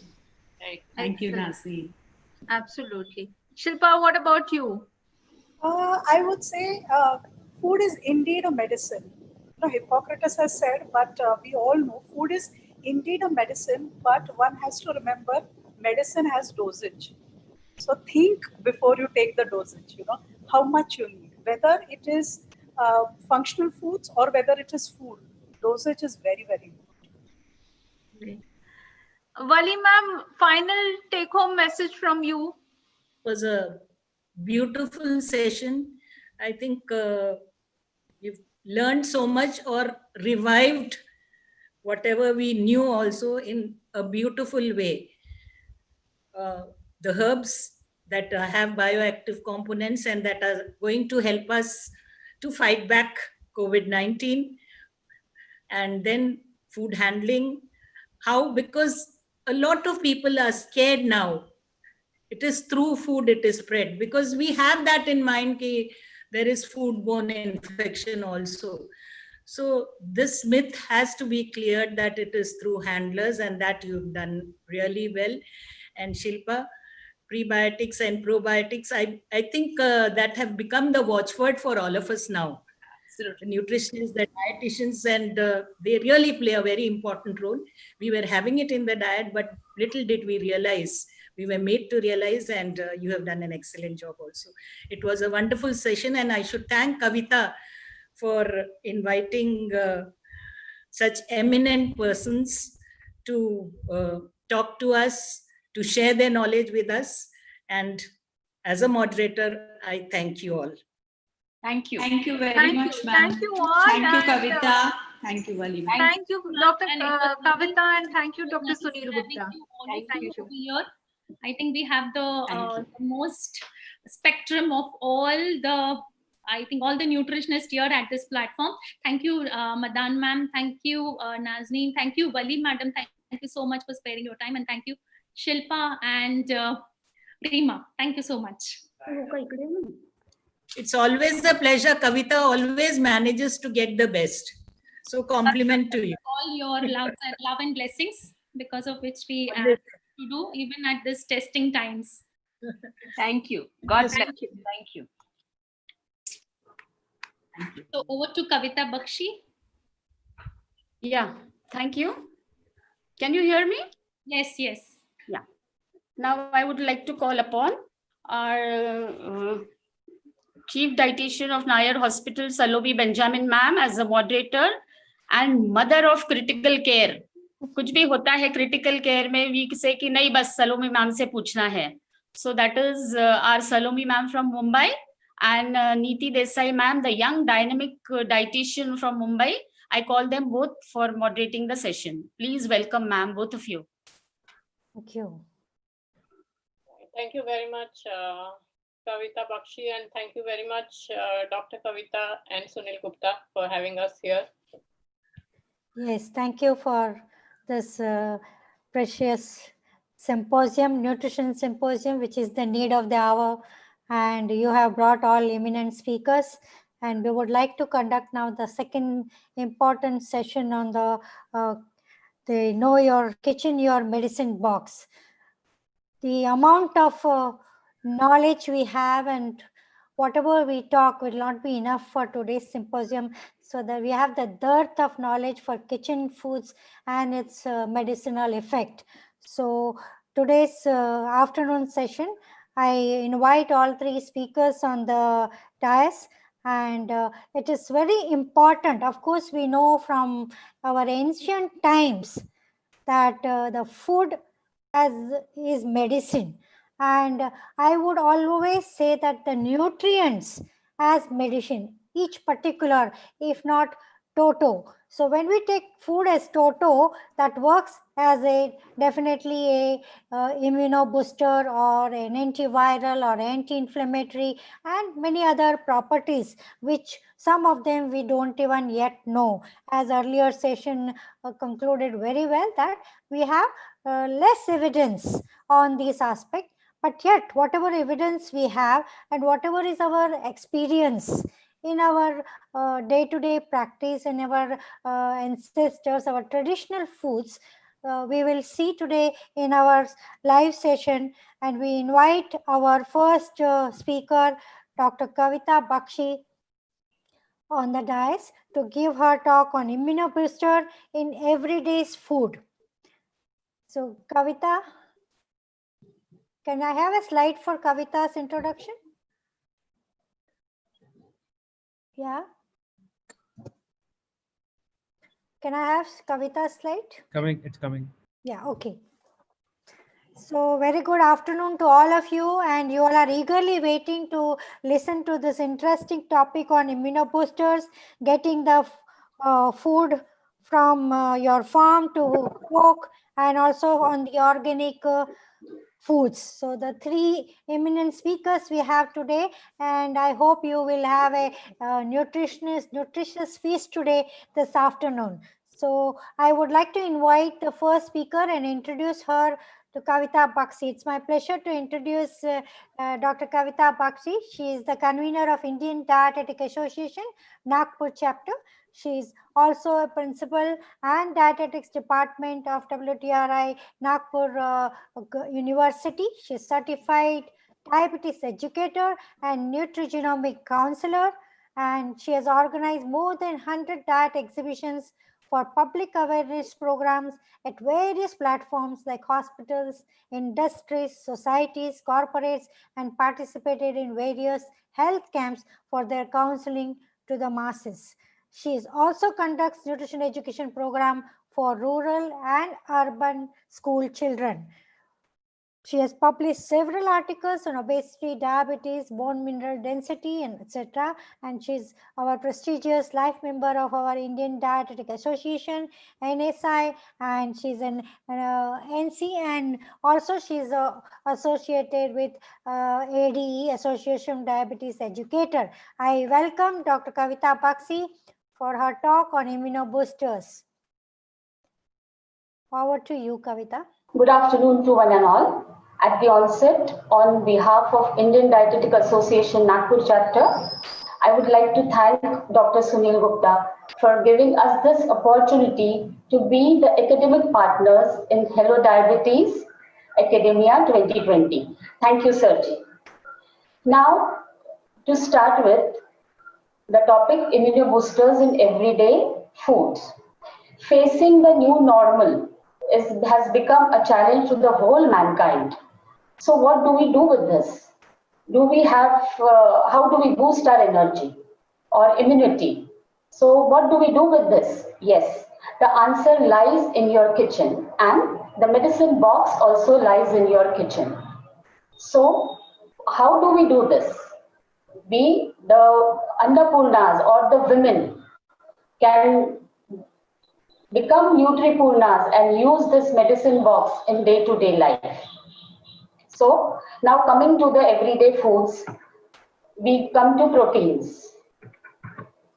Proteins, as we all know, is made up of amino acids and are vital to build repair body tissues and make ones, and has healing capacity.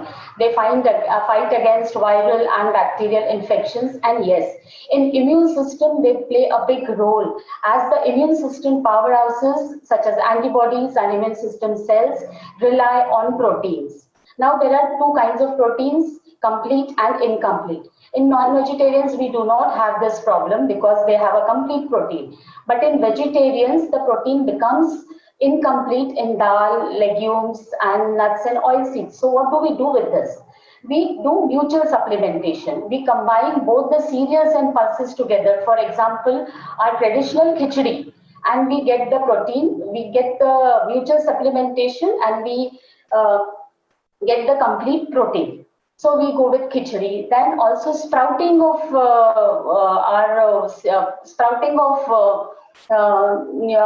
nutrients.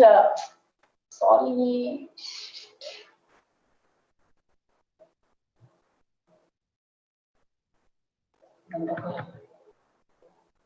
You want to start again? Yes. Ready? Yeah. Dr. Kavita, are you ready? Day food or herd immunity. So how do we do this? How do we boost our immunity? Nothing exotic or fancy. The answer lies in your kitchen. Yes, the medicine box is in your kitchen itself. But then this can only work if all women Annapurna becomes Nutripurna and make use of the medicine box in day-to-day life. Now, immunoboosters in everyday foods. We come to proteins. As all we know, proteins are made up of amino acids, and they are vital to build repair tissues, make new ones, and healing capacity, and also fight against the viral and bacterial infections. But they have the more powerful role in immune system. So immune system powerhouses such as antibodies and immune system cells, they rely on proteins. There are two types, the complete and the incomplete. In non-vegetarians, the proteins are complete. But in vegetarians, the dals and legumes, they are incomplete. So we need to do the mutual supplementation of proteins. That is, we combine both cereal and pulses together and get complete protein. Then sprouting is also one of the way to increase the nutrient digestibility and bioavailability of the micronutrients. Now, how much of protein do we take? We take 1 gram of protein per kg ideal body weight. So suppose my ideal body weight is 60, so I need 60 grams of protein. And the thing to be remembered is consume protein in each meal, snack you eat, which will help you in improvement of physical health, metabolic health, and boost your immunity. So you need to have proteins in each of your meals. Now coming to fats, all fats are not bad. Actually, we know that fats insulates and protects nerves and organs. But a low-fat diet can reduce the development of disease by maintaining normal immune responses. The data also suggests that unsaturated fats may influence T helper activity and therefore antibody production, whereas saturated fats may affect cellular immune responses which are dependent on membrane contact. And then dietary fats are essential for, as we know, digestion, absorption, and transport of fat-soluble vitamins. So how much of fat do we consume? We take 10 grams of pure ghee every day and around 500 to 750 ml per person per month. But then we do not have to stop taking fats. Fats are important for our day-to-day life for over-oiling our system. Now coming to omega-3 fatty acids, they possess the most potent immunomodulatory activities. And research suggests that the omega-3 fatty acids are beneficial in controlling inflammation and also reduces acute inflammation occurring due to immune response to injury. Now, EPA and DHA are found in fish oil and ALA in plant sources as nuts and seeds. And so hence we have to include omega-3 fatty acids in day-to-day life. Now for non-vegetarians, fish is the source. But for vegetarians, we can have nuts, couple of nuts every day. Then fenugreek seeds, that is methi dana, and all other seeds. Now carbs. Our Indian diet comprises of around half the total calories, that is 55 to 60% of carbohydrates. But now here to raise the immunity, we require complex carbohydrates, that is fibers.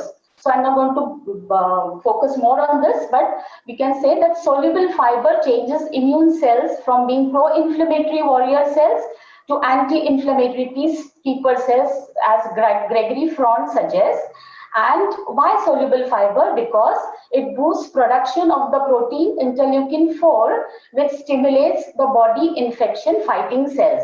And how much of fiber? So 25 to 40 grams of fiber per day, and we have to restrict our sugars. Yes, this also cannot be ignored that we have lots of hidden sugars and hidden fats in our diet.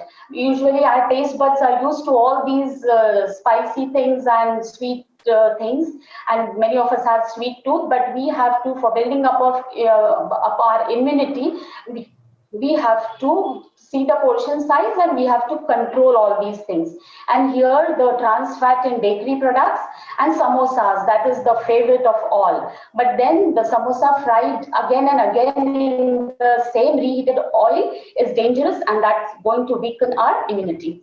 Coming to salt, all Indians, they love pickle and papad, but a high salt diet is not only bad for blood pressure, but also for the immune system. The human volunteers who consumed additional salt of 6 grams showed pronounced immune deficiencies. And these results are published in the journal Science Translational Medicine. So only 5 grams a day, no more, is suggested by WHO, and FSSAI stresses on thoda kam namak or thoda kam tel. And here I would like to add that no sugar, shakkar ban, for all the diabetics to improve the immunity.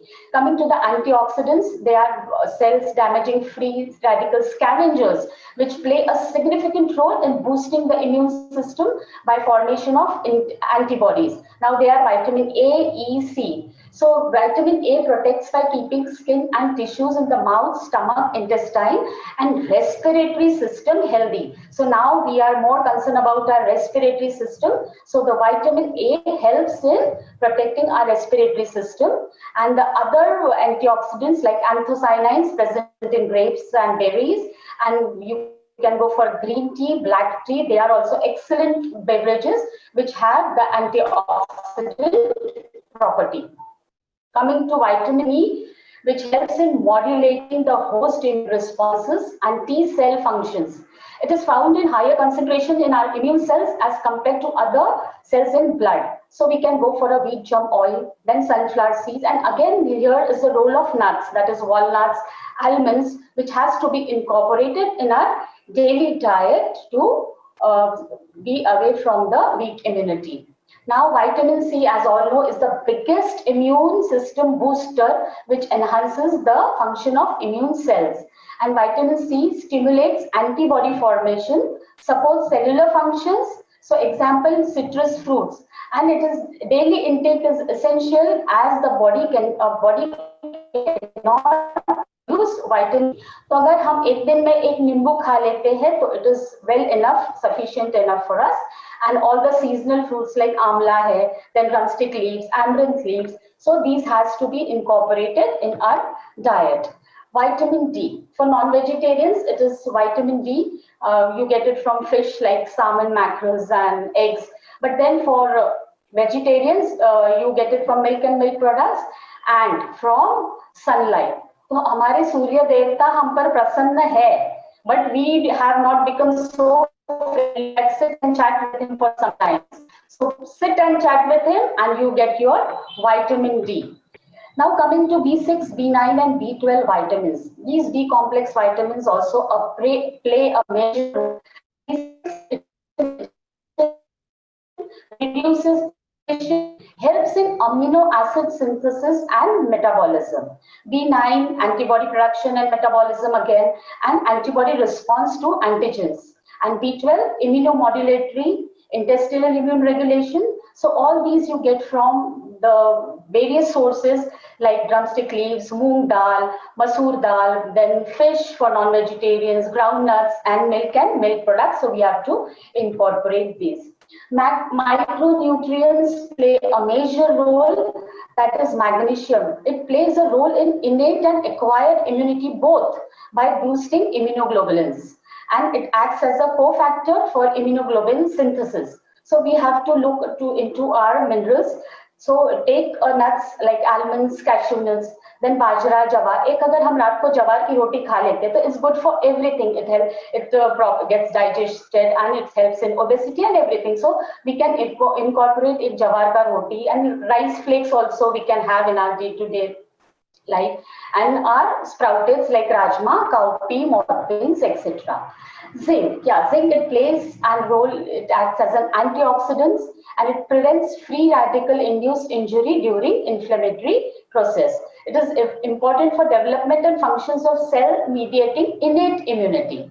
So Kabuli chana, you can have almonds, chilgoza, milk, and cheese are the sources of zinc. So these all micronutrients are very, very important in our daily life and also for the diabetics.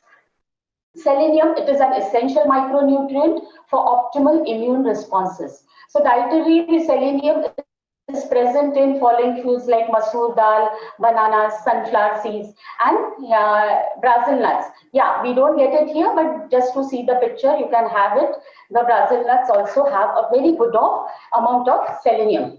Iron, as we know that India most is prevalent in iron deficiency anemia.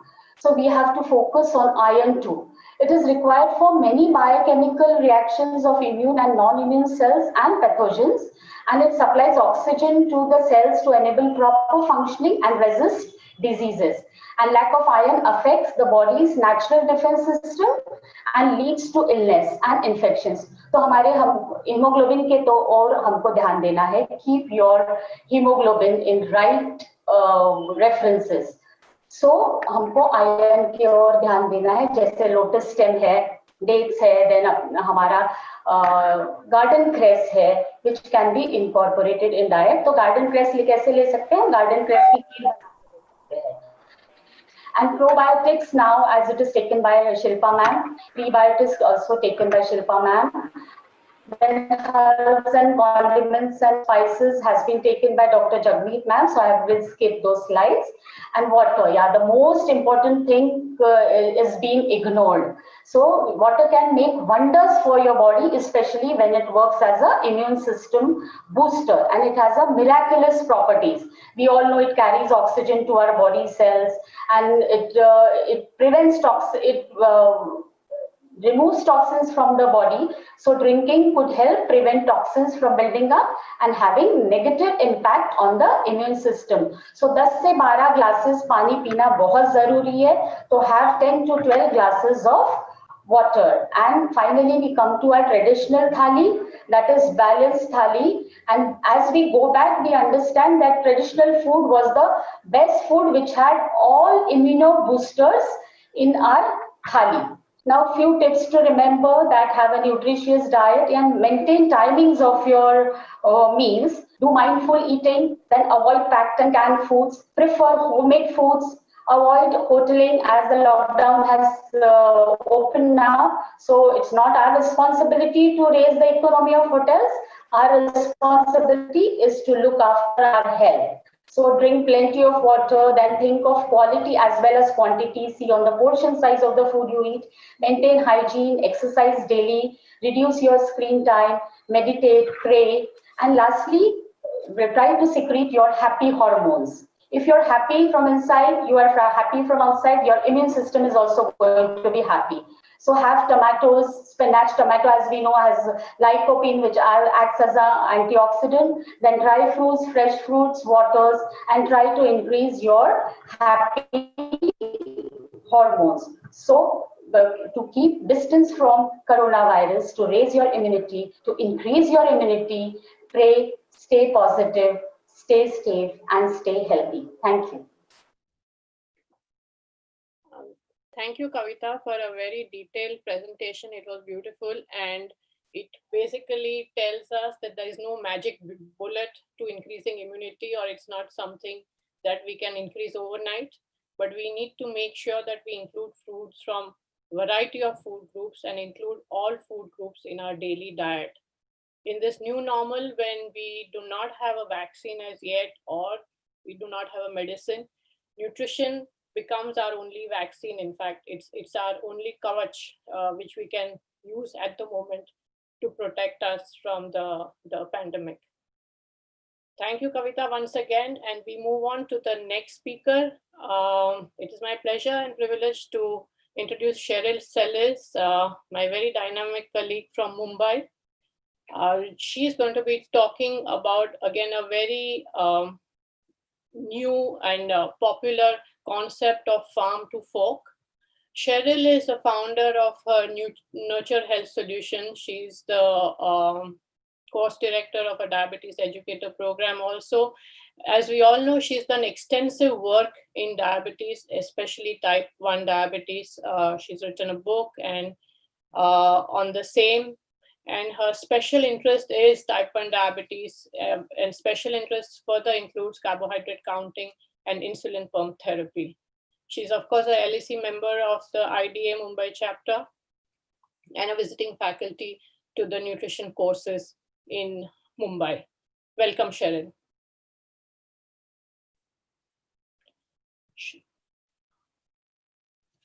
My name is Cheryl Salis. I'm a registered dietitian and a certified diabetes educator. At the outset, I'd like to thank Dr. Sunil Gupta and Dr. Kavita Gupta for the kind invitation to speak on a very, very interesting topic, which is getting the most of your nutrients from farm to fork. Like we are seeing today, and with the pandemic, everybody's really concerned about immunity and, which are the kind of foods that they should eat, what are the nutrients that they should eat. So there's a lot of focus on nutrients and food today. But are we really getting all the nutrients from our food? So the discussion is going to be about that. A variety of things can happen, right from growing to harvesting, to storage, to preparing of the food that can affect its nutritional content. And processes that expose food to high levels of heat, light, or oxygen can cause the greatest nutrient losses. So nutrients can be lost from food by one of the three different means. One is intentional losses, such as those that occur when cereals are milled, vegetables are peeled, or individual nutrients are extracted from raw materials. Inevitable processing losses that result from blanching, sterilizing, cooking, and drying fruits. Accidental losses or unavoidable losses due to inefficient processing or storage systems. So let's look at the different things which could result in nutrient losses. The first is fertilizers. Now, high use of nitrogen fertilizers tend to reduce the vitamin C content in many fruits and vegetable crops. Now, milling, especially cereals such as wheat or other grains, can be ground to remove the fibrous husk. Now, the husk contain most of the plant's dietary fiber, B vitamins, phytochemicals, and some minerals. Now, when you remove the husk, especially when you convert the whole wheat to refined wheat, which is your maida, you lose a lot of nutrients in the process of milling. Then is blanching. Now, before a food is canned or frozen, it is usually heated very quickly with steam or water. And the water-soluble vitamins, including vitamin C and B complex, are easily destroyed by blanching. Canning. Now, canning is a very common procedure in which you get canned foods. And now what happens in canning is the food is heated inside the can to kill any dangerous microorganisms and to extend the shelf life of the food. Now, water-soluble vitamins are particularly sensitive to the high temperatures and therefore could be lost during the canning process. Now, freezing. The nutrient value of food is retained when it is frozen.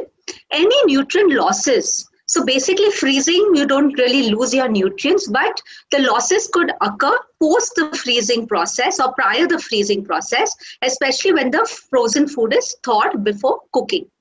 Now, pasteurization. Pasteurization involves heating liquid foods such as milk and fruit juices to specific temperatures to destroy the microorganisms. The nutrient value of milk is generally unaffected. However, in the case of fruit juices, you may lose certain amount of vitamin C during the pasteurization processes. Dehydrating. Nowadays, you get a lot of fruits which have been dehydrated, a lot of foods which have been dehydrated, and you can reconstitute it with, by adding hot water to it. So drying out foods, especially such as fruits, can reduce the amount of vitamin C they retain, but it can also concentrate the other nutrients, especially fiber in plant foods. Now, dehydrating food also makes the food products more energy dense, which may contribute to weight gain, because when you're dehydrating a fruit, it becomes a concentrated source of energy. And if the dehydrated food is reconstituted and cooked with water, further nutrients are leached out of the food and lost in the cooking water. Now today, because of so much of hype on social media about the different kinds of diets which are available, there are a lot of diets which require you to delete certain food groups, and therefore there will be a lot of nutrient deficiencies that you will get because of following a certain kind of a diet. Therefore, we qualified dietitians always advise our patients and clients to follow diets which do not need you to delete any food groups and ensure that you're getting all the macro as well as micronutrients from food. The food plate is the right thing, and we Indians eat a thali which has got all the food groups, right from your cereals to your pulses to dairies to vegetables to so all the food groups, your fruits and vegetables, all the food groups are very important because they give you the essential macro as well as micronutrients. Now, very important thing is when you're trying to buy, one is try and choose fresh, seasonal fruits and vegetables because there's least exposure to air, light and water, all of which can cause nutrient losses. When you buy fruits and vegetables out of season, so it's very important to buy seasonal fruits, what is locally available. The whole focus is on local and seasonal, because if you do not buy what is in season and what is local, then they would have traveled a long way from the farm to fork, in which you would have lost a lot of nutrients during the transportation time. Locally sourced vegetables mean lesser chances of nutrient losses. Very important is do not peel foods, especially fruits or vegetables which need not be peeled. For example, if you're eating fruits such as an apple or eating vegetables such as carrots or cucumbers, or when you're boiling potatoes, do not peel them before you boil them. Very important is to make the best out of waste. In fact, this is very, very important for you to know that there is more vitamin C in broccoli stems than the florets and the cauliflower greens. So very important is do not throw these greens especially of the cauliflower or the outer leaf of the cabbage, because the most nutrition is there in that. So if it is edible, if it is not wilted, you can definitely use them and make the best use of them. The hard center core of the pineapple has the highest concentration of bromelain, which is a natural enzyme which aids digestion. And most often we actually discard it. So it's very important to try and eat as much portion of the fruit or the vegetable as much as possible to get the most out of the food. Now let's look at nutrient losses from air. Some vitamin C is lost during cutting of vegetables and fruits, and when cut vegetables are exposed to air for long periods before cooking. Now, vitamin A is readily oxidized. In the absence of air, vitamin A is unaltered at moderate temperatures. So what can we do to prevent the losses from air? Most important is cut salads and fruit just before you're going to eat and serve them. Do not buy cut vegetables and fruits as far as possible, or even when you're doing it at home, just serve the salad or the fruits just before you're ready to eat or serve them. So cut them just before you're ready to eat or serve them. Serve salads, gravies in closed dishes to avoid exposure to air, especially when you're laying it on the dining table. Cover it so that you're not going to lose nutrients because of the exposure to air. Avoid excessive trimming and cutting fruits and vegetables into small pieces to prevent contact with oxygen. And therefore, we always encourage people to actually chop the vegetables a little bigger in size so that you don't really lose the essential nutrients. Use the outer leaves of vegetables like cabbage and lettuce unless they have been wilted, like I mentioned in the past. Nutrient losses with water.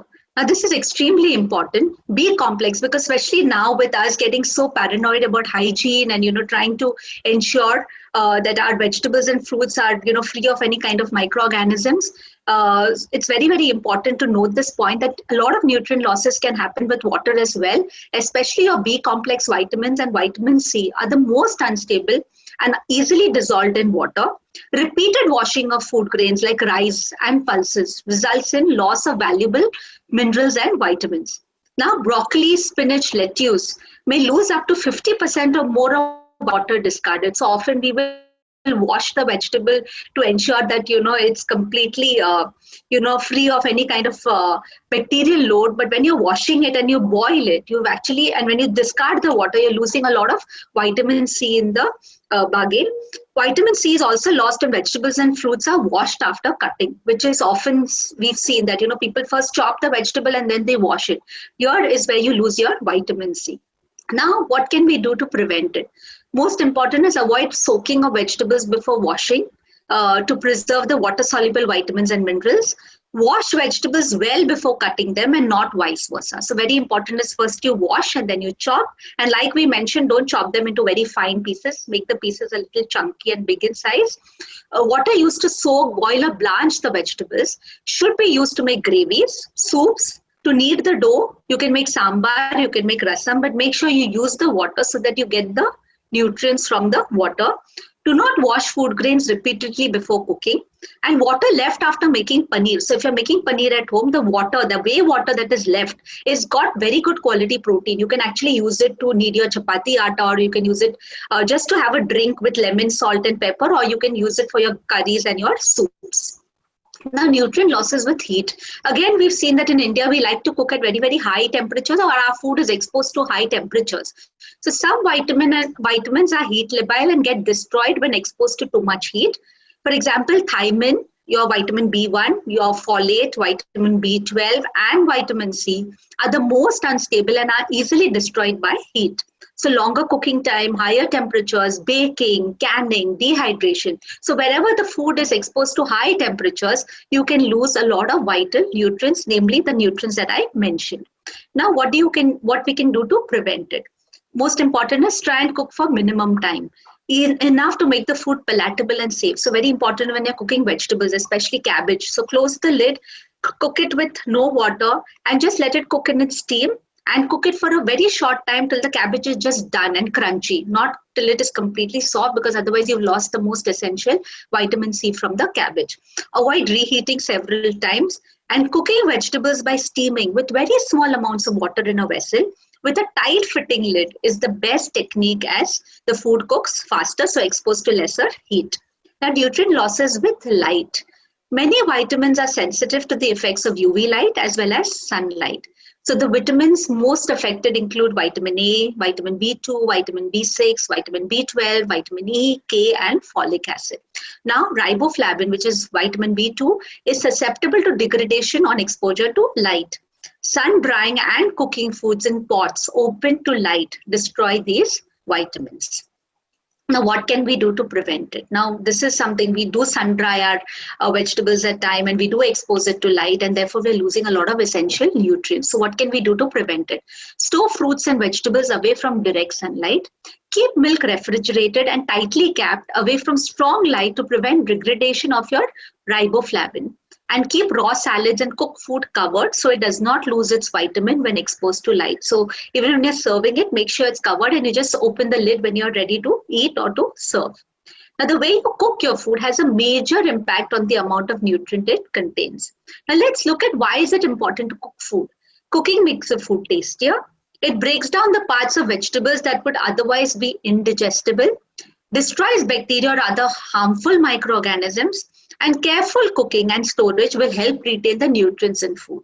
And it makes the phytochemicals more available. So cooking also has its own benefits. And therefore, when you're having raw foods, it's important to also have certain foods in the cooked form. Now, for example, tomatoes. We all know that tomatoes are extremely good. It's got lycopene. But when you heat or puree the tomato, the lycopene becomes more available for absorption. Therefore, cooked tomatoes provide a better antioxidant effect because it's got more lycopene. And therefore, your tomato sour or your tomato soup has actually got more lycopene, or even your tomato sauce has got more lycopene than your raw tomato. Now, soaking. Now, soaking of grains and pulses helps to reduce the anti-nutritional factors. Now, there are certain anti-nutritional factors in food, such as phytates, tannins, and enzyme inhibitors, which decrease the absorption of certain nutrients. So, soaking actually helps to reduce these anti-nutritional factors and makes the nutrients more available. Boiling. Use minimum water while cooking, just enough to cook. And when boiling, let the water boil first and then add the raw vegetables. So don't add the vegetables to boiling, to the water which you've just started boiling. Let the water boil well and then you add the raw vegetables so that the vegetable is in the water for a shorter duration.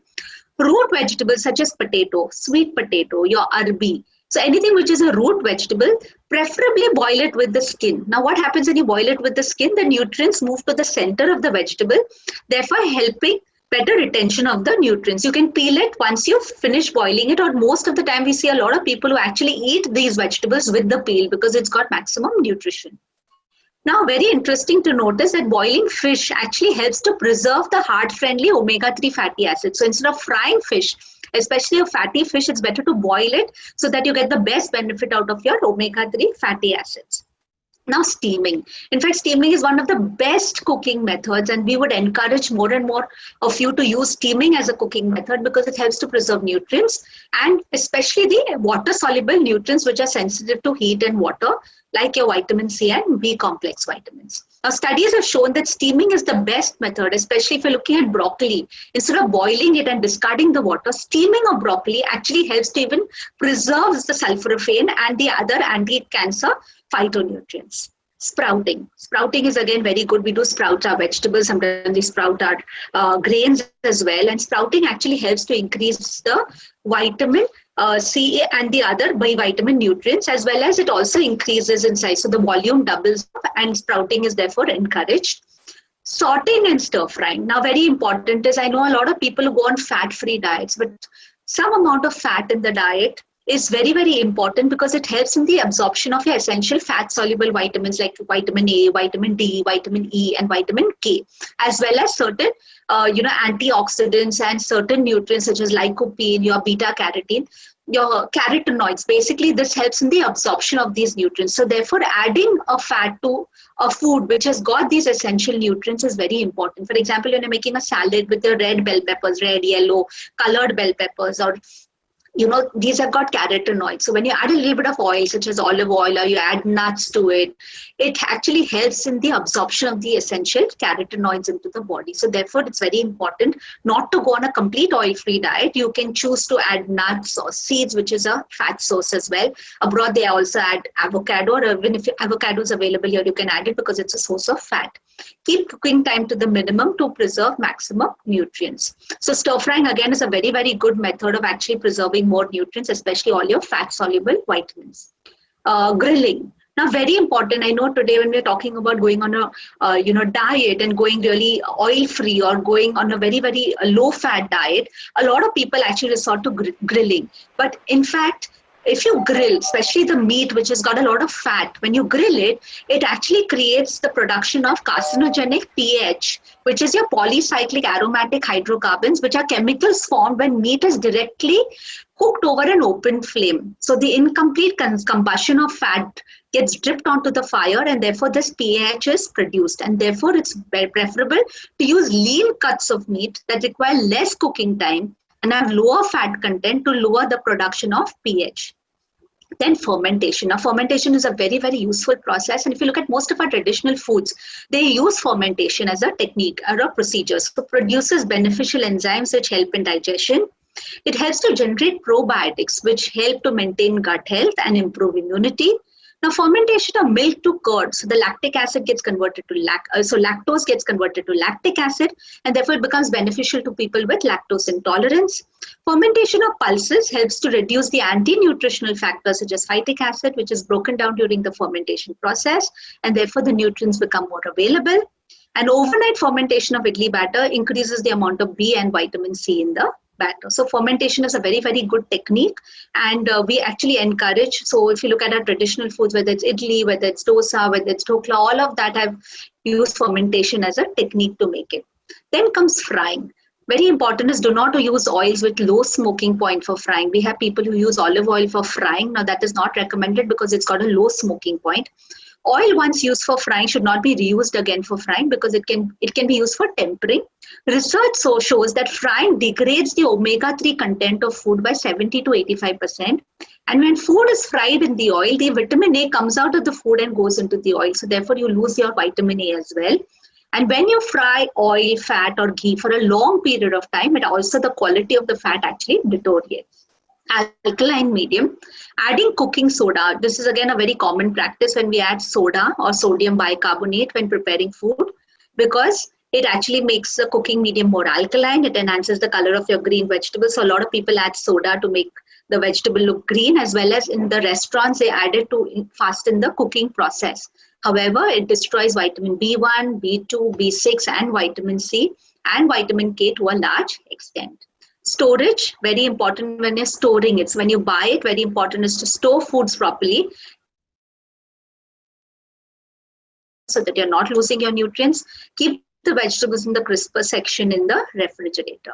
Now, this is a very good initiative by the government and FSSAI where you're fortifying food. So using food as a vehicle for fortification with essential micronutrients which are seen to be deficient in our population. So oil, your rice, your wheat flour, salt and milk are the 5 vehicles which are fortified with different micronutrients which actually help to take care of the nutrient deficiency. So food fortification is again a very, very good thing. So if you use the right methods of growing, harvesting, storage and cooking food, you can actually get the most of your nutrients. So thank you so much for your patient hearing. Whatever I've spoken now is in my book, Diet and Diabetes Simplified. There's a chapter on this written by my colleague, Ms. Natasha Kapre-Vora, and the book is now available on Amazon and Kindle. Thank you so much. Thank you, Cheryl, for an elaborate talk on farm to fork. And actually, you took us to our undergrad learning, but you have elaborated it so well and not missed out any point.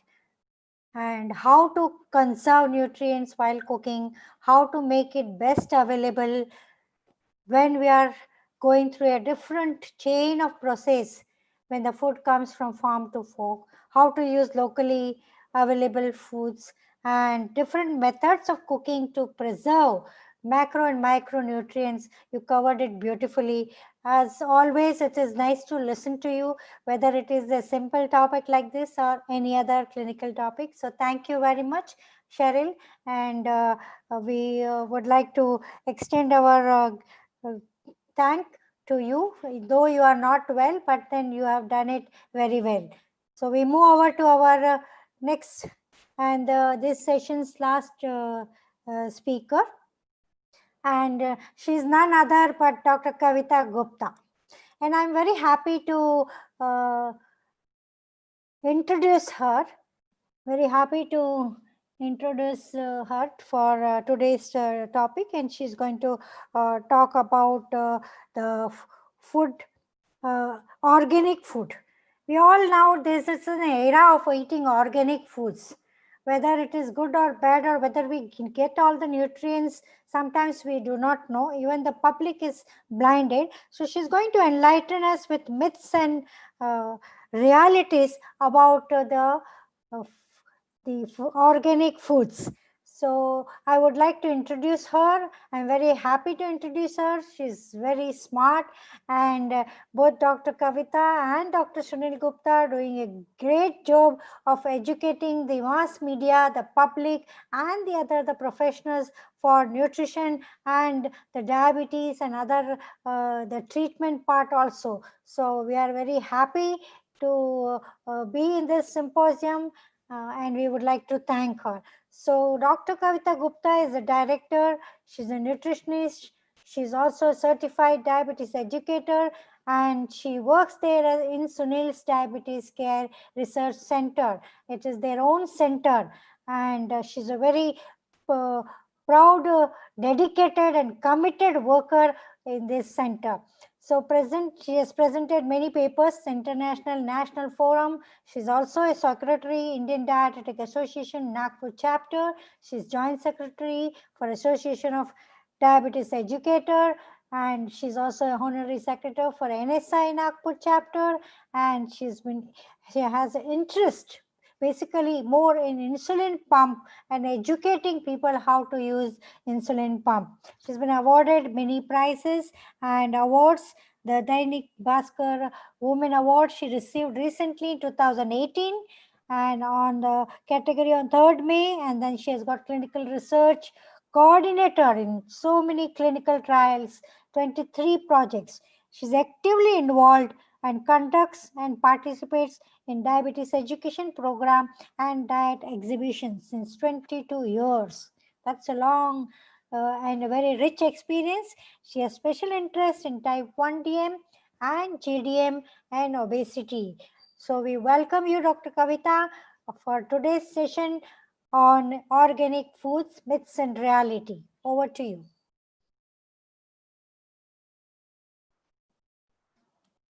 So hello friends, and welcome to the Nutrition Symposia, which has a theme of Kitchen Your Medicine Box. And today I would be talking upon a topic which is not much talked upon or thought upon on this platform.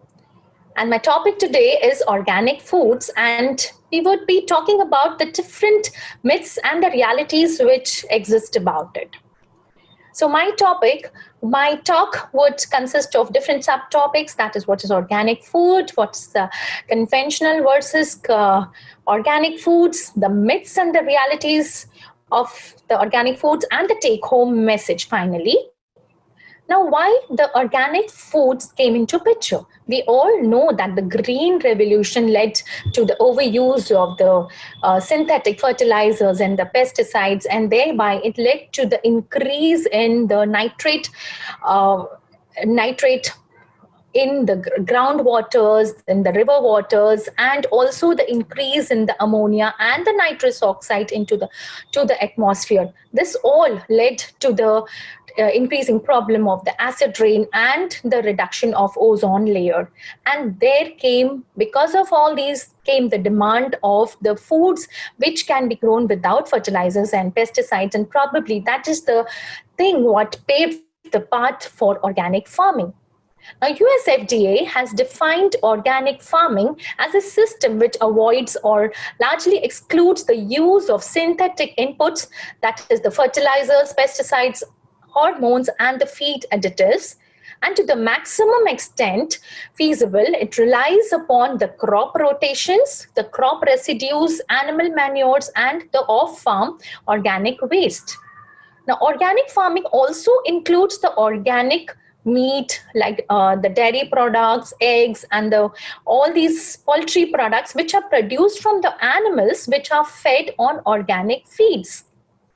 Now let us understand upon the principles and the components of the organic farming.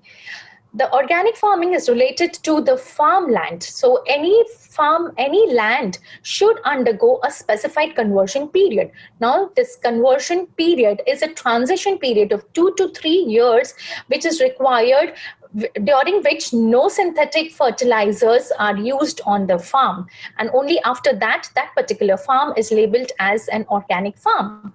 So it has to be very particular, and there are no use of any organic source, no genetically modified or engineered products or things has not to be used. Only natural or non-synthetic organic fertilizers should be used, like the green manures, natural sources of nitrogen, or the deep-rooted plants. Moreover, the pests and the diseases and the weeds must be controlled in the natural manner. And overall, only natural and non-synthetic pest and disease control measures should be used. And only the permitted additives, flavorings, and substances should be used. And once the product is finished, it should be separately labeled and should be kept separately. And moreover, the farm should be certified by a third-party certifier. There are many certifications which can be done by any farmer, and the record should be kept in accordance with the regulations, so as to so that it can be available to the auditor as and when required.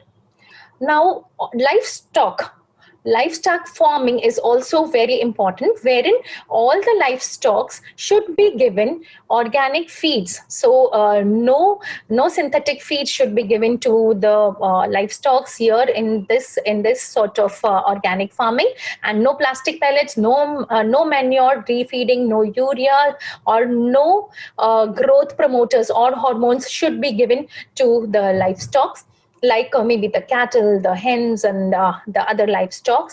And no synthetic internal pesticides or no medications, except for the few vaccinations which are allowed, can be given. And even the water should be of the drinking quality, good quality. Water should be used. Now, when we compare the food of the organic versus conventional food, there are few minerals and the antioxidants which have been seen, seen that it has been increased in the organic foods.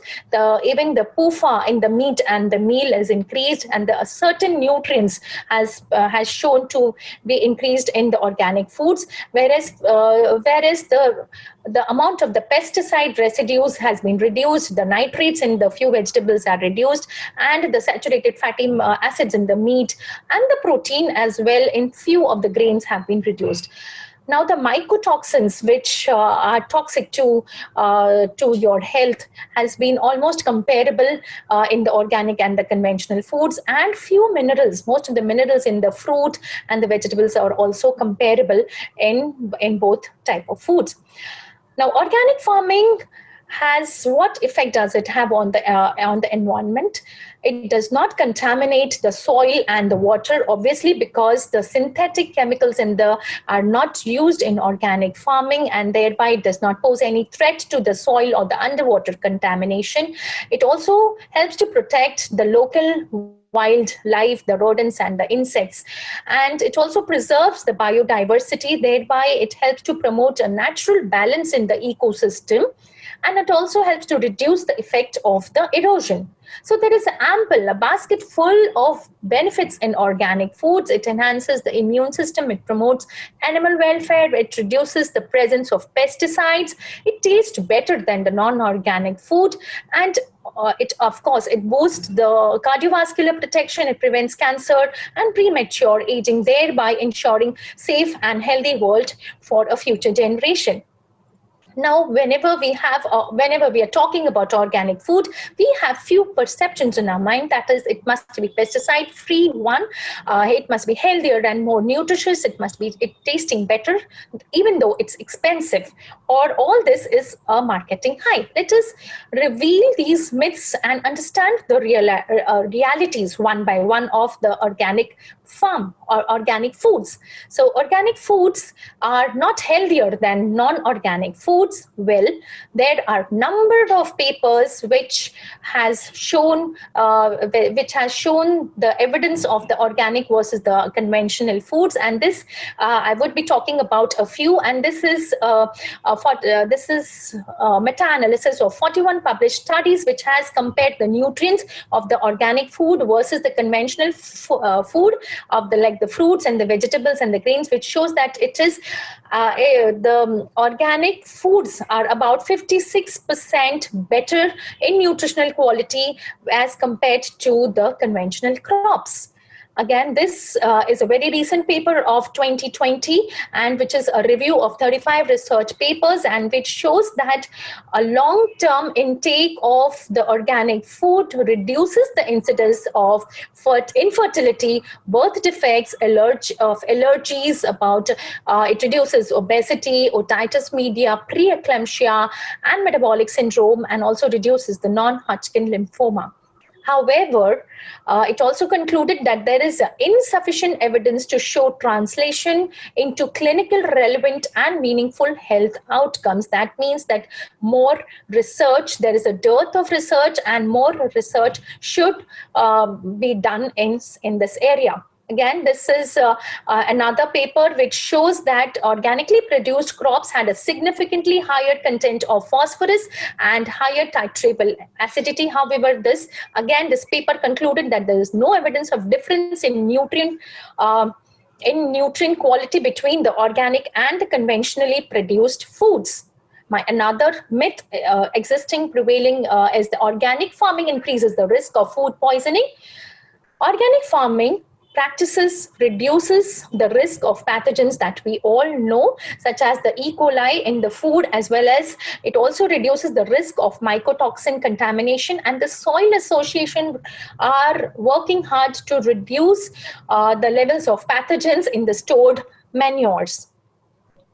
Another myth is, are consumers paying too much for the organic food? Are organic food expensive? Obviously, because it has a transition period, the transition period of 2 to 3 years, where the farmers have to incorporate a big amount of their investment has to be done during this transition period. Then the crop rotations, which to improve the soil structure, which has been done. The animal feed, the use of husbandry instead of agrochemicals, the preservation of natural habitats, all this actually makes the organic food costly. But at the end of the day, we also need to understand that every good thing is expensive. So I think at the end of the day, we also have to see the pros and cons. And finally, whatever gives you the best health, I think we need to choose that. Organic farming is not economically viable. This again is a myth. But yes, we also know that any intensive farming destroys the fertility of the land, and it is not sustainable for a longer time, because there is a continuous cycle of all the chemical and the pesticides which are used. So now there is also upcoming farming type of organic farming, that is the hydroponics, which can enable the young farmers to invest on this organic farming, and they can set up their hyper local farms which produces massive yields. In fact, the vertical farming, these all can be included, and wherein the farmers can also earn a handsome amount. So organic crops yields are always less than conventional. lower, what is the reality? The lower crop yields may be encountered at the transition period. We all know that this transition period is a challenging period for the farmers. So yes, in the transition period, it may be difficult, but many papers have shown that over the period, the yield increases, and they are almost high or as at average to the conventional farming. Another myth is that the organic farms are small vegetable operations, not real farms. Now, there are numerous specialized smaller farms which grow vegetables, and even the larger field crops or the livestock operations can be certified. So it is not necessarily they have to be small farms. Even the big, larger farms can be certified. The whole farm has to be certified and not just field, which is not true. Even the organic farmers, usually they start with the smaller part of their farms, and once they become familiar with their systems in their markets, they often certify the other additional acres of their land. Another myth, does organic and natural mean the same? No, actually, the natural and organic are not interchangeable terms. In fact, wherever we find the word natural, the food labels means that there is no artificial flavors or the colors or the preservatives are used in that. However, organic, it means that the methods of or the materials used in the produce of the food, of the ingredients are all organic. So what is the global scenario? You've seen that Australia has the largest share of organic agricultural land, and India ranks 9th in the terms of world's organic agricultural land and first in terms of the organic agricultural producers. There are a number of commodities which are being produced by India, like the spices and the grains and the fruits and the vegetables. And this is the quality. We can see this is a chart which actually shows us the quality of the soil of the different states, which has improved the microbial biomass, carbon, which has increased the macronutrients, the nitrogen, the phosphorus, and the potassium of the different cities, which have improved over the time because of the organic farming. And again, these are the different certifications which can be done to recognize as and where the farms can be recognized as an organic farm. India also has their own certification. The India Organic is a certification mark, and which is issued by the Agricultural and the Processed Food Products Export Development Authority. And FSSAI, that's the Food Safety and Standard Authority of India, have very recently in December 2017 introduced the Jaivik Bharat logo, and it helps the customers to identify authentic organic food.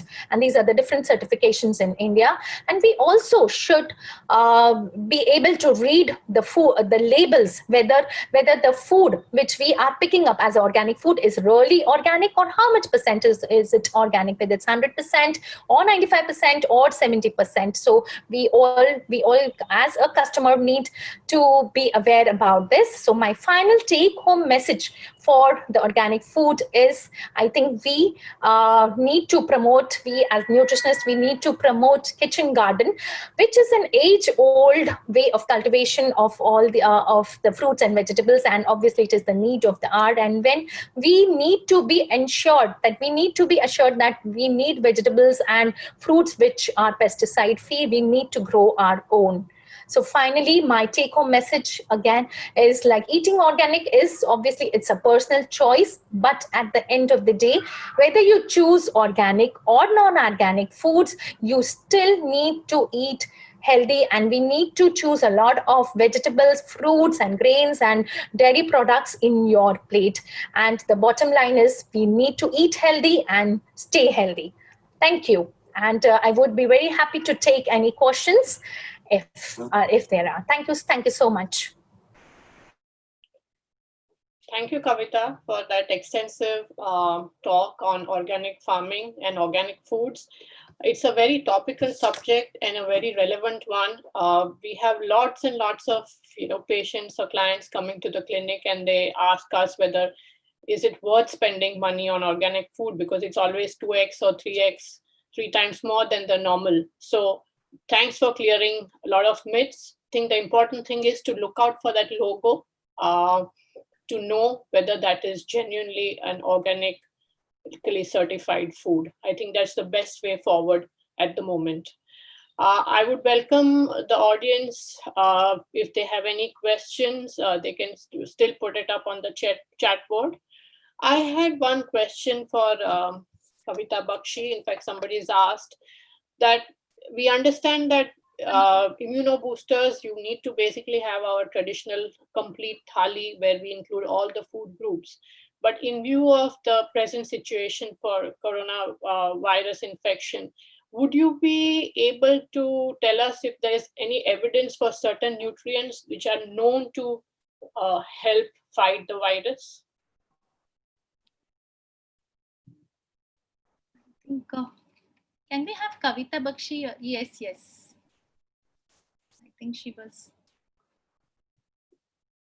Yes, Kavita ma'am, did you hear the question?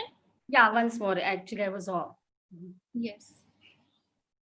I think, can you repeat with the question, Neeti? Yes. So the question is that, do we have evidence for any or some of the nutrients as immunoboosters, especially to fight the coronavirus infection? We understand that it has to be a complete plate. We need to include all food groups. But do we have any evidence for any particular nutrients as such? No, not yet, because it's just 3 months of time and research is going on. So as such, we do not have any evidence, but it is from the literature, whatever I have presented. Okay, right. Kavita, you did mention about crop rotation. Could you perhaps elaborate a bit on that, Kavita Gupta? Yes. Actually, basically, crop rotation is it's a practice where in a farm different crops are sequentially sown. So rather than just sowing only one type of a crop, there are different crops which are sowed in a field so as to improve the quality of the manure, and so that it improves the full quality of the soil also. So that is why nowadays the farmers, they are actually opting for crop rotation rather than emphasizing only on a specific type of crop to improve the nutrient quality as well of the soil. Right, great. There's another question here. Somebody is asking that, is organic food particularly useful for diabetics? No, not really. I think we never recommend never recommend a particular type of a food, but yes, if given an option. So because there are many constraints to it, the cost is a big factor. So if anybody can really if can really buy 1,000 rupee kg anything, maybe organic food, then yes, I think they should opt. Another important aspect for organic food is we really do not know from which farm it is coming, because whether that farm has gone through the transition period, because unless we have that logo of Jaivik Bharat, where it emphasizes that this product is it's coming from a farm, from a particular farm. So there are many issues there, as we all know that every coin has two sides. So I think organic foods also have this pros and cons, but yes, organic food should be promoted, and if possible with the pocket, and because there we have seen that there are few nutrients, and especially like phosphorus and vitamin C and other nutrients which we have seen higher in organic foods. So if a diabetic can he can possess, like I mean to say, if it's easy for him to take, so yes, I think he should. Otherwise, there is no said recommendations that you should buy organic foods. With the permission of the moderator, can I just comment on this? Please come. Absolutely, please. Dr. Absolutely. Welcome you. We welcome you. Thank you very much for every one of you being with us.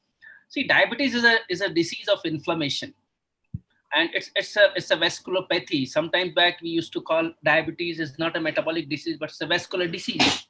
And most of the complications are vascular complications. No, I'll have to go to the other hall, so I'll just finish up here. So most of the complications are because of the inflammation. And it makes sense if you give something which has a direct or indirect benefit on inflammation as a whole. Maybe we don't have data, we don't have evidence, we can't recommend it. But as a academician, we can certainly discuss on this in future.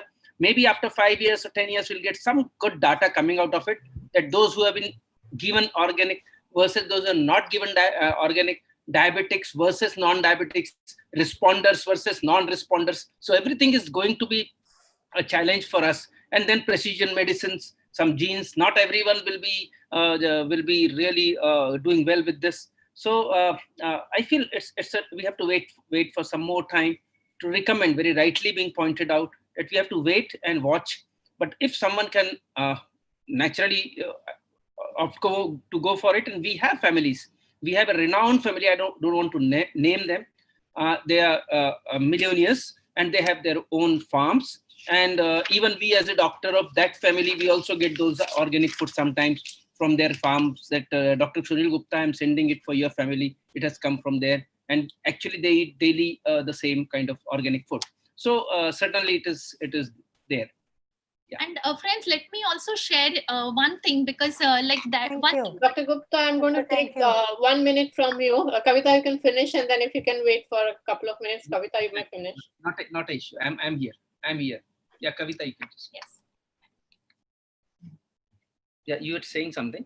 No, I was like just adding, see, at the end of the day, even if there is a kg of tomato which is grown in your own house, so I think, the happiness, the taste, or the thing, you feel so happy seeing at that 1 kg of tomato, or that, so I think at end of the day, that is also important when we are also talking about the organic farming also. Yes, it is almost organic, and it is actually farm to fork. It is combining both the concepts. If you can have your, in big cities, it will have to be the kitchen balcony or the little terrace or the little window that we have.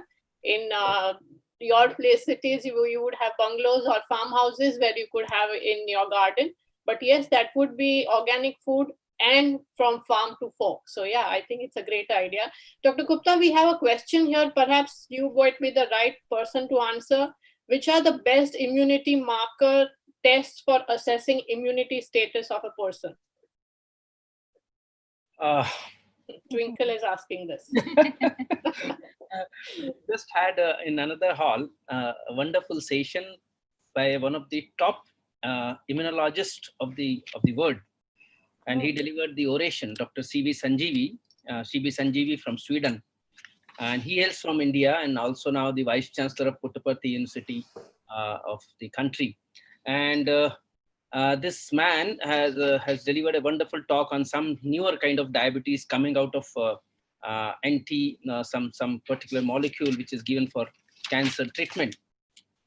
So where immunology was quite heavily involved. Having said that, it is very difficult to actually measure immunity honestly. And we have immune markers, but then that is mainly for research. You can go for, usually we do these test or inflammatory markers only during the disease, if they're like even for a patient with COVID. Now you do monitor the CRP levels, or in the research lab, they go for IL-6, IL-5, IL-2, TNF-alpha. So you have a lot of markers which can document that there is evidence of inflammation. And these are biomarkers which can actually document inflammation. But to see whether you have a good quality immunity, I don't think we have anything which is proposed or recommended test to see the immunity of a person. But it's a googly question for me. Thank you so much. Thank you so much. Yes. Yeah, that was perfect. Question for Kavita Bakshi: examples of best immunity boosting Indian recipes. Thank you very much, Niti, and thank you. Saloni madam, thank you very much for us. I'm sorry I'm interrupting again because always up. Always okay. Thank you for your time. Everyone, Kavita, Salomon ma'am, everyone I can see. Niti madam was there. Yeah, Nazneen, Vali madam. everyone, I have a lot of regards and respect to you, and you people really are with me always for Nutrition Symposia. Shilpa, Cheryl, everyone always there with us, and thank you very much on behalf of Hello Diabetes Academia. And we will continue our endeavor towards educating people across the country. Let me tell you, we have around 20,000 people registered for this meeting. Wow. At any given time, you have at least 3,000 to 4,000 people logged in. So we are fortunate enough to have you all here. And I have intentionally given less time for lectures and more time for discussion. So, people are more interested in to listen rather than a monotonous lecture. Just few minutes ago, Kavita was telling me before her lecture started, आपने मेरे को unnecessarily जल्दी करने के लिए बोला. I'm telling you the fact. Okay. जल्दी करने को बोला, मेरे को 15 मिनट में करने को बोला. I said I requested every one of you to do that so that we have enough time. Now see, you still have 10 to 12 minutes for discussion. So I feel we should discuss, we should learn. Best teacher is that teacher, and best teacher is that who try to solve the problem, maybe basic questions, maybe bigger questions. But I feel let us discuss, let us learn through discussion rather than just monotonous lecture. And that is why in all the medical session or nutrition session, we have enough time for discussion. So thank you very much once again. Thank you. Thank you, Dr. Gupta. Congratulations. Thank you, ma'am. So if we carry on with a couple of more questions, if we have time, Kavita, this is for Kavita Bakshi. Immunity boosting Indian recipes, please. Examples. Is Kavita Bakshi there? Yeah. Yes, you can keep your window on. Even Renuka can keep it on so that we can actually see virtually each another. Yeah. Yes, Kavita Bakshi. Yeah. Yes, ma'am. Yeah, we have the recipes, the combination of cereal, pulse, vegetables together. Like we have vegetable khichdi, then we'll have dal dhokli. Then in Maharashtrians, we have gola bhat, we call it as. So perfect combination of cereal, pulse, vegetables, fats, everything together. We have, like buttermilk with chia seeds, pepper, and turmeric. So those are the hydrating, immunity boosting recipes. Then sprouts combined with what we call as our murmura and vegetables, and also pomegranates together, fruits together, that also we can have as a immunity. So combination of everything together can be made as a immunity. This I think the kitchen head like our Annapurna will have to incorporate and think and put it in single recipes. Then thali innovative, yes. Yeah, multi-grain thali pit with vegetables and all the spices in it, like ginger, garlic paste and pepper. So together they can be as immunity boosters. Right. That's great. That was nice. Thanks for sharing some of the most common recipes or certain foods which very often it doesn't come to one's mind. So thank you for highlighting it. We don't have Cheryl with us, so we cannot ask her any questions. So Kavita Gupta, one more again. Are organic foods good for renal patients? Dr. Trupti is asking. Oh, so see again, so there is no research paper on that, but finally, when we see that, when we finally, when we come down the crux of the talk, that yes, it is rich in micronutrients, but yes, there were papers which said that the amount of the nutrients in the conventional grown foods and the organic foods is almost the same. So except for few nutrients which were more, I mean to say for renal patients, we really do not have any data. Again, we really lack data at the end of the day. No, but we do have, Kavita, the content of these minerals from organic food. So when you see the content, the phosphorus and sodium, you can decide how much to use it. Yes, so I think somewhere the labeling of the food would also help us over there. Exactly. And I would also like to focus on a different type of a farming, which I just came across, the hydroponics, which I was telling. So this is again a type of a farming where the farmers usually put all the nutrients in a liquid in a liquid form, and there is less of soil, less of place which is required. And I think this is an upcoming type of a farming which also preserves all the nutrients. Right, great. Salome ma'am, would you have any comments before we wrap up the session, or any questions? Salome ma'am, I would like to just comment on crop rotation.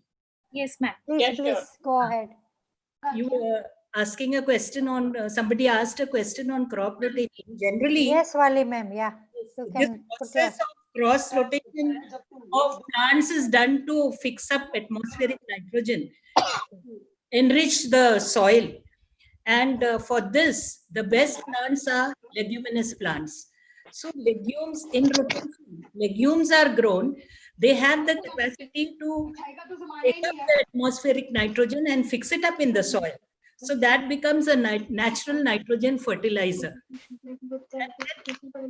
Mostly for crop rotation, as far as I have seen, in many places, farmers used to plant soya bean, because soya bean is supposed to be the best legume to pick up this atmospheric nitrogen. So they rotate it with a legume and then a cereal. So in this way, they naturally enrich the soil, and there is no need to add artificial nitrogen fertilizers. Just add this. Yeah, so I think we do not have any more questions in the chat box. Yes. Anybody want to ask questions? We can open. Otherwise, I think we've got it on the chat board, ma'am. I think we can wrap up the session. We have another session coming up. So thank you once again, all the speakers, for the wonderful talk. And we had a nice exchange of ideas and question answer session. So we will be wrapping it up here. Thank you once again, Dr. Kavita Gupta, for this opportunity and for this session. And thank you, Salome. thank you so much, both the speakers, and you did a wonderful job for from basics to the critical point. So we thank you for both the speakers and my co-host. On behalf of, we would thank the organizers, Dr. Kavita. In spite of being an organizer, she's given been as a speaker also. So tremendous energy. And we thank Dr. Sunil Gupta also for his always very good approach, simple approach to the give education to the mass public, and also interactive sessions with the speakers. So we thank you for this. And the medicine box which is there in kitchen, we must open it and use it as elaborated by different speakers. Thank you so much. Yes, thank you so much for being there with us. Thank you, Neeti. Thank you, Salome ma'am. Thank you, Kavita Bakshi ma'am. And of course, you have to be there. So we would really love to have your comments and in all the discussions. Like we had Sabia Wali's ma'am's comments. So now moving to the next session. Can we have the moderator actually? Yes, hi Kavita, I'm here. Good afternoon. Okay, you are here. Okay, Rucha. So yes, now moving to the next. I would like to grab this opportunity to introduce you. And we have the young, dynamic, the beautiful, the bold, Dr. Rucha Mehta. She's the endocrinologist from Ahmedabad, and she is very well known for her academic and her auditory skills. Thank you, Rucha, for joining us. And we also have with us Shubhda Banod. Hi, ma'am. We have Shubhda here. Yes, I'm here. Yes, thank you so much for joining us. And she is again a young, dynamic, enthusiastic nutritionist from New Delhi. She is also the executive member of National Diabetes Educator, and the floor is all yours. Thank you. Thank you. Great. Thank you so much for that kind introduction. And congratulations, first of all, to both the Dr. Guptas for a wonderful meeting. And it gives me immense pleasure to be hosting this session that is very near and dear to my heart. And so my co-chairperson, we have spoken. TED Talks is always fascinating. It's always fun. And what better time for it than Sunday evening? So what we are going to do in the next hour, we will take you through your kitchen cabinets. So let's now take a walk. Before we go home to cook our evening meal and get ready for the rest of the week, we have some wonderful speakers coming to you who are going to give you some rapid fire TED Talks and leave you thinking. So when you leave this seminar, we always save the best for last, and not only the chairpersons, we have the best speakers and the best talks coming to you. So over to you, Shubhda, to introduce our first speaker. Thank you, Dr. If we can have the CV. Yeah, so we are all set for the short, powerful sessions, the TED sessions. And our first speaker is Ms. Geeta Dharmati. She is doctorate in clinical nutrition and is a registered dietitian, director of Geeta NutriHeal Nutrition Consultancy, expertise in internal and parenteral nutrition. She has held up setting up of hospital dietetics department with achievement of quality accreditation of Department of Dietetics, designing of obesity support group and scientific management of obesity clinic, active involvement in academics, adjunct associate professor with Pune University, guest faculty with SNMS nutrition session with AFIH course, contribution towards nutrition session in media through television and newspapers. We welcome you, Geeta ji, and we'll here to listen what you have to say about fats and oils, which has always been a topic of controversy, what fat to use, what oil to use. And fat has always been the villain as far as diabetes control is concerned, weight management is concerned, hypertension is concerned, cholesterol is concerned, but things are changing now. And we would like to now hear your views about it. Over to Dr. Geeta. This is an interesting session, and the topic here is kitchen, your medicine box. Thank you, Dr. Kavita Gupta, Dr. Sunil Gupta, to have invited me to interact with your audience and giving you a closer impact of day-to-day kitchen ingredients. And I'm very happy with the topic which I've been given, that is choosing the best from kitchen fats and oils. Because when you actually enter the kitchen, you are so confused to understand about your fat, because every day there's a new theory which is coming up. So I could say we are left with a lot of questions in fat. That is, which fat, how much fat, should I use fat, which diet has a lot of fat but still it is giving me weight loss impact. So with so much of hue and cry about fat, let's get into deeper aspect of this fat in this 10-minute session and learn looking the fats and oils from practical perspective. It's easy to talk about MUFAs, PUFAs, FSAs and the scientific background about percentages, but when it comes to reality, if we fail to understand how much, which, when, and how.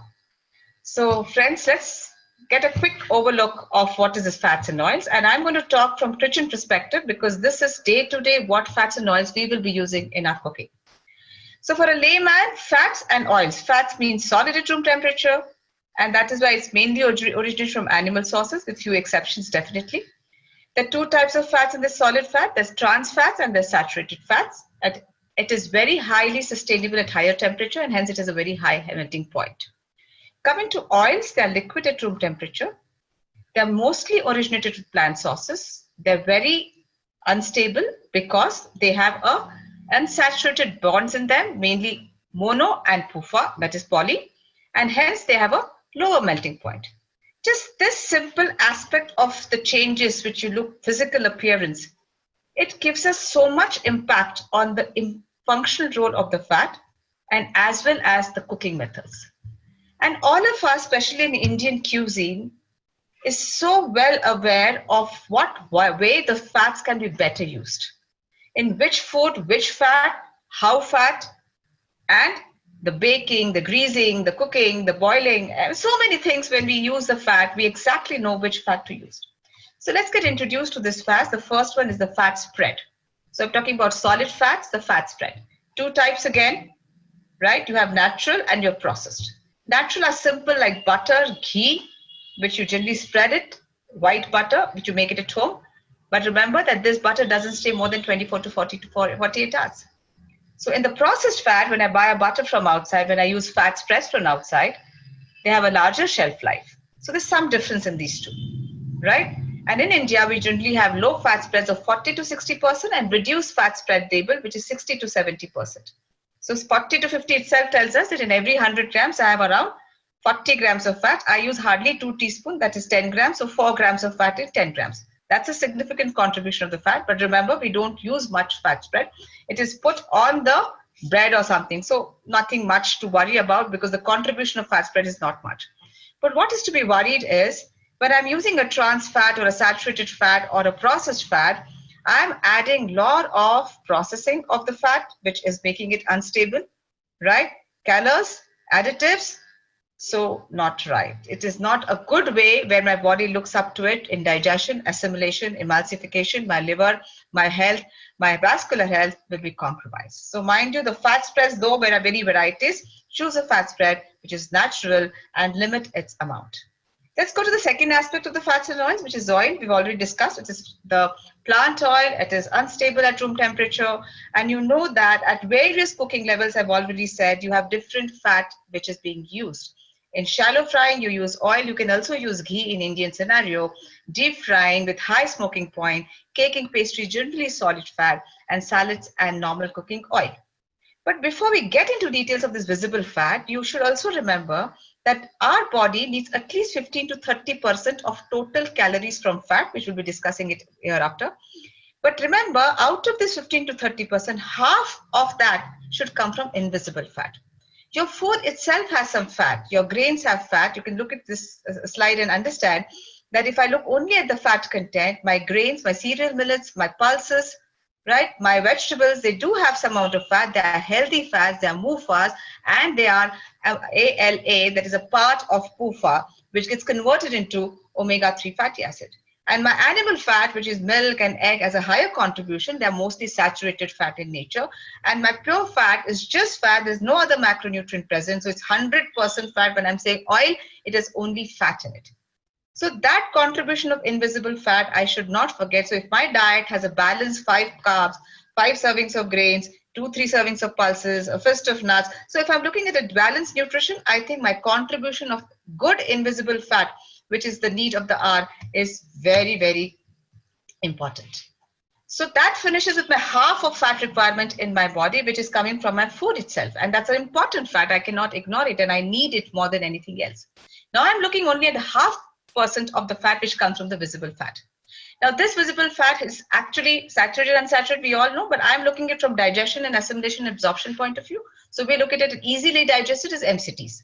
So coconut oil is very much in the news, and we know that how beneficial is it, but it's a saturated fat.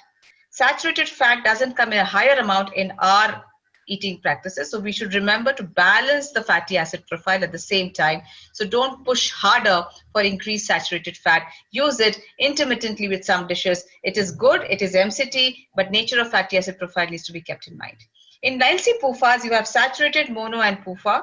We don't look at saturated PUFAs, because saturated long chain fatty acids, because they are butter, lard, and or dairy fats, which do have a higher amount of trans fat, and it's very difficult for the body to assimilate and digest it. But mono are more preferred, and olive and canola are very good sources. Canola is a rapeseed oil. Mustard is different, rape is different, right? So PUFA is omega-6, omega-3. The challenge is I need a good balance of all this. And you don't have one single fat which tells me, look, here I am. And that is why the whole confusion all about, because you can't forget the 15%, the 0.5% of your invisible fat, that is your eating habit, your diet, the Mediterranean diet, especially when we look into it. It's a very good fat, very good, high amount of vegetables and fruits. So it's 15% fat, which comes up, which is the best fat. Then you add more of omega-3 in the Mediterranean diet. So it becomes a balanced diet. But in Indian cuisine, when I look at it, my 0.5% is very, very poor, because my diet has been replaced by processed foods.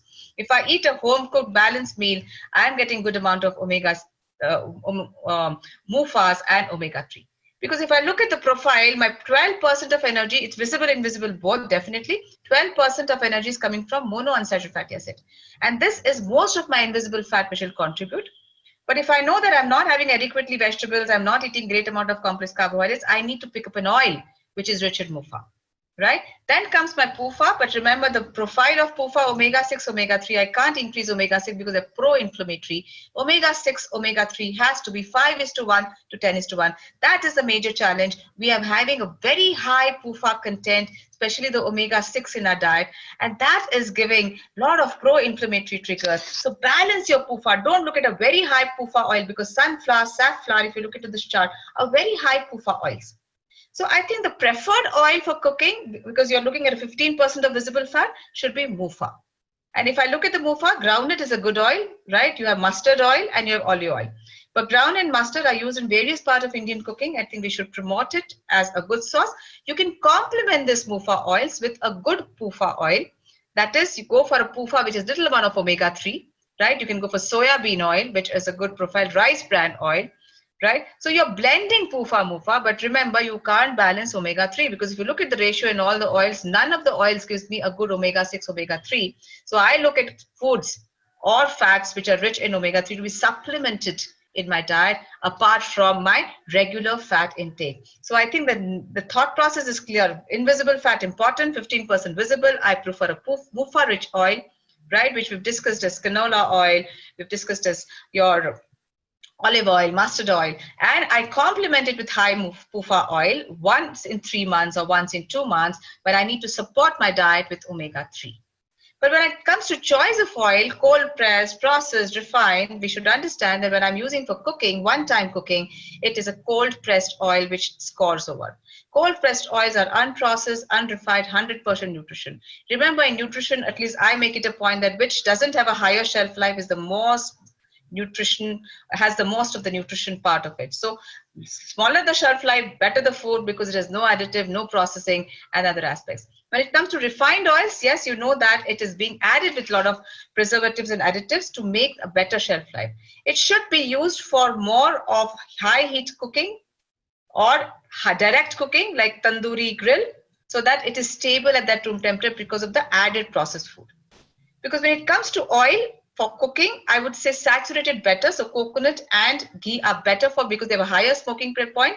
They're stable at higher temperature, so they are better for frying, unless you use it for a limited amount of time, right? But if you look at the PUFA oils, so safflower, sunflower, canola, corn oil, they can be used also for frying, but regular frying is not done generally in the households. So you can think of using ghee as a source of frying when it really looks into it. Because when you look at frying component itself, the process of frying involves lot of oxygen consumption with the food, and after the oxidation, there's a dehydration, hydrolysis, and hence you polymerize lot of hydrocarbons, acids, alcohols present in the food, giving you lot of dimer cyclic compounds like acrolein. You get lot of trans fats. So these nature of fats are not very good, and they are highly carcinogenic and gives lot of oxidative stress. So friends, I think this concept is very good, very clear when I look at my kitchen fat, that I know what fat to use. I know I need to push more for cold pressed oils for one-time cooking. And the storage of oil is very important, because we've been talking unsaturated fats are very, very heat liable. I need that to complete my fatty acid profile. So I use a smaller vessel. I use a less exposure vessel to store my oil, and it should be always stored in cool and dry places. Don't get the bulk oil, get packaged, cool in dry places, in dark and dry places, and then you can use it. So I think the take home message from me, friends, is my fat cannot be ignored. It is a vehicle carrier for a lot of vitamins. It has a very important role to play in my body. So it's 15 to 30% of my calories. But remember, out of that, 15 has to come from my invisible, so which is first 5 servings of vegetables, good complex carbohydrates from whole grains, and my nuts 2 fist in a day, which gives me good monounsaturated fatty acid, which we have already discussed is 12% of this 15 to 30% of my fat. And then I need visible fat, mostly cold pressed, to be cooked for one-time cooking or no cooking. Fats which are not heated are the best fats. Salad oil is the best fat, invisible fat is the best oil. But when I'm heating it, now I have to make a choice that, okay, I need 3 teaspoons of oil in a day, so I can use a high MUFA oil complement with a high PUFA oil. But when I'm smoking or when I'm using it for frying, I'll use it with a high smoking point. And I also need saturated fat, but the best saturated fat is the homemade clarified ghee, which can be used 1 to 2 teaspoons every day to make up for your saturated fat. Dairy also has some saturated fat, but avoid the saturated fat which comes from your processed food. Thank you very much for a patient hearing, and I hope it was very informative. Looking forward for your questions and interactions. Thank you once again, friends. Great, thank you. I'm waiting for my co-chairperson. Are you still there, Shubhata? Yes, I'm there. Yes, that was a very nice session by Dr. Geeta. And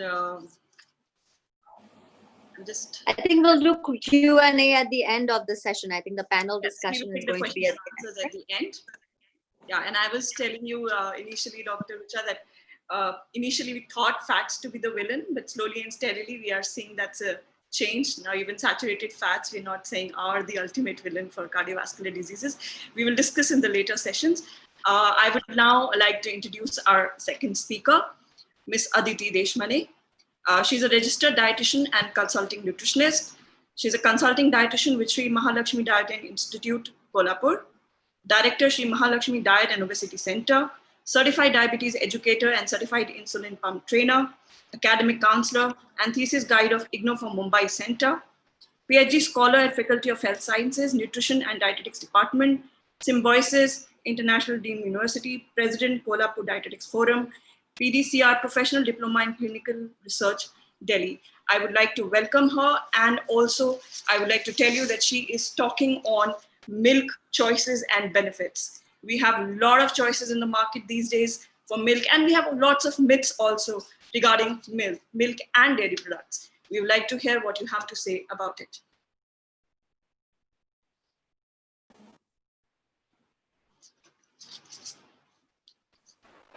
Good evening, everybody. It gives me immense pleasure today to be here and sharing my views with you. I would like to thank Dr. Sunil Gupta and Kavita ma'am for giving me this opportunity. Nowadays, everywhere we look, there is someone telling us about healthy eating. But in spite of all the information available, at the end of the day, we are confused. And in this confusion, we simply have forgotten about the simple ingredients which are present in our kitchen cabinet. And one such ingredient is milk. So today I'll be speaking about milk, its benefits and choices. Now, we all have been enjoying milk for many years, and by definition, it is a nutrient-rich fluid that the female mammal produces to feed their young ones. Now, milk has recently come under fire, and it is a hot debated topic in the world of nutrition, not only by the paleo dieters, but also the welfare supporters for animals. And here is my attempt to decode the world of milk and help you understand the various options available today. So before going to the choices, let's see what are the basic benefits of milk. First of all, it is packed with nutrients. It is an excellent source of vitamins and minerals, especially vitamins like A, vitamin D, K, and minerals like potassium, magnesium, and zinc. It also helps in promoting muscle building. The proteins present in the milk, they help promote muscle building. It also promotes bone health, and it is also a good source of fats, especially the long chain fatty acids and the unsaturated fatty acids, which are helpful in our brain and heart health.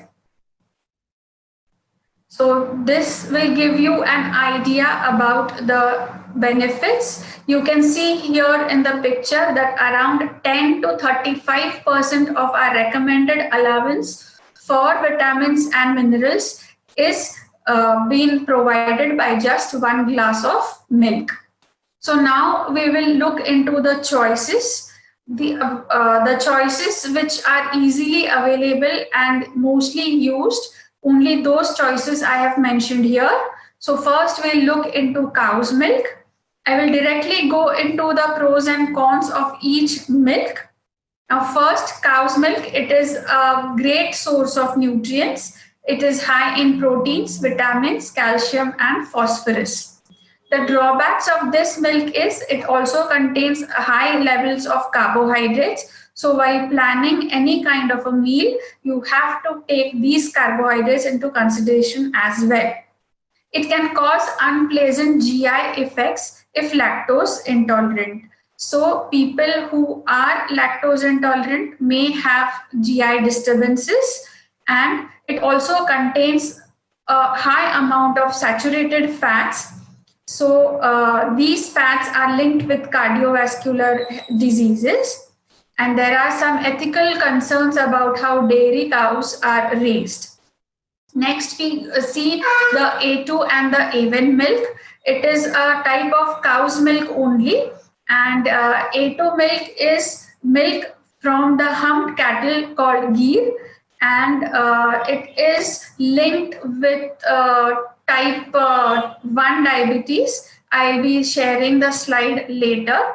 I'll just mention the cost here. It costs around 150 liters per liter, and it claims to be beneficial when people have lactose intolerance. Then is the buffalo milk. It contains high amount of fat as compared to cow's milk, so it is thicker, and thus it takes time to digest and keeps you fuller. But the things to be considered is the calorie content of buffalo milk. It is high in calories as compared to cow's milk. Then we will see the basic then we'll see basically what type of milk we get into market. The whole milk, standardized milk, tone milk, and double tone milk. These milk, they differ only into the fat content of the milk. For example, cow milk, it contains less than 3.5% of fats. Standardized milk, it contains 4.5%. Tone milk, it contains only 3%, whereas double tone milk, it contains only 1.5% of fats. Then comes the goat milk. Now, cow's milk and buffalo milk is most commonly used dairy milks, and these goat milk, camel milk, these are the alternatives used. Now, it came to fame with the rise of a paleo diet, where they recommended to consume goat milk instead of cow's milk. This milk, it is high in nutrients such as calcium, protein, phosphorus, riboflavin. It is again low in lactose, so it is beneficial for lactose intolerant people. It also contains more of calcium as compared to cow's milk. Again, it contains more of saturated fats, so that thing has to be considered.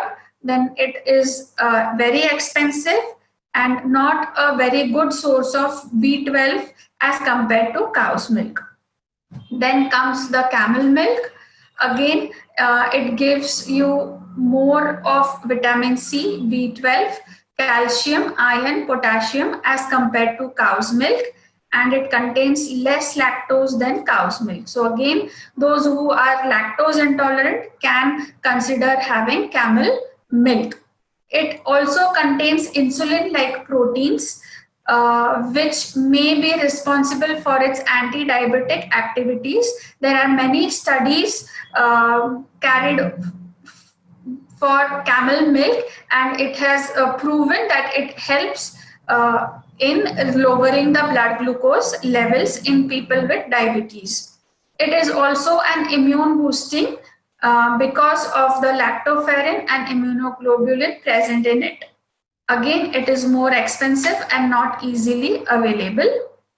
Now, these were the dairy sources of milk. Now, there are alternative milk also, and these milk are basically taken by people, those who have on dietary restrictions, have health concerns or ethical reasons.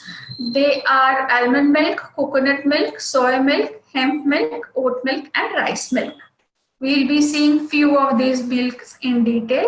First, we'll look into soya milk.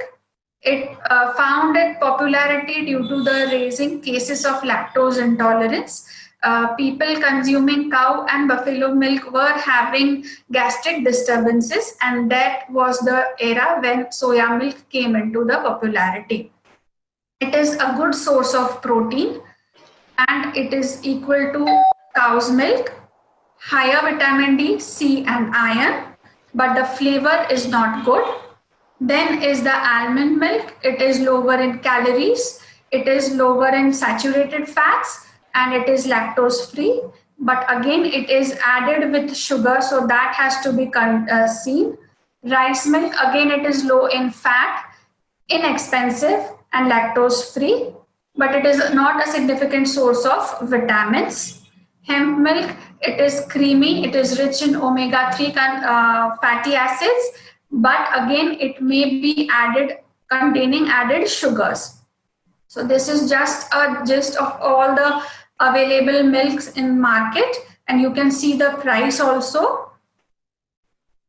Now, there are few studies pertaining to milk and diabetes. First, we'll see into type 2 diabetes. Now, there are various studies saying the fat content of the milk, especially the trans-palmitoleic acid and proteins in the milk, they are very beneficial in lowering C-reactive protein, then fasting insulin levels, and insulin resistance. There was this one study conducted in December 2010 where 3,000 around men for 10 years were studied and were found that those who were consuming high fatty acids from milk had lower chances of developing diabetes.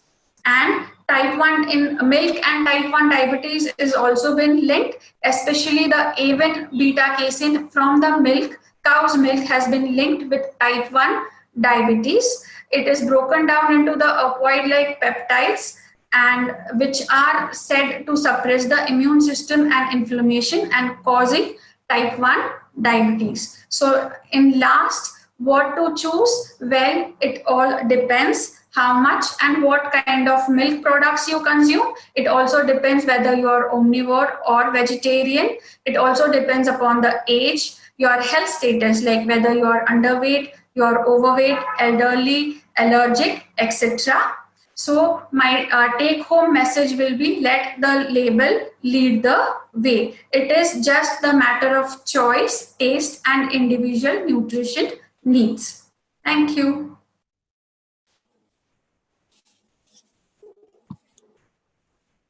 Thank you. Am I audible? Dr. Richa, am I audible? Yes, absolutely. We don't see you, but we can hear you. Yeah. You can see me? Okay, so I would request Dr. Richa to introduce our next speaker, and I will also like to thank our speaker for telling us so much about the milk, and we will get to the questions at the end of the session. And Dr. Richa, can you introduce our next speaker? Sure, Sushruta. Thank you so much. So it is my great pleasure now to invite Dr. Renuka Mende. She is a PhD in food sciences and nutrition, and she's also a gold medalist in food sciences and nutrition. We are very happy that we'll be learning from her 10 years of experience in the field of clinical nutrition. She has organized several corporate trainings on nutritional wellness programs. Additionally, she's also a consulting clinical nutritionist and a certified diabetes educator, and her area of specialty is critical care management. She consults on a daily basis or a regular basis to corporates on diet and healthy eating habits, improving on-site kitchens, as we all know that's the need of the hour, for corporate and hospital media contributor on nutrition and diet.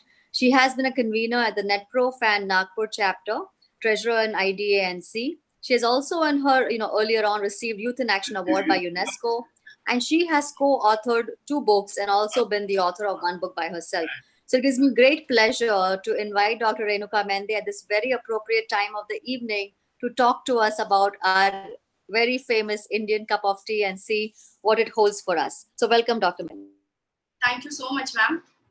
Can we have my presentation? Good evening, everyone. At the outset, I wish to thank Dr. Sunil Gupta sir and Dr. Kavita Gupta for giving me this opportunity to share my views on tea, a cup of good health. Well, to begin, tea remains the most widely consumed beverage in the world after water. Drinking tea has been considered a health-promoting habit since ancient times. The modern medicinal research is providing a scientific basis for this belief. Tea plays a significant role in our life, starting from early morning. Tea acts as a stimulant for central nervous system and skeletal muscles. Tea removes fatigue, tiredness, and headache. It also increases the capacity of thinking. It is used in lowering body temperature as well. Moreover, tea drinking has recently proven to be associated with cell-mediated immune function of human body. Tea plays an important role in providing immunity against intestinal disorders and in protecting cell membranes from oxidative damage. Let's understand the background how your tea is cultivated. Tea has become an important agricultural product worldwide, particularly in the regions lying close to equator. Your green tea, black tea, and oolong tea are produced from same plant, Camellia sinensis. Difference lies in the processing. Green tea is prepared by dehydration of tea leaves, which does not oxidize, and hence it retains the constituent polyphenols. Therefore, green tea has got highest percentage of polyphenols catechin group. Black tea obtained by tea leaves with the fermentation and is oxidized and contains mainly multimeric polyphenol whose biological activity is not well documented. Oolong tea is partially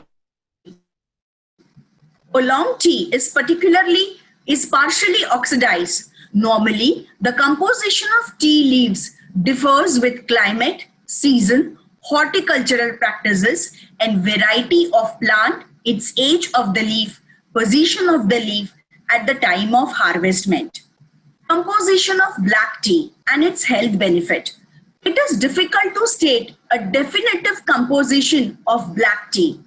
In the process of manufacturing of black tea, catechins are mostly oxidized to thiaflavins. For the tropical black tea, they occurs as 15 to 20% of thiaflavins and 5 to 10% of catechins on dry weight basis.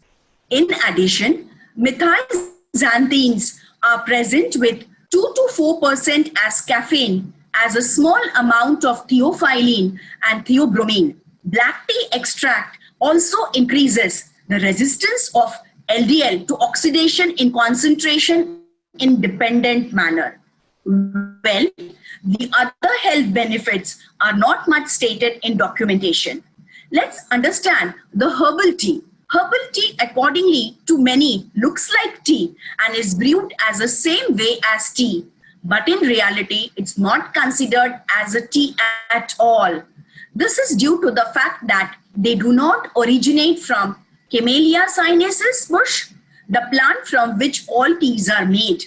Herbal teas are actually a mixture of diverse fruits, vegetable, herbs, and ingredients are made from combination of dried leaves, seeds, grass, nuts, bark, fruits, flowers, or other botanical elements that give them their taste and provide the benefit of herbal tea.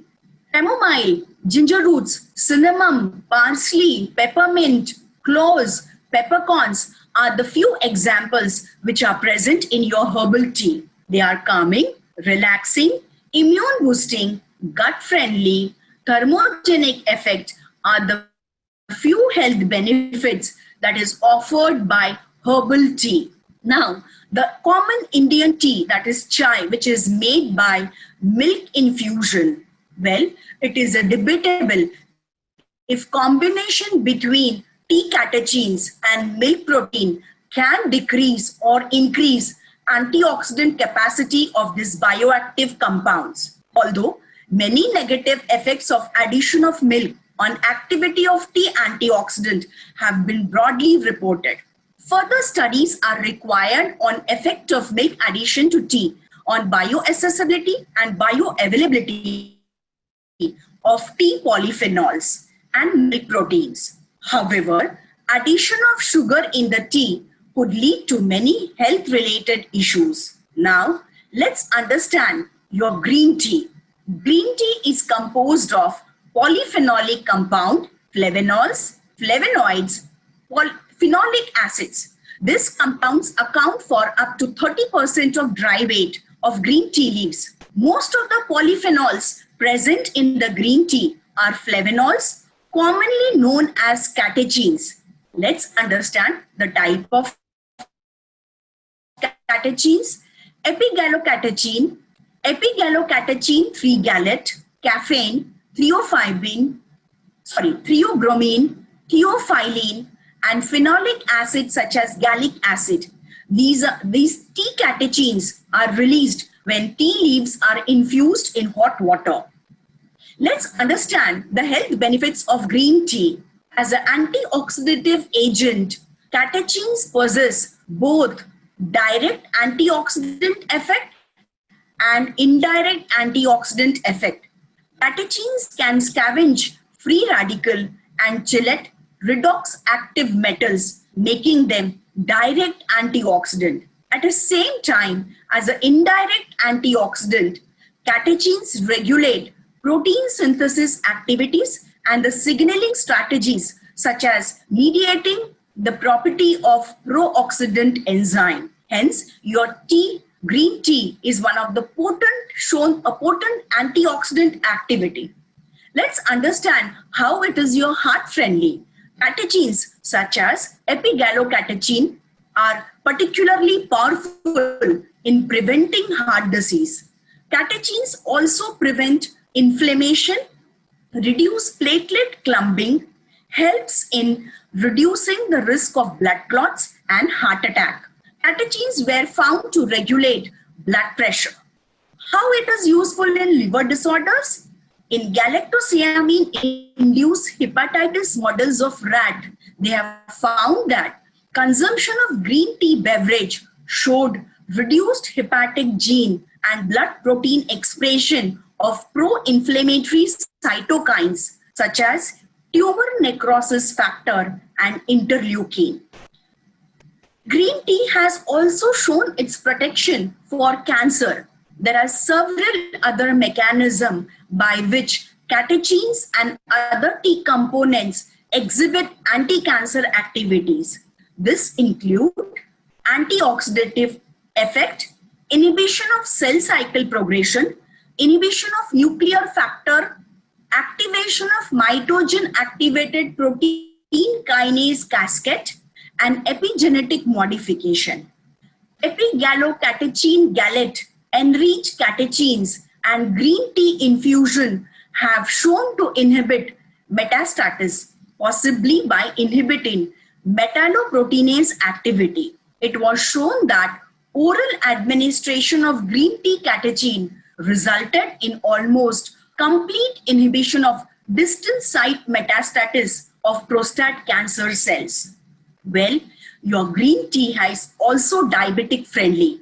Studied using cultured cell and laboratory animals have demonstrated the anti-diabetic activity of green tea and catechins. They exert anti-diabetic activity by inhibiting alpha amylase and alpha glycosides activities, inhibiting glucose absorption in small intestine, protecting pancreatic beta cells, improving insulin sensitivity of peripheral organs, and inhibiting glyconeogenesis, that is glucose production from non-carbohydrate source such as amino acid in the liver.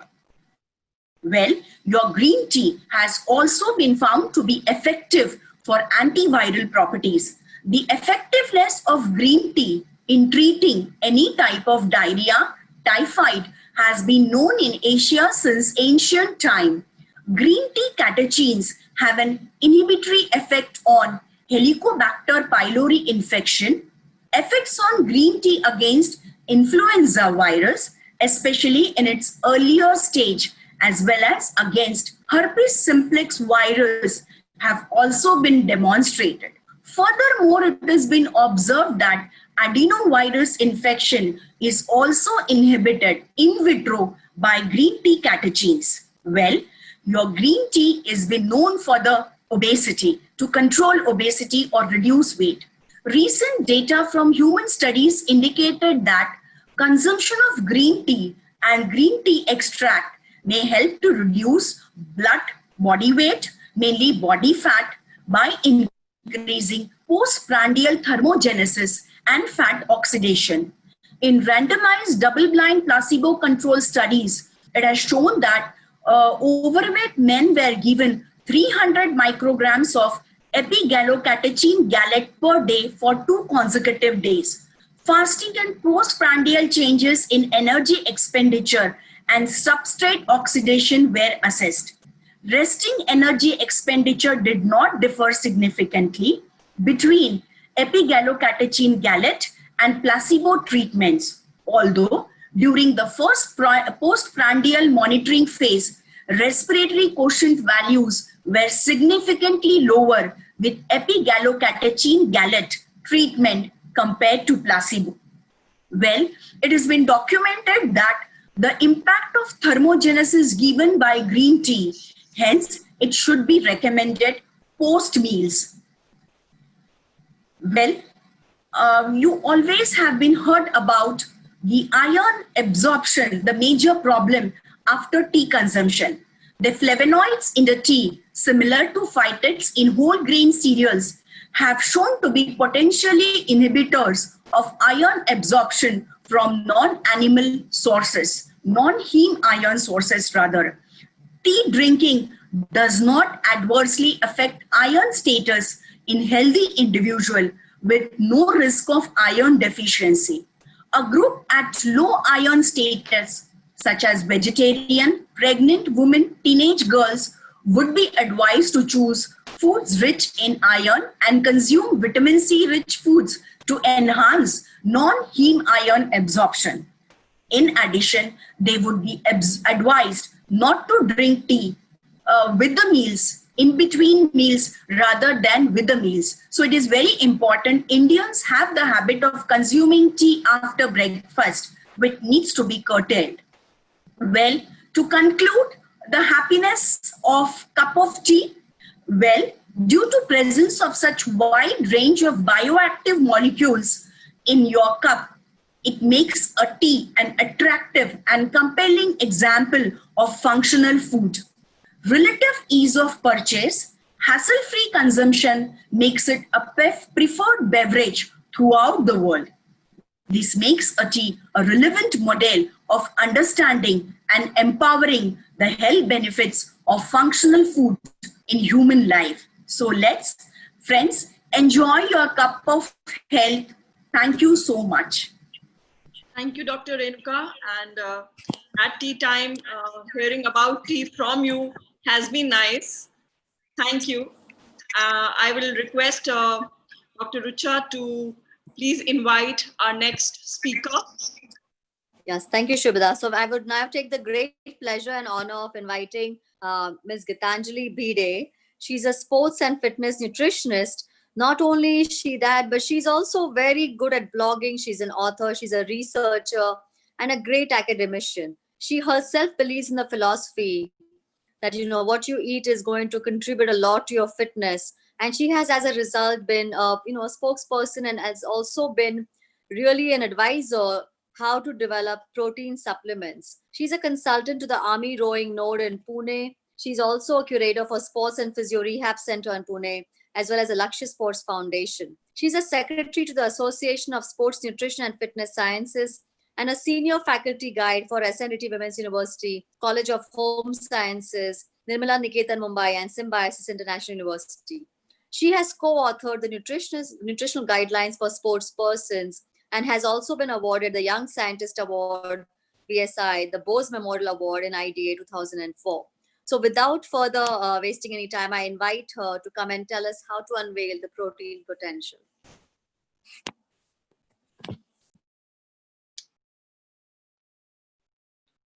A very good evening to everyone.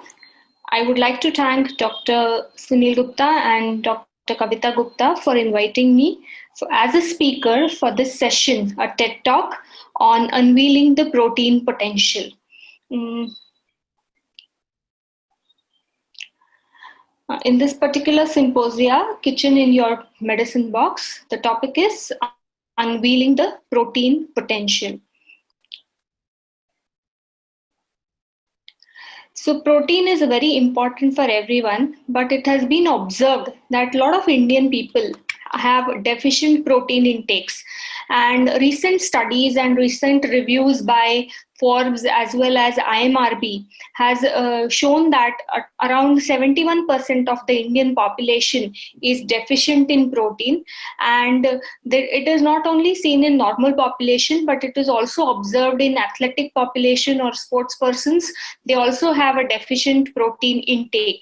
Now there are various causes for deficient protein intake because our diet is more of carbohydrate based, and even if people are eating non-vegetarian sources of protein, the protein consumption is restricted to only 1 or 2 times in a week. So we are a deficient protein nation. So that has been a very important observation in presently. So India has come up with a new initiative, that is Right to Protein. That is it is a consumer advocacy initiative which draws attention to the macronutrient, that is the importance of protein. And for the first time on February 27th, 2020, this year, India's first protein day was celebrated. And that is the reason a lot of activities are conducted in order to encourage people to consume more amount of protein, at least meet their optimal requirements of the protein in their daily diet. So when we talk about protein requirements, we usually consider protein requirements in 2 ways, or analyze protein requirements for different populations in 2 ways. One is the absolute method of measuring the protein, that is either it is 10 to 12% of the energy requirements, or it can be relative protein content. So more accurate is according to me is more relative, because in relative assessment of protein, or when you find out the requirement of protein, you take it as grams per kilogram of body weight. So since two individuals do not have a same body weight, it is better to calculate the protein requirements based on the body weight instead of taking it as in the absolute terms, like either it can be 10 to 12% of the energy intake or the total calorie consumption.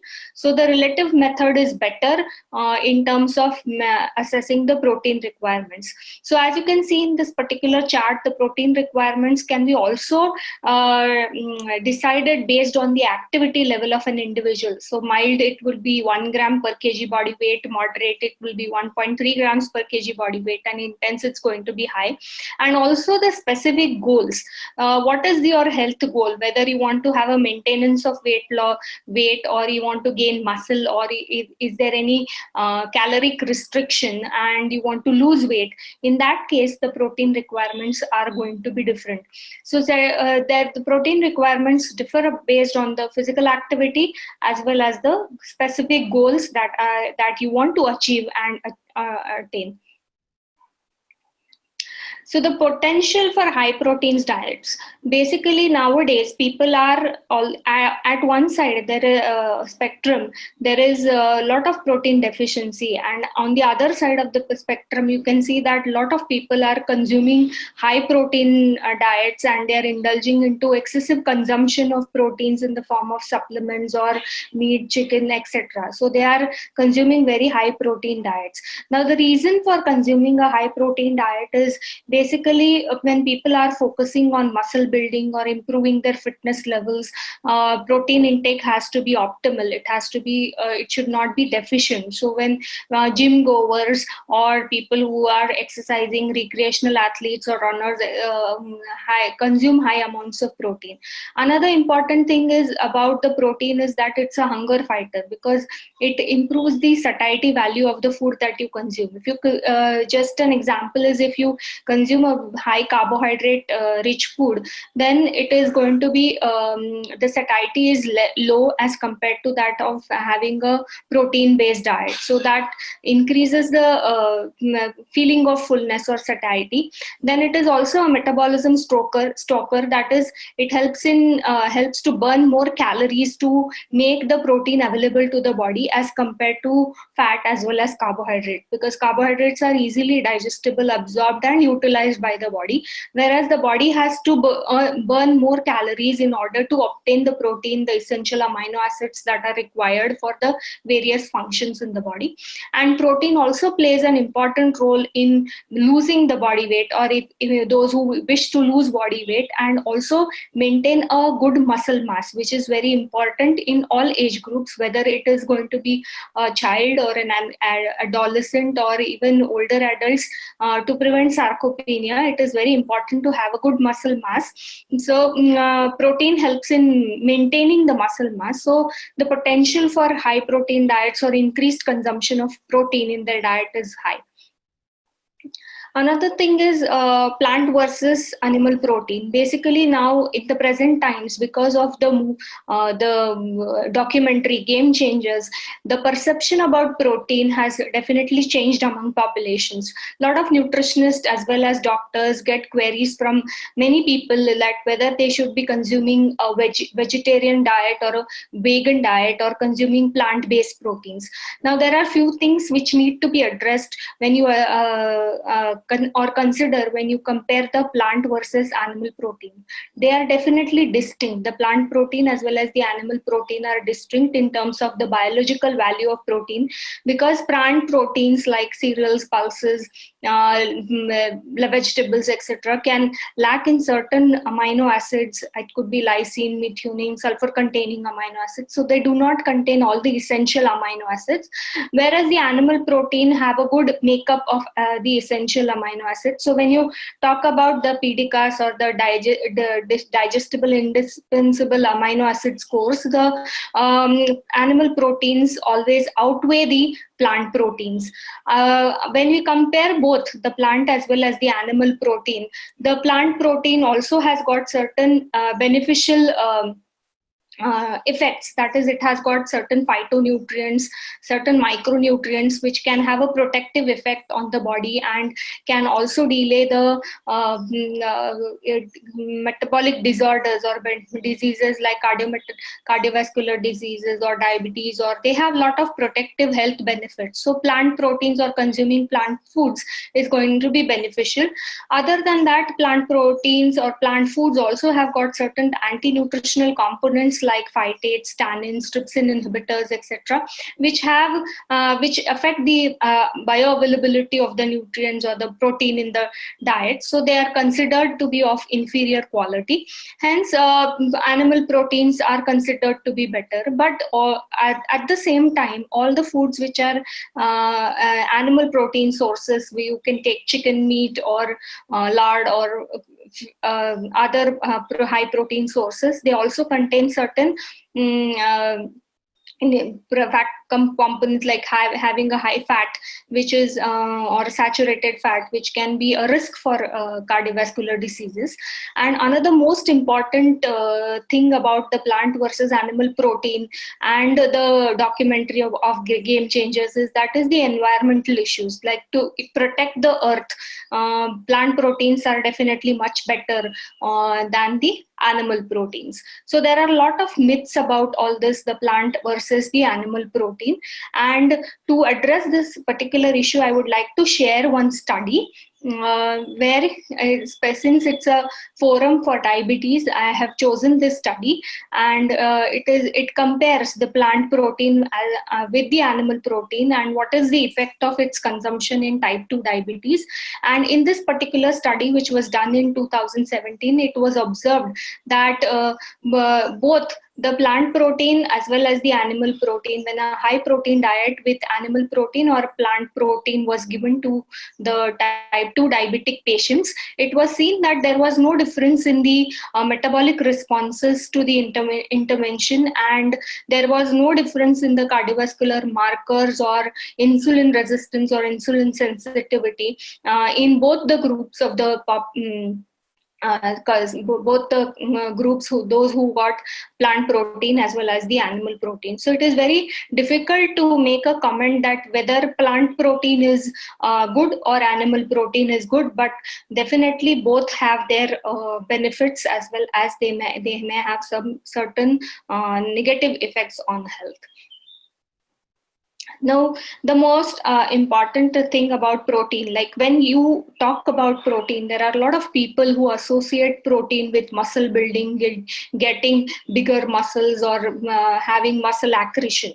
Now, there are certain rules which everyone should know about muscle building, because it is very common among the adolescents or in the young population that want to have a six-pack abs or want to build muscle and look more macho.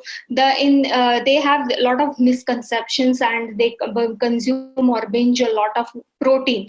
Now, first, there are certain rules that are there for muscle building. The first rule is exercise stimulus. That is, when you exercise, then only the muscle protein synthesis will happen. So it's not enough that you consume adequate amount of protein and gain muscle, but the exercise stimulus is very, very important.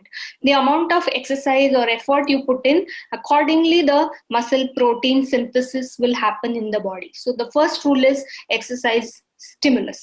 The second rule is protein ingestion. That is, protein has to be consumed in accordance to the amount of activity the individual is doing. If there is a person who is exercising only for 1 hour, then in proportion to that, the protein requirement will change. If the person is exercising for 6 to 7 hours, definitely the protein requirement is going to be more, because there is more wear and tear in that individual. So if you compare, there are a lot of people who keep on binging protein supplements, but the requirements are different. If you take real protein or the food-based approach, then the protein requirement is little higher. That is, it is 0.4 grams to 0.5 grams per kg of body weight per meal. And if it is a supplement, it is 0.3 to 0.4 grams, because it is in more isolated and more bioavailable and digestible form. The rule 3 is that every meal that you consume should contain around 15 to 20 grams of protein per meal.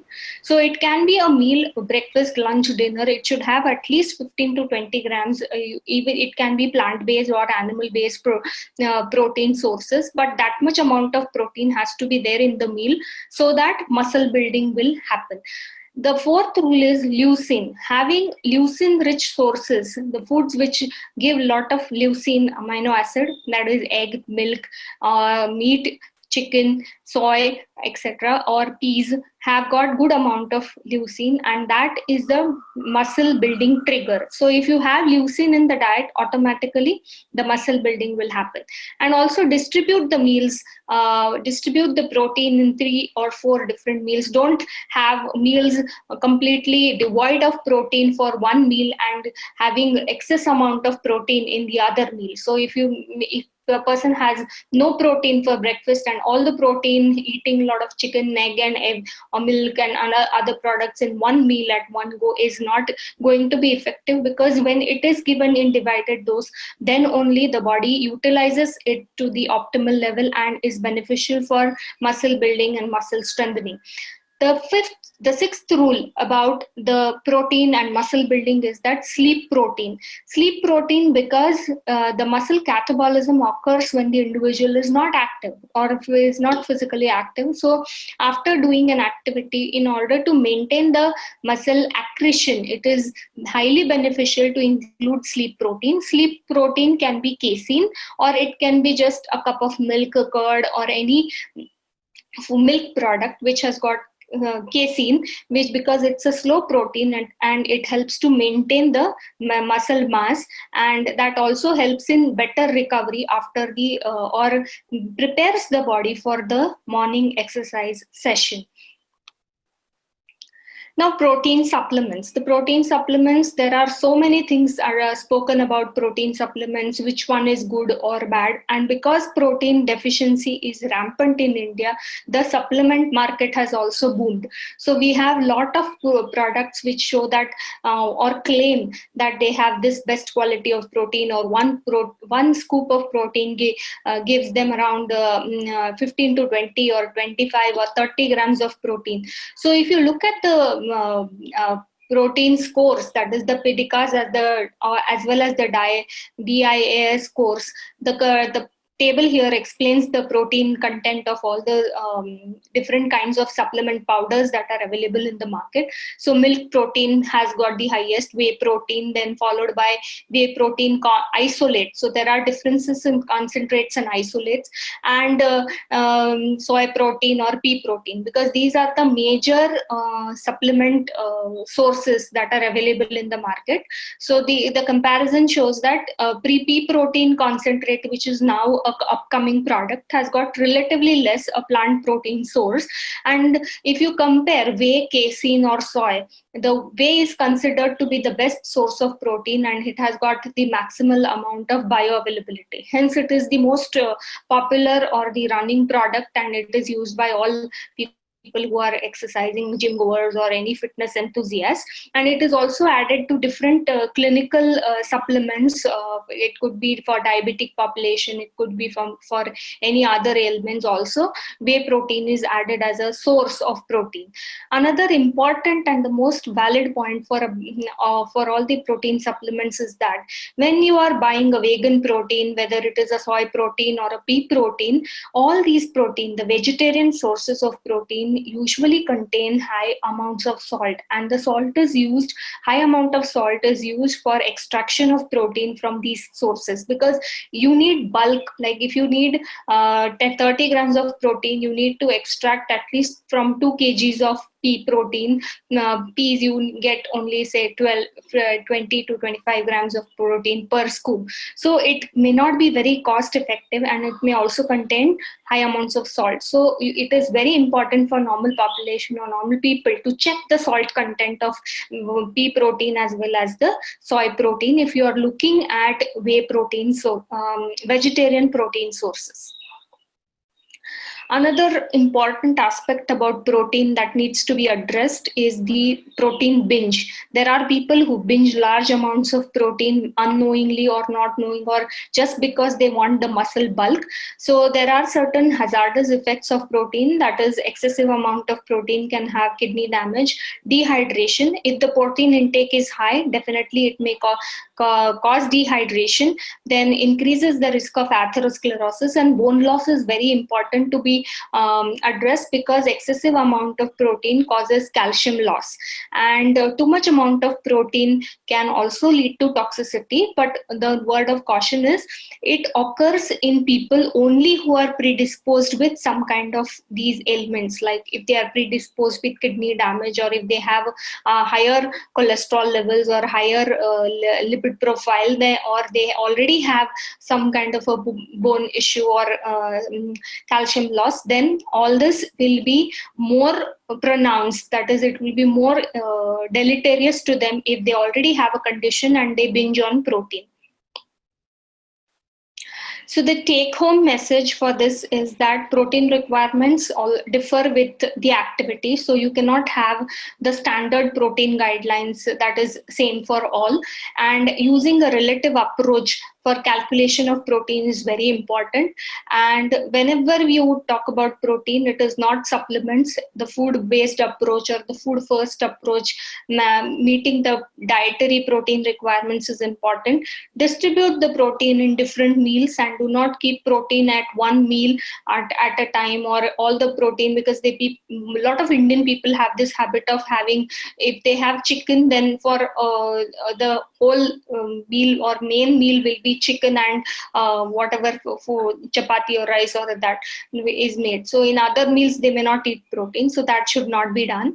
And very important, when you buy protein supplements, you have to check the labels and always seek advice from a qualified professional, a nutritionist or a doctor, to understand the requirement, and do not buy supplements, because always there is a chance of doping or containing prohibited or inhibited substances, which may have several health hazards. So that should be completely avoided.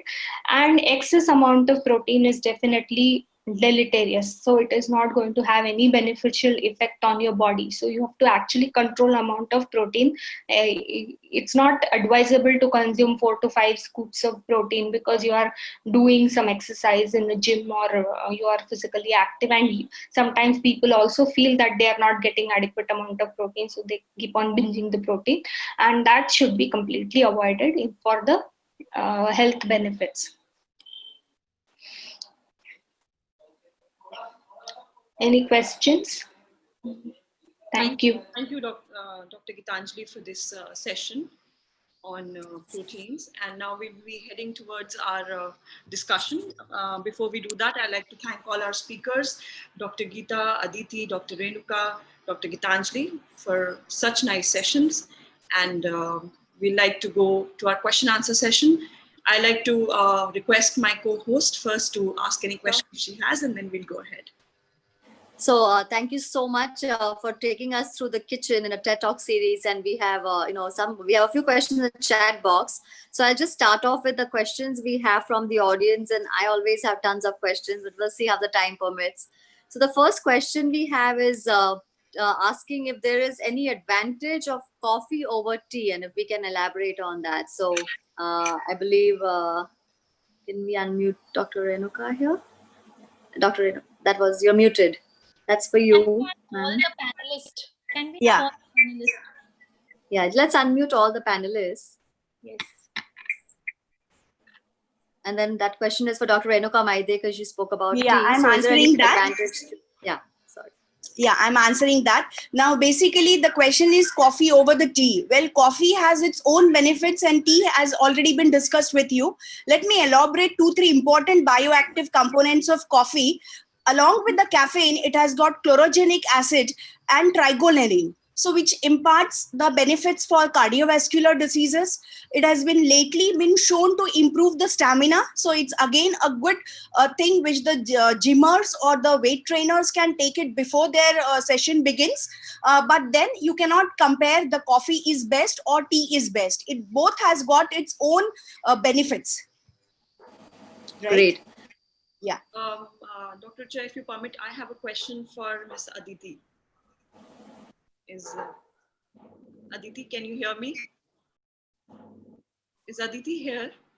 Yeah, she's here, but I see her right there. Aditi, can you hear us? Yes. Is there? Yeah, she can. Can Go you hear ahead. us? Okay, Aditi, the question for you from my side is that these days in our clinic, we see a lot of PCOS patients, and most of the PCOS patients have already given up drinking milk, and most pure dairy products also, because they feel that it increases their acne and PCOS problem.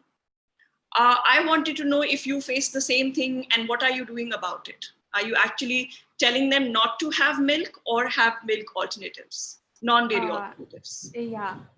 Even I have patients who come up and they say that they've given up milk.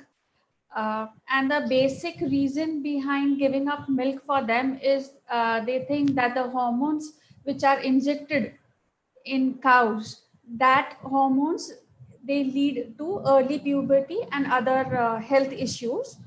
But personally, I think that is not much of a concern, because the process of milk, that is the pasteurization, the heat which is used, it almost destroys whatever hormone is coming into the milk. And it is also said that it has to be digested to have those effects. So I suggest them, you have milk, but see the calories, the fats, the protein content of the whole diet and then consume it. But Dr. Rucha, have we actually seen any any change in the hormonal, any insulin sensitivity action when we PCOS patients drink dairy? So, I mean, is this in relation to milk consumption or in general? Of course, we know that PCOS. Milk and dairy.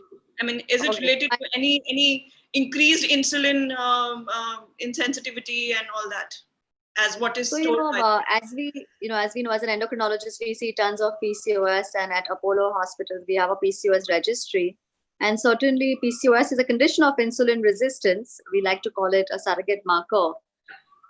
And what I heard Aditi speak about seems to be more in relationship with insulin secretion. So I've always heard about the milk products, and even in type 1 diabetics, when they're not using milk, it's because the antigenicity in milk protein, which seems to cause an antibody response and some problems at the beta cell level.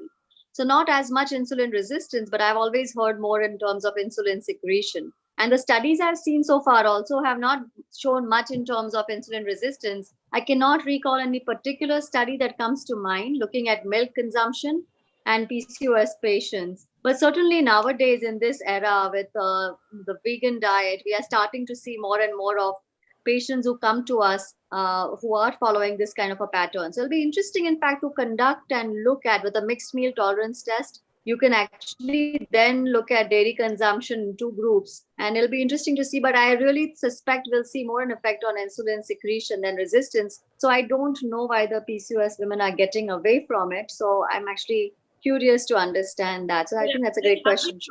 There have been some studies which have shown some increased insulin resistance and all, but the judgment still has to be out. So I particularly feel they can have milk.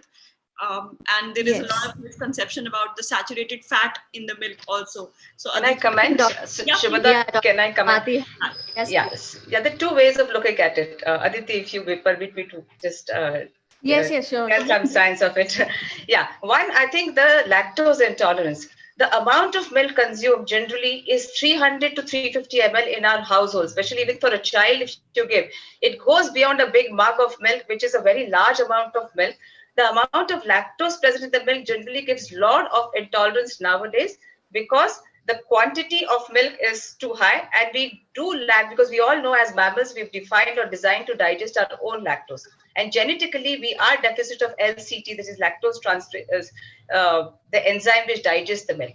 So milk in limited amount should definitely be promoted because it's a very good source of calcium. But at the same time, the amount of saturated fat, as Dr. Rucha mentioned, it is definitely insulinotropic. At beta cell level, it generates a lot of insulin, and we know that insulin is an anabolic hormone. More the consumption of milk, the quantitatively, it gives a lot of visceral fat. So definitely this visceral fat is linked to PCOS insulin resistance. So milk is very much needed in our diet, but I think the quantity should be 150 to 300 ml per day as a dairy, because it has its own benefits of calcium, rather than going to dairy free, because the best bioavailable source of calcium is dairy. But looking at insulinotropic, visceral fat, PCOS, I think we should limit the quantity. This is my take on it. And there are studies showing milk as insulinotropic. So this is what I'm a point of moderation here again. Nice. Finally. Thank you so much. We have quite a few questions in the chat box. So I'll just related to this, somebody has asked again about what are, to Ms. Gitanjali, what are the visible manifestations of protein insufficiency, and is there something like protein toxicity? And then they've asked about protein requirements in chronic liver disease. So you have three questions. How can we assess protein insufficiency, protein toxicity, and then protein requirements in chronic liver disease? For Dr. Gitanjali. So the first question, protein sufficiency can be assessed by assessing the dietary intake firstly. The visible symptoms would be the change in the body composition, like less of muscle mass and high amount of fat. So we have different assessments for assessing the body composition. And for what was the second question? Then it was, is there any such thing as protein toxicity, and how can you assess that? It is the uric acid levels, and that is the way you can measure. And another thing is regarding the protein for liver. I am not expert in that, so I think the other people can. If anybody wants to chime in for that. Yeah, Dr. Gita, please go. Yeah, Basically, if you ask me how a protein is digested, all the protein, the BCAA, the essential amino acids especially, get into the amino acid pool. And finally, as for the requirement of the body, they are channelized in our body. Liver basically needs more of branch chain amino acids, and aromatic amino acids are not really well digested. So here what we look at, the protein content in liver is more of dal based. But if you have a hepatitis, liver failure, nowadays the recommendation is normal protein, 0.8 to 1 gram per kg body weight. You don't have to restrict protein. Only in hepatic coma, pre-coma, where you have higher generation of, we see the symptoms, uremia, you try to restrict protein. But in no conditions now, kidney, liver, where we really restrict proteins, because proteins are actually needed for other metabolites, and we need these essential amino acids to carry out other functions. So definitely there is no restrictions. In fact, we go for good quality protein for that particular illness. Yes. So same thing, I worked very closely with liver transplant patients. And in fact, as you mentioned, only in childs, so we grade the level of chronic liver disease based on a staging system. So only when they start getting closer to the decompensated liver stages, that's when we start watching out for hepatic encephalopathy or protein intake. Otherwise, they have a severe sarcopenia, and in fact, we need to give them sometimes higher than the usual protein intake. Since there are many questions, I won't, spend time on my views here. Yeah. Dr. Renuka here. How much green tea in 24 hours? Yeah, approximately 3 cups to 5 cups is more than sufficient for a day. That is basically the requirement of catechins that would be met for the health benefit. There's a question from Dr. Kavita Gupta. What is the difference between organic and non-organic milk? I think that'll be a question for Aditi, correct? Yeah, organic and non-organic type of milk basically is the animals, the cow, the buffalo, the food which they are being given, that will decide whether the milk is organic or inorganic. And then question go for ahead, please. Dr. Renuka, saying drinking herbal tea instead of milk tea early morning time good for health or not? Yeah, basically I've said in my presentation, herbal tea is not the same what is your green tea is made up of. Herbal tea can be a combination of variety of fruits and vegetables, or probably roots, herbs. So green tea, of course, the herbal tea can be a part of your early morning rituals, no problem. And pertaining to the milk, it's a choice basically, but then you can definitely have herbal tea in the morning. So I'm going to ask a question, Dr. Geeta Dharmati. I'm a big believer in fat. Fat is not the enemy, as Sushruta rightly put. Since this is a TED Talk series, we want the audience to leave with 3 quick points, 3 rapid fire things from you. What are the 3 healthy things they walk in the kitchen, they can identify, and they should incorporate daily in their diet without worrying about it? So give us only 3 rapid fire answers. My priority are colors first, fruits and vegetables. They should look at antioxidants in the diet. For fat. Fat, okay. Fat. I thought kitchen. Yeah, so first fat, invisible fat. They're very good sources of MUFA. So we should not ignore invisible fat, which comes from complex carbohydrates, nuts and all I said. 2 is, I think we should look at good saturated fat. We should not look at bad saturated fat. Good saturated fat are non-processed. Coconut oil is one of them, and ghee. Just don't worry about it. They need 10% of your calories of energy from fat. And the last is, don't look at trans fats and processed fat. Fat should not be, fat is very highly heat liable. So try to see unprocessed, uncooked, salad oil or unrefined fats are best for health. So these are 3 takeaways for me. So I'm going to be a little bit, I'm sorry, Shubhata, I'm just going to be a little bit like a lay person, because that's what I think the audience needs to hear, not MUFA and PUFA. So I think you named ghee, and earlier in your presentation, you said 2 teaspoons per day. Yeah. Then you said olive oil, which is a little expensive in our country. So could you give an alternative? Mustard or canola is a good MUFA oil. And then how about, do you think paneer is the third thing you're talking about, which is the other fat you're talking about? Paneer about? homemade cannot be processed. The other trans fat which comes on the packed foods, the biscuits, the bakery, especially the bakery, the grilled food, the tandoori food, which are smeared with butter and then smoked at a very high temperature, should be avoided. Great, thank you so much. Okay. Welcome, ma'am. So over to you, Shubha. Only, why don't we ask this, this controversy of fat and cardiovascular diseases and cholesterol. Why don't you give us some insight there? Because suddenly people think that fat खाने से कुछ नहीं होता, heart बिल्कुल ठीक रहेगा, and कुछ लोग बहुत खाना शुरू कर दिया, and some people have completely left it. So what is this thing about cholesterol and fat and cholesterol in diet and all this mystery around it? I think Dr. Rucha will agree with me. Cholesterol is not the only culprit. We are looking at atherogenesis, oxidative stress. We are looking at a vascular health. So rather than saying do not eat that, we should start looking at, because body has its own cholesterol generating mechanism. It balances. Suppose I eat more cholesterol rich foods, my body balances my endogenous cholesterol. It tries to manage. The culprit in my diet is the imbalance of the fat which I'm eating. My fat is mostly heated at a very high temperature, a stored fat, oxidized fat, which is generally come from my packed foods. If you ask yourself in a day, what did I eat? I start my day with biscuits, right? Then I might have a snack of packed food, something. I have something grilled, tandoori, paneer also, when you cook it at a very high temperature. That all fat is more dangerous. So I think we should look from that highly oxidized fat rather than looking at our own kitchen normal fat which we are eating. So more than cholesterol, we need to worry about cooked, highly cooked and smoked fat here.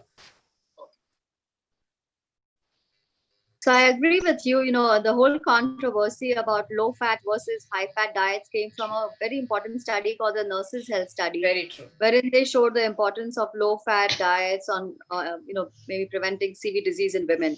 But now we also know from several trials, such as the Predimed, wherein we have the good fats. You know, we forgot maybe to mention walnuts and almonds and those things. But again, those are expensive in our country. So we have to keep those things in mind. And as Dr. Dharmati rightly pointed out, what is local may be the best for you. So I have the same thing to go through with each of the speakers. So maybe Aditi, regarding milk protein or milk benefits, if you can say maybe 2 pros and 1 con, that might really be useful for the audience as a takeaway message from a TED Talk. So yeah, the 2 pros for milk consumption would be they supply you with all the minerals and vitamins required. As I showed in my slide also, 10 to 35% of the RDA is supplied by just 1 glass of milk. As Geeta ma'am also said, that 150 to 200 ml of milk is what you can have, and dairy products including, that is curd also. Consuming curd will also give you the prebiotics which are needed. And if you say about the cons, yes, there are few things like gastric disturbances. So just think over, see what problems you have, and then decide how much and which kind of milk to take. Great. Shubhada, do you want to quiz the next 2 speakers maybe? Yeah, why not some tips about tea then? Some take-home message for the tea drinkers. Some people say tea causes a lot of acidity to them. Some people say, no, it doesn't cause acidity. So what is the mystery behind the acidity with tea? Should they drink it empty stomach? Can they drink it empty stomach? So yeah, tea has been known to create the gastric discomfort to some people, but yes, if you supplement it with some dry carbohydrate snacks, that can be controlled, number 1. Secondly, when we talk about green tea is not known to cause any kind of a gastric discomfort. Right. And remember, your tea inhibits your iron absorption. So do not club tea taking with your breakfast or probably meal. Use it as a filler in between consumption. So that is number 1 tip I want to give. Never club, because Indians do have the habit of consuming tea after breakfast. So that should be definitely stopped, number 1. And secondly, a green tea can be, as we said, has a thermogenetic effect. So do consume tea probably after 1 hour or 45 minutes of your meals. So that can be my second tip, right? And as I've already said, to control and continuous having tea can be definitely hazardous for your health. Don't do that. And probably when you have your typical Indian tea with milk and sugar, you need to really keep a track of the sugar consumption. It's going to increase when you have your regular chai with sweet tea. So that should be stopped. Ma'am, these days teenagers are also in a habit of drinking tea and coffee a lot, and especially coffee at night. So is it okay for them? Are we allowing moderation, definitely. It's better than your aerated drinks, I would say, right? Yeah. So green tea can be definitely a part of your healthy meal plan, in moderation, of course. And would you want to ask the next question? Yeah, over to Gitanjali. Gitanjali, so again, I have a question about BCAA. Lots of our sports people are consuming BCAA during workout, and Dr. Gitanjali spoke about it in relation to other medical conditions. For sports nutrition especially, would you comment on BCAA? And then one or two easy things to pick up in the kitchen and not protein supplements. What might be something easy vegetarian diet-wise, 2 protein-packed foods? Okay. The first thing is BCAA. Amongst BCAA, isoleucine, leucine, and valine. Only leucine is the trigger for the mTOR pathway, and that is the only amino acid that actually helps in muscle building. So the other 2 amino acids are not actually working, but it is more popularized, and there is a passion of consuming BCAA pre-workout, post-workout, during workout. But only thing is leucine is the most essential amino acid if you look at the muscle building. Then other than that, we do have protein foods in our daily diet like milk, egg, chicken. All those have to be included in the daily diet. Plus you have pulses and legumes, and you have mutual supplementation, which is a strategy which is always taught to every nutritionist about combining the cereals and pulses to improve the bioavailability of food. And that is very important to meet the protein requirements, and distribute the protein content of your meals. Don't put them in one meal, or distribute them in every meal. So that is the basic concept we all have as nutritionists, are balancing the meals or having a balanced diet. So breakfast gives 15 grams of protein, lunch gives 15 to 20, and then you will be able to adequately meet the protein requirements. So the balance of balancing the protein content in all the meals is very important, instead of having it at one go. Thank you. And thank you so much. I think we are running out of time now, and there is another session coming up at 6:20. I would like to thank all the speakers and my co-host also. Ma'am, would you like to say some lines? Dr. Richa? Yes, thank you so much. I think nutrition is very important. As I mentioned, Kavita, maybe you missed it, so I want to just say it, that thank you for saving the best for the last, not just the speakers, the best session and the best co-chair persons. Everyone leaves with some important messages, and I'm going to join you in the next room for the last 2 plenary talks. So thank you so much for this. Thank you for such an interesting Thank you, Kavita. Thank you, Thank you. organizers. Kavita, you're muted. Kavita, you're muted. I was so engrossed in listening to each one of you, and it was a wonderful session. It was a TED talk, and I think it was beautifully, and so many intricate things which were pointed out by each one of the faculties, like Dr. Geeta Dharmati, Gitanjali, Renuka, and Aditi. It was really great, and thank you, Shubhada and Dr. Rucha Mehta, to have you over here and for the wonderfully conducted session. Hello Diabetes Academia is really happy, and we are really happy to have you here on the floor. Thank you. Thank you for Thank a you so wonderful much. session. We'll see you soon. Thank you. Thank you. Thank you. Bye. Bye. Bye, everybody. Bye. See you Bye. soon. Bye bye. And we will just shortly join. I think we'll just join shortly. I think we will move to the next session. And for that, I will need to call upon the next moderator. I think Kavita Bakshi is going to join.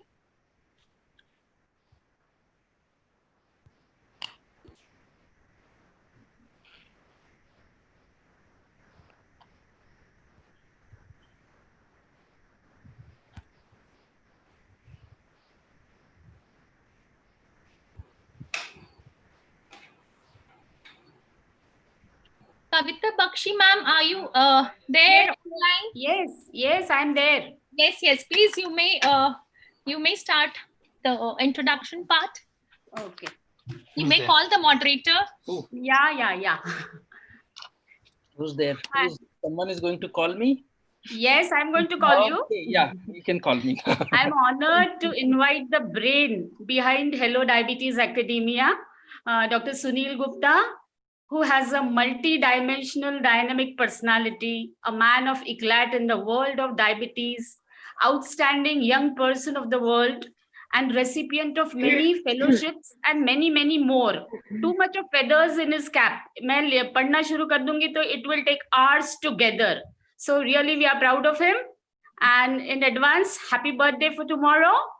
And to you, sir, please. Thank you very much. I feel I can go for the full screen if the people allow me. This is. Can we just remove this? Yeah, panel. Yeah, nice. Okay.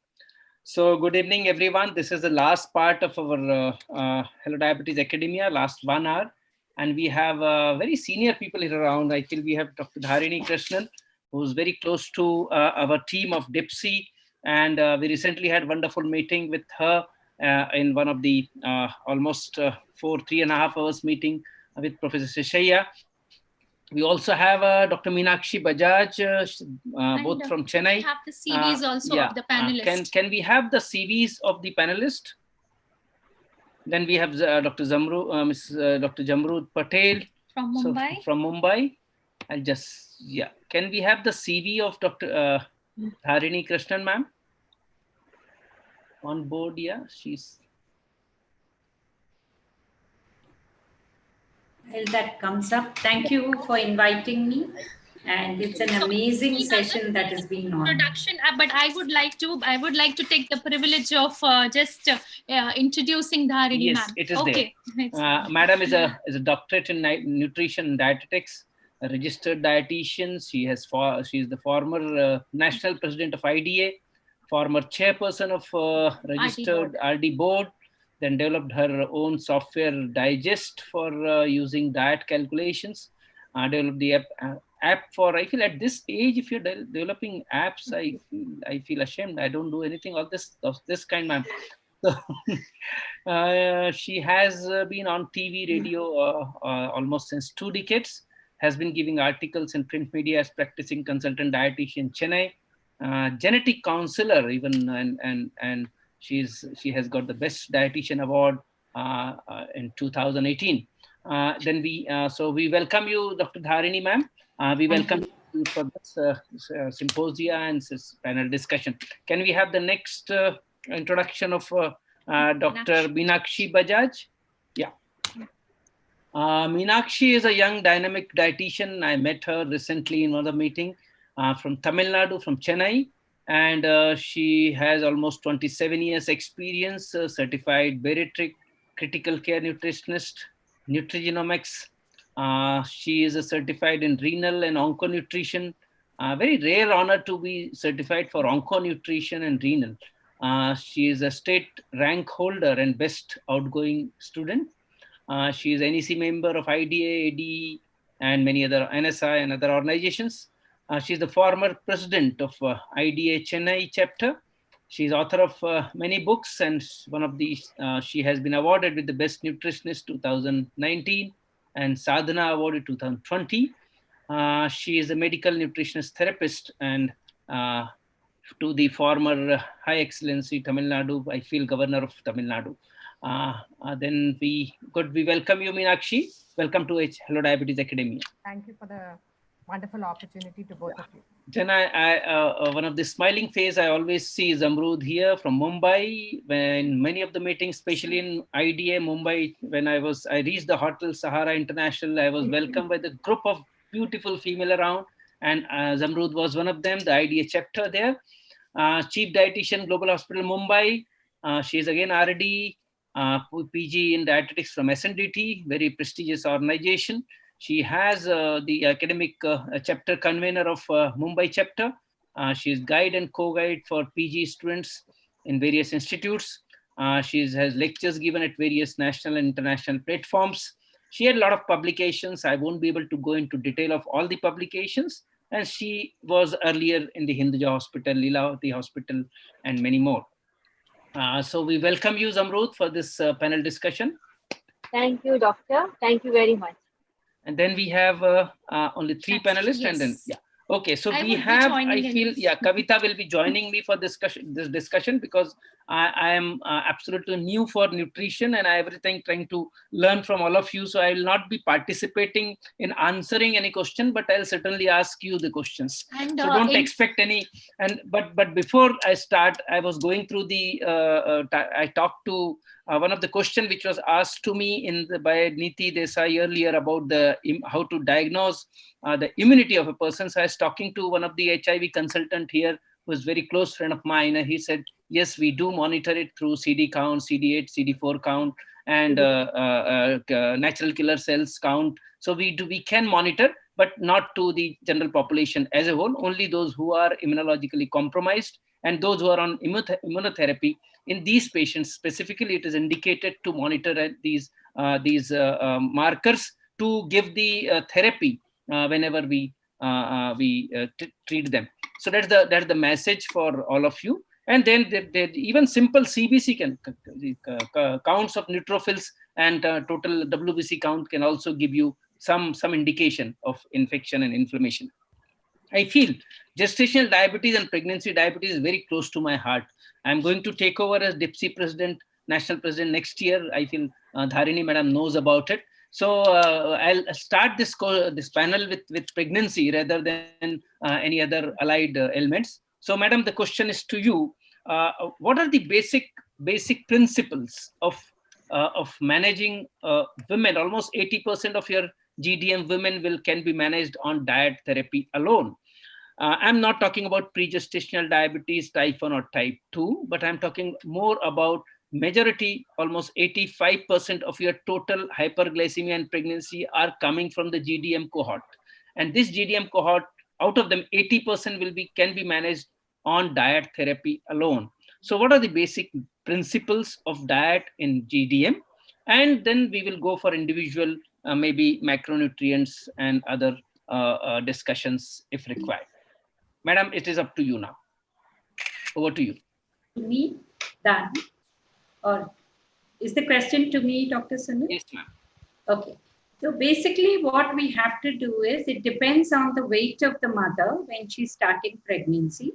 So according to that, we decide the weight that she has to put on. Because if she's obese, then it's only about 10 or 11 kilos. If she's underweight, can go up to 17. And if she's right, then it's only about 10.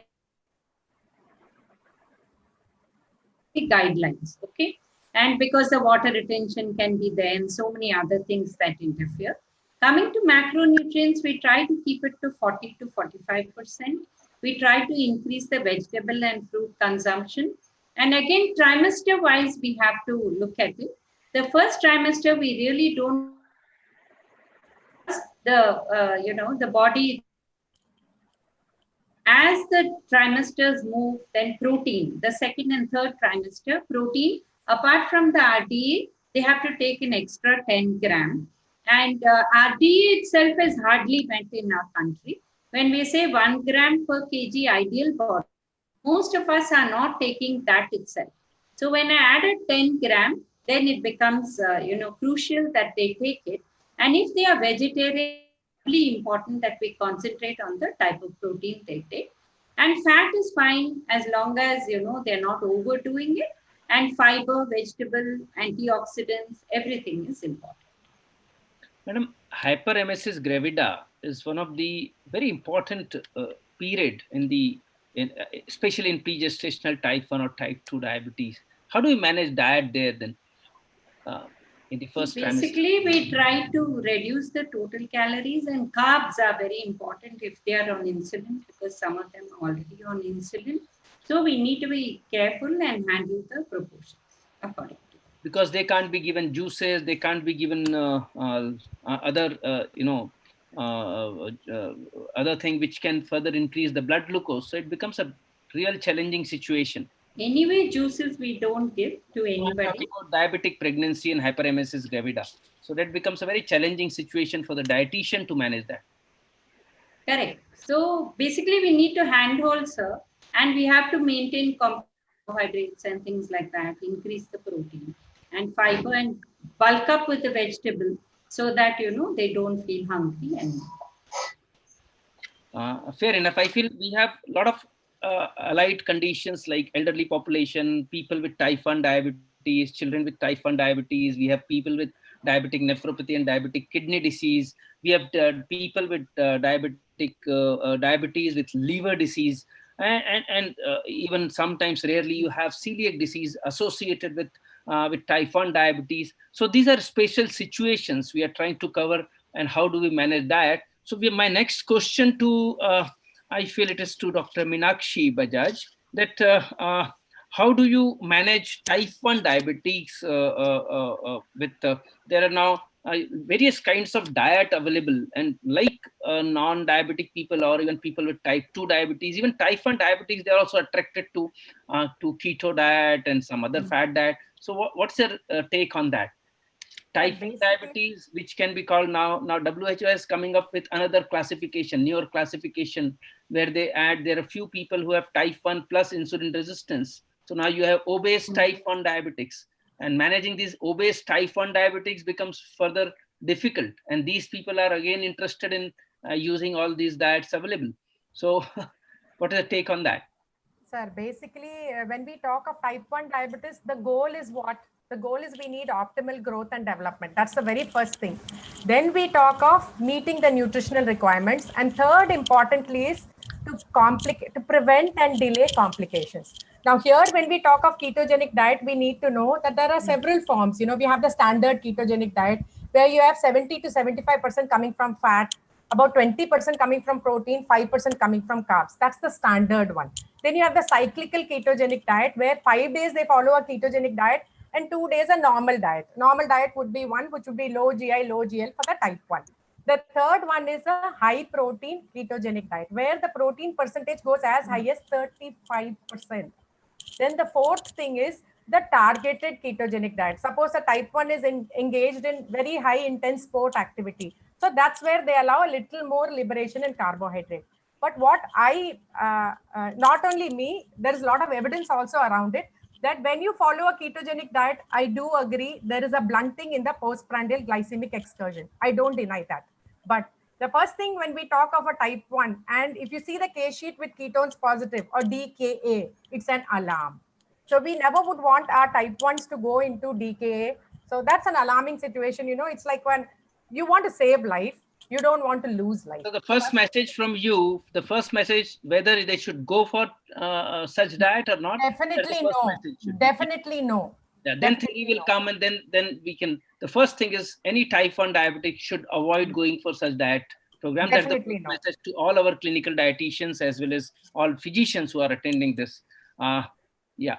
So anything else you want to add to this? Yes, sir. I would want to say is we had a huge paper in Lancet 2018, which was published, which said very, very clearly that when you go below 50% of carbohydrate and when you go above 60%, you know, above 55% itself, the U-shaped curve is there where the mortality is associated with the carbohydrate percentage intake. And according to the ISPAT guidelines, we don't go below 45%. According to the RSSDI guidelines, we don't go below 130 grams of carbohydrate per day. So that itself will induce starvation ketosis. I think it's basically a big NO because a list of complications. I've seen several non-type 1 itself who take a ketogenic diet and land up with hyperuricemia, who've had a stroke, hemiplegia, pancreatitis, gallbladder calcium. The list is never ending. And suppose the type 1 is a female and she walks into this athletic triad where the carbohydrate goes little less than 50 grams, she lands up with amenorrhea. So the host of complications are a list. And we cannot afford our type 1 to walk into cardiovascular diseases or diabetic nephropathy. They are as it is at risk if their glycemic control is poor.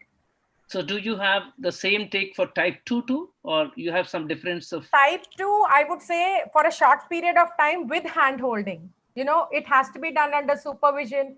You have to see already whether the patient has walked into diabetic nephropathy. You need to check the uric acid levels. You need to do anthropometry, biochemical, clinical, dietary assessment. Without the assessment and early stages, very early stages, you know, patient is an IFG, IGT. You know, there is a way or chance where you put the patient in a slightly low carbohydrate. I would not say typical ketogenic. I would say pseudo ketogenic, where the type of carbohydrate, what you're giving, the quantity of carbohydrate may not go as low as 50. You know, patient is taking 250 grams, you bring it down to say 150 grams, which is still not inducing ketosis, but for a short period of 3 months. But you won't believe, I have so many patients who come back to me for 1 year, they have followed some ketogenic diet. They have a WhatsApp group on ketogenic diet. They follow it. And after 1 year, when they stop it, they go into rebound weight gain and they are totally confused. In fact, I had one type 2 patient who followed it for 3 years and she lost only 7 kgs of weight. And at the end of 7 kgs of weight loss, she had gallbladder calculi and she would not look at food. She was so fed up of looking at the mutton and the chicken and the fish, totally confused. She stopped it, went into a normal diet, and her blood sugars were not coming under control. She couldn't eat and she couldn't take her medications. She couldn't eat. Hyperglycemia, totally confused and depressed. I would never say, I think that is the best way to go in balanced. And if you want to really do it, pseudo ketogenic, just simply reduce the carbohydrate from present intake.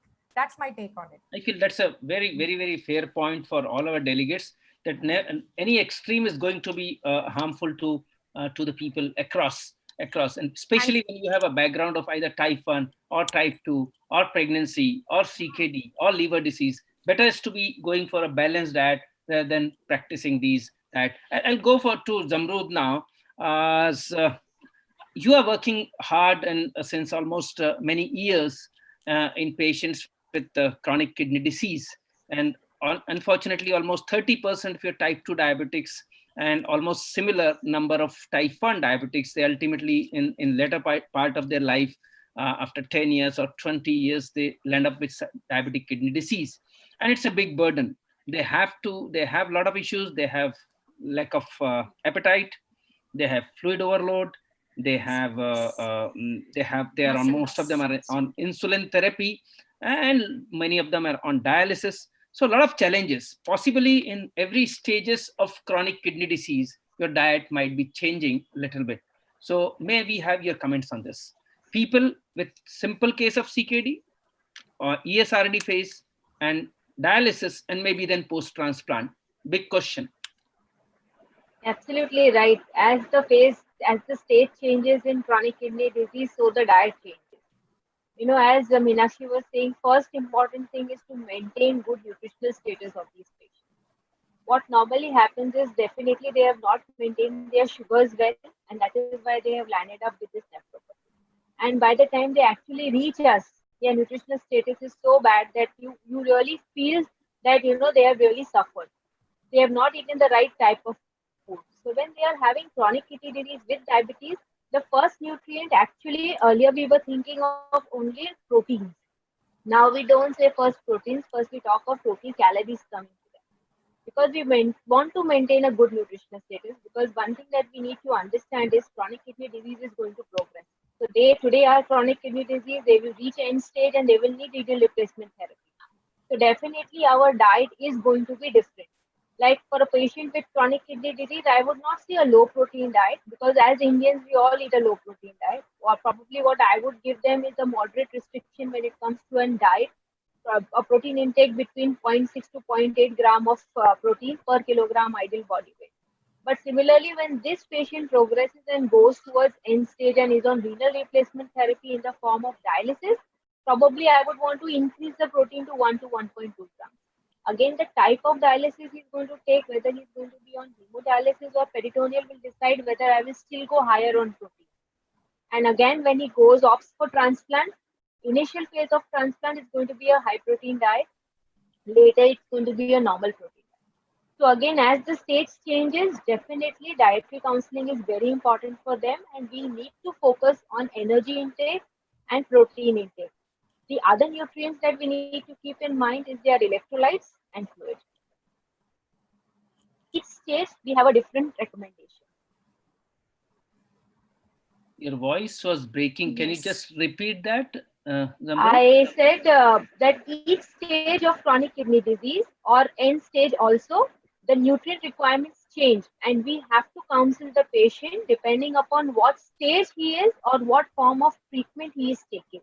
So we have to modify and give them the diet accordingly. Zamrud, just one question, because this is usually a question and the patients are always in dilemma. What about the patients in hyperkalemia, or should they leach the vegetables or dals, and what is your take on that? How do you counsel your patients? See, well, again, when we're talking of hyperkalemia, first thing is all patients don't have hyperkalemia. Okay, it's one of the complications of chronic kidney disease. If your patient has hyperkalemia, first thing you have to check is what are the medicines he's on. Normally, the medicines that are used, the ACE and ARBs, are the ones which are responsible for the potassium increase, not the diet. Because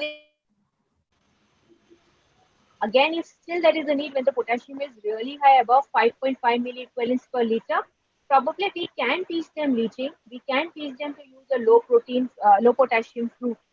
We have our IFCT books now, which has confused not only the patients, us also, because the values have changed suddenly. So now the low potassium fruits are your apple, pear, pineapple, right? So these you can definitely give your patient.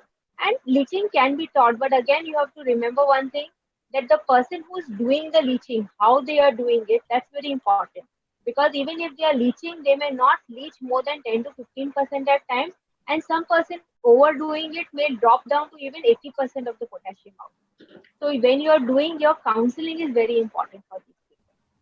That's very important, that how you train them. And something on salt intake, Zamrud? Yeah, a very good question. It comes to the salt of our patients. We always think that okay, now their salt should be restricted, so we can give them Sindhu and Sanjal, the rock salt or the special salt which we use in Upwas. But when it comes to kidney patients, probably you have to be little careful. See, the normal recommendation for salt is about 6 grams per day. Okay, that's for a normal person. So when we are talking of kidney patients, probably the prescription cannot be general, it has to be specific. So I would say that your salt prescription can be from 0 gram to 6 grams, frankly. There would be some people who may not need a salt restriction, but there would be some who would really need a very severe restriction. And don't use salt substitutes in the form of the salts which are available in the market. The name that comes to my mind is the diet salt or the Lona. It's a potassium based salt again. So many times patients don't use normal salt, they use this special salt thinking that they're going to benefit. This has no role when it is the kidney patient. So you should try to avoid this. Use your regular iodized salt in the prescription that is given to you by your nutritionist. That's very important. Don't use other forms. Do you have something to say, any one of you, because this very sensitive question is salt resistant and salt sensitive patients? Some I of them agree with you, respond sir. very well to a salt restriction. Some of them may not respond to salt restriction.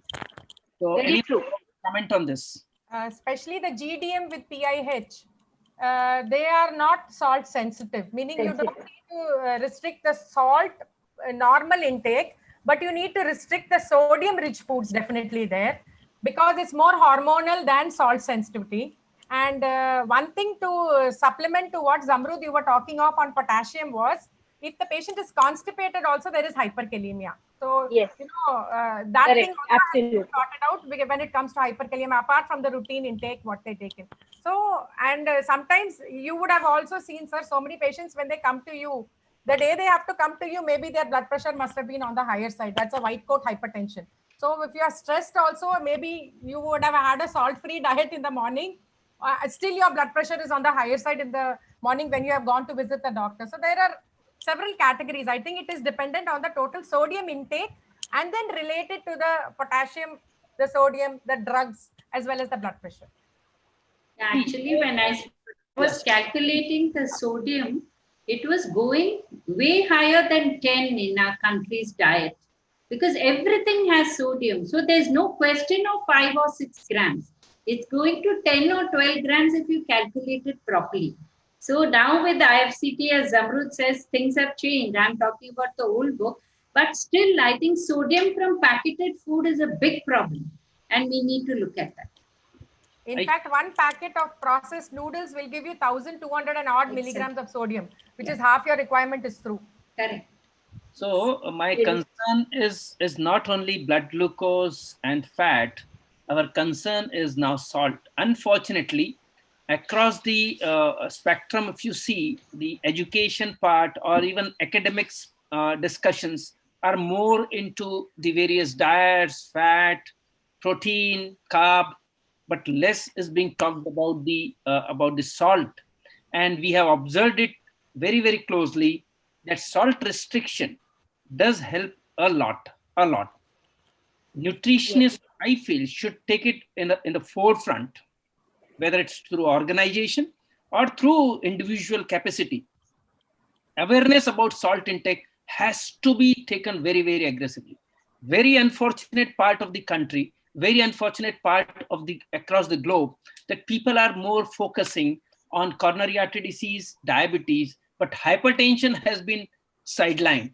And that is why there's much less awareness about by the cardiologists than diabetes and endos. We are very proactive for educating people for diabetes and allied things, but hypertension awareness, salt awareness is much less in the society, more so in our society. And what rightly being pointed out by Dharini madam, that the salt intake in almost each and every food we eat, we have to be conscious about it. And that awareness, I feel now IDA should be. Sir, FSSAI has already started promoting. तो आज से थोड़ा कम, so थोड़ा कम नमक. So, yeah, we have been a partner to it. We did the march, you know, we had a march organized on World Kidney Day last year.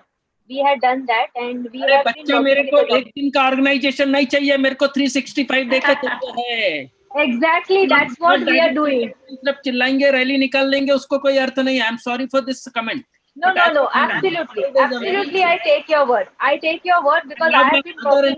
I love my parents, but I'll not just celebrate anniversary. I love them for 65 days. Dear. So this is a drive we have taken. Yeah, we are doing it with colleges where we are organizing cooking competitions for, salt-free cooking.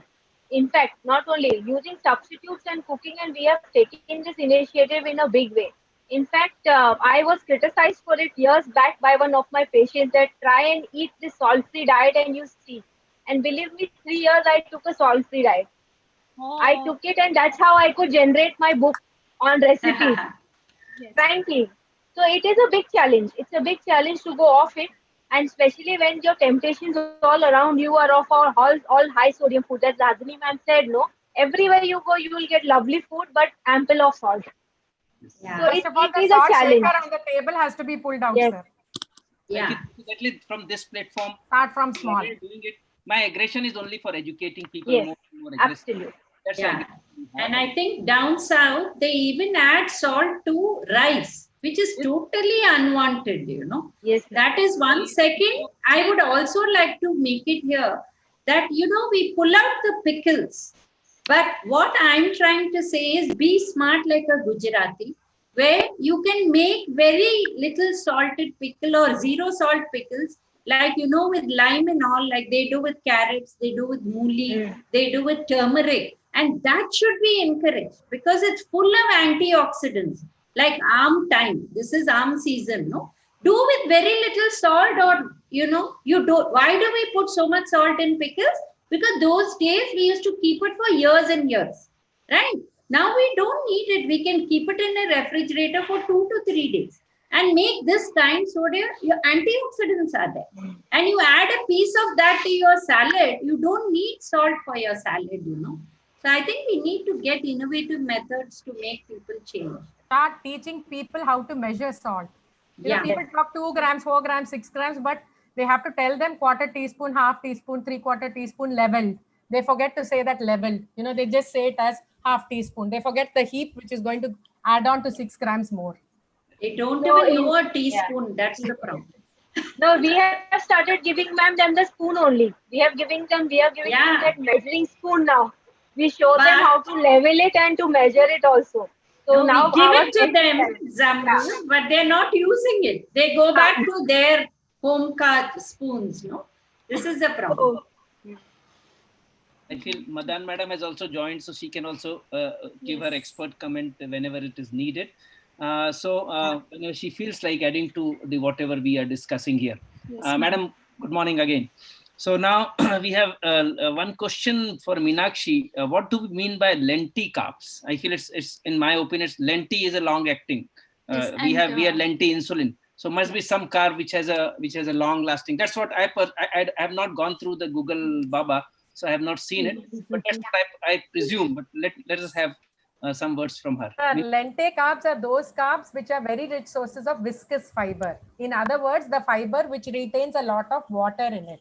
So the gastric emptying is delayed, because of which I would not say it would blunt the postprandial response, but it will delay the postprandial peak. The postprandial peak will not rush. And when you see that oats, barley, the chana, the rajma, the rongi, which you and me would routinely consume, they are all sources of soluble fiber. Even fenugreek is a source of soluble fiber. So all these foods which are a source of soluble fiber are lente carbohydrates, which in turn, as I mentioned to you, will reduce 1 hour peak as well as the 2 hour peak. So they have a beautiful, way of not only doing this, also influencing the second meal effect. Suppose you have consumed this rich source of lente carbs in your breakfast, you will see that the influence is there even up to the lunch. Even satiety is there. Even I have gone through a very recent paper. I don't remember which paper, and possibly 2019 or 20. You change the order of your food. Yeah, right, sir. So, instead of carb, first you take the fiber, fiber, protein, and then the carbohydrate. So that also might change the postprandial peaks and the. This is Dr. Hamdi's paper. Yeah. It is Dr. Osama Hamdi's paper, and where he's talked about the order of eating, and he said that if you start with your fiber, that is your salad, and then go to your protein and then go to your carb. So, the glycemic control is far, far superior. So, so that's a fact. Like we've been talking about a healthy plate, but I think we don't need to stop at the healthy plate. We also need to tell people from that plate, what is the first thing to be consumed, and then what is the next thing to be consumed, and what is the third thing to be prioritized. So it's very important. In fact, the paper published in 2015 in Diabetes Care very clearly told us that when you follow this food order, fiber, protein, then the carbohydrate, you see there is a dip in the blood glucose by 39%, 27%, and 17%, half an hour, 1 hour, and 2 hours. Yes. I feel we people, even slow eating. Yeah, chewing the food. Chewing. Chewing itself. हमारे समय बोलते थे कि each bout should be 32, right? 32 times you should chew. Even that might affect. That's one. And second, that 7-course meal or 5-course meal, which is common in most of the developed world, we have experienced it 2-3 times. Possible that is on the principle of the same thing what we are talking about now. That we start with fiber and then go with this and right. Also in Lancet, it was published that one person spends only 23 minutes a day chewing the whole day. They had done a study with a huge population and found they spend only 23 minutes a day through the whole day on chewing their meals. So that must be Caucasian data. Our data will be much lesser than that. It must be 10 minutes. No, but Dr. Gupta, today people are eating on the go. Yes. Yeah, there are very few people who are sitting and eating. People are eating on the go, and fast eaters and gulpers are big eaters. That's a scientific. It's a fact which is documented.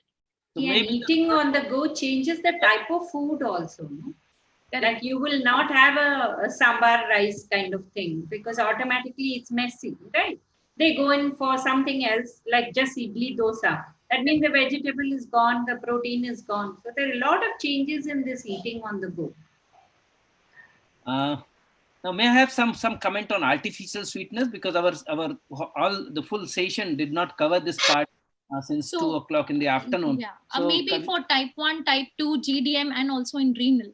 So basically, when we talk of artificial sweeteners, US FDA has approved a list of artificial sweeteners. We have the asulfame potassium, the advantame, the aspartame, the neotame, the saccharin, the sucralose, the stevia glucoside. All of these are the US FDA approved artificial sweeteners. We have to understand this is a food additive.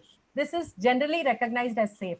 But JECFA as well as EFSA, they have different recommendations on acceptable daily intake per kg body weight. In this, we need to remember when it comes to type 1, if you look at sugar alcohols like xylitol, sorbitol, all of them will induce osmotic diarrhea. So that's one little thing which you need to remember with type 1. When it comes to type 1 with phenylketonuria, you need to remember you cannot give aspartame with phenylalanine and you cannot give neotame. These two are going to be a risk if the type 1 is going to have phenylketonuria. Suppose you are pregnant with diabetes, you cannot have saccharin at any cost. Reason being, it crosses the placenta. Not only that, when we talk of artificial sweeteners with GDM or pregnancy with diabetes, we say better avoid unless and until you are really hardcore you want to take, but better avoid. Though the ADA does allow you can take it in moderation, But I would also say one thing, aspartame is not heat stable. You and me drink coffee and tea hot, piping hot. This aspartame gets converted to formaldehyde and we are not specimens to be preserved. So that's one thing which needs to be remembered with aspartame. And there are series of studies done. One thing is that it leads to gut dysbiosis. So there could be a risk of metabolic syndrome or development of diabetes, but we need large trials to confirm this particular segment. The other important thing which we need to remember, yes, no dental caries because there's no fermentation of carbohydrate happening in the oral cavity. So there is no demineralization of teeth. So dental caries is not an issue. But when you're going to replace too many teaspoons of sugar, as we had in the previous session, we had Dr. Renuka talking to us and telling us, jitni bari chai piyoge, utni bari chini daloge. So that many times, if you're going to reduce the sugar with a non-caloric sweetener, maybe it may help in weight loss, but not more than 1 kg. Just 1 kg. Can I just interrupt, Meenakshi? Yes, sir. The recommended dose per kg body weight is too high for our population. I don't think whatever is recommended, then possibly you'll have to have 200 or 300 tablets per day. You don't need to have that many. Yeah, we are not supposed to cross that. Our recommendation is we don't cross ADI. Yeah, our population basically is not too much into artificial sweetener as aggressively as the Western world. I agree. They don't drink water. They drink Coke, aerated beverages on the dining table, which is Diet Coke. And then the consumption becomes very high. So our population pertaining to us, I don't think it's a big issue. But Dharini Madam highlight on the use of these artificial sweeteners in pregnancy, because our gynecologists are too much afraid of starting it. Though it's basically sucralose, I think, is the safest. The others are not really great. Otherwise, people even have stevia leaves at home, right? They use that, which is again safer because it's a natural product. But the main problem is Diwali starts, you have sucralose sweets, they have in kgs. This is a problem. We have to teach our patients it has to be less. And today, okay, because of COVID, we are not getting anything outside. But otherwise, anything called sugar-free, people start loading on it. This is very, very dangerous. So ideally, if they don't have it, it's fantastic because the tea tasters or the coffee tasters are tasting the tea and coffee without sugar actually to find out the right flavor. So I think we should make people understand this. And if they have it with a little milk, milk itself is sweet. We don't need to go for sweeteners at all. That is the message. But if they want to, then maybe a better option than others. Can I just add to what Dr. Dharini said? I think stevia leaves are not recommended. In fact, I was at a recent symposium where they said that you should be using the extract of stevia, which is the sweetener. So stevia leaves are not to be recommended. That's point number one. And point number two, what she rightly said is that, how we advertise a sweetener. Like you show a chef making gajar ka halwa with a sweetener, which may be sucralose based. So there is no mention about the quantity which you are adding to the preparation. So it's like the message across is that it's a free food. So sweetener can never be a free food. The moment you make it a free food, you're likely to increase, go above the ADI. So these are the two things which I thought I will bring to the table. Yes, I think we also need to tell them about the calories in that particular food. Maybe it is laddu or halwa or kheer. I think that again and very rightly being pointed out by Madam Dharini Madam that Nagpur is known for Haldirams, and Haldirams prepares a lot of diabetic sweet, and that has all peda and everything, and people just go on eating it. Even we have tested we had done wonderful study, even ice cream. There was some diabetic ice cream which was launched here, stopped it later on because we recommended that it's not good. So we did one trial. We had patient education program every Saturday here. So what we did is we usually give some snacks to them. So some of the enthusiastic patients says, why don't you give us diabetic ice cream? It has just been launched. So we in some of the indoor patients, we gave that. And that indoor patient, otherwise pre-dinner blood glucose, which used to be normal previous day, just shoot up to almost double after taking that ice cream. So we have to be more careful about the total calorie content of it rather than just very rightly being said. about CKD and artificial sweetener. Yeah. Well, as we have been using, but definitely counseling is very important because sucralose and stevia are the two products which I have been using, and I have not found any problems with these CKD patients. But yes, again, the portion sizes, that's very important because I remember once one patient called me and said that I want to have a sweet, and I said okay for one time. I said how much sweetener do I use? So I said you can use about 1 to 2 tablets because he was using a tablet form. So believe me, that man made the dessert and he kept eating the same food for the whole day, every hour. So actually, the sweetener went to 10 to 12 tablets in the day. What is the recommendation for CKD is also only 2 to 3 tablets. So we have to counsel them very well. That's very important. We first counsel them that if you don't use it's fine, but somebody who really needs it, we can use it safely. But again, portion sizes are important. Asulfame potassium should be avoided in renal failure. Sorry? Asulfame potassium as a sweetener should be avoided in renal failure with hyperkalemia. Yeah. Actually, I have a comment about the ice cream. There was a particular brand of ice cream which said, sugar free, and then they said sugar replaced by sucrose. So I picked up photographs of this in Chennai and 3 other cities, and I sent it, but nothing was done. I even sent it to the consumer group, and nothing was done. They still continue to still do that. So people don't even know that sucrose and sugar are the same thing. So forget about artificial sweeteners. To that level, we should start our education. Yes. Agreed, ma'am. Counseling is very important. Yeah. In I fact, totally agree.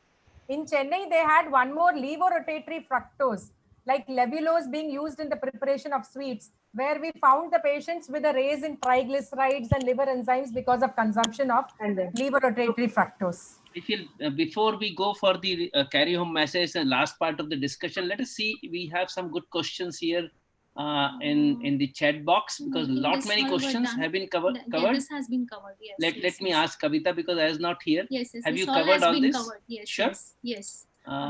This is What about the protein toxicity. Yes, milk. I feel chronic liver disease has been, cirrhosis of liver has been covered. No, that has not been covered. Okay, someone can answer about the cirrhosis of liver and since anabolic hormones have diurnal variations, should protein intake be adjusted to match this better? They have hypoproteinemia and hypoalbuminemia in patients who have chronic liver disease. So any comment on this? We need to step up the protein intake initially, definitely, sir, to 1.2 to 1.5 grams per kg body weight. That's one very important message. But the kg body weight has to be dry body weight. Obviously, we need to deduct the fluid for the ascites and the edema. Only then come to the 1.2 to 1.5 grams per kg ideal body weight. In that, at least 2/3 should be high biological value protein because we are looking at hypoalbuminemia and hypoproteinemia, and the liver is not actually producing it. And when it comes to diabetes, the most important thing is there is a risk of nocturnal hypoglycemia because of poor hepatic glucose output. So we compulsorily tell the patients to take a 1 carbohydrate count at bedtime to prevent the nocturnal hypoglycemia. And obviously the calories on the higher side because it's a hypercatabolic disease. You need to meet the calories, but you need to remember you need to give a bland diet, soft diet. You cannot give too much of fiber because of the risk of esophageal varices. You can have a portal hypertension with an associated esophageal bleed. You may be troubled. So that's where you'll have to sync the insulin with the diet because the diet may not be very glycemic friendly because of the fiber restriction, not too much of fiber. Obviously, the salt restriction is there, fluid restriction, urine output plus 500 ml, but soft. But since the fiber is slightly on the lower side and the whole grain consumption becomes slightly on the lower side, we'll have to titrate it with insulin dose of adjustment. That's where we'll be able to achieve the glycemic control. I'm sorry, but I'm not aware of this fiber and esophageal varices bleed. Do we have some data on these lines that if you take high fiber diet, you have high risk of having? Yes, sir. Yes, sir. You need to actually take a bland diet. Bland means chemically, mechanically, thermally non-irritating. So when you talk of mechanically non-irritating, you have to bring down the fiber or at least see to that the fiber is very soft cooked, extremely soft cooked, probably blended very well and then provided. You cannot take it in the form of a salad. Definitely not in the form of salad. Okay. So that's good enough. And we have some more questions here. No. drinking herbal no, tea instead that of is milk done. has That been is all done. done. Okay, so most of the questions are done, and we have come to the So, last part of the yes, panel so discussion. just And I please- feel it's a COVID pandemic, and we have to have any panel discussion will be incomplete without talking on COVID-19 here. And I feel Kavita will be asking to all three of the panelists as well as Madan Madam about COVID. Yes. So I was like just telling maybe a quick take-home message, what you would like to give each one of you during this pandemic. What should be the diet during COVID? So I think I start with Dharini, madam. Yeah, protein is important because it's always lacking. When it comes to vitamin C, amla is a very good input. But even if you boil it a bit and you can eat it more often because it irritates the throat for some people, you can do it with turmeric and boil it and keep it, and then you can eat it very easily. Little bit will go of vitamin C, but nothing much to worry. And of course, zinc. We need the fibers, and there's a whole list over there, but I would stop here.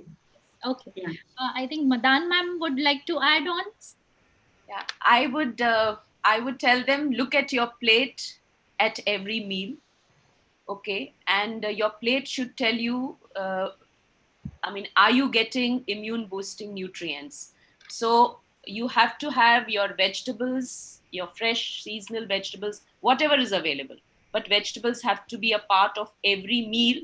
However you incorporate is your take.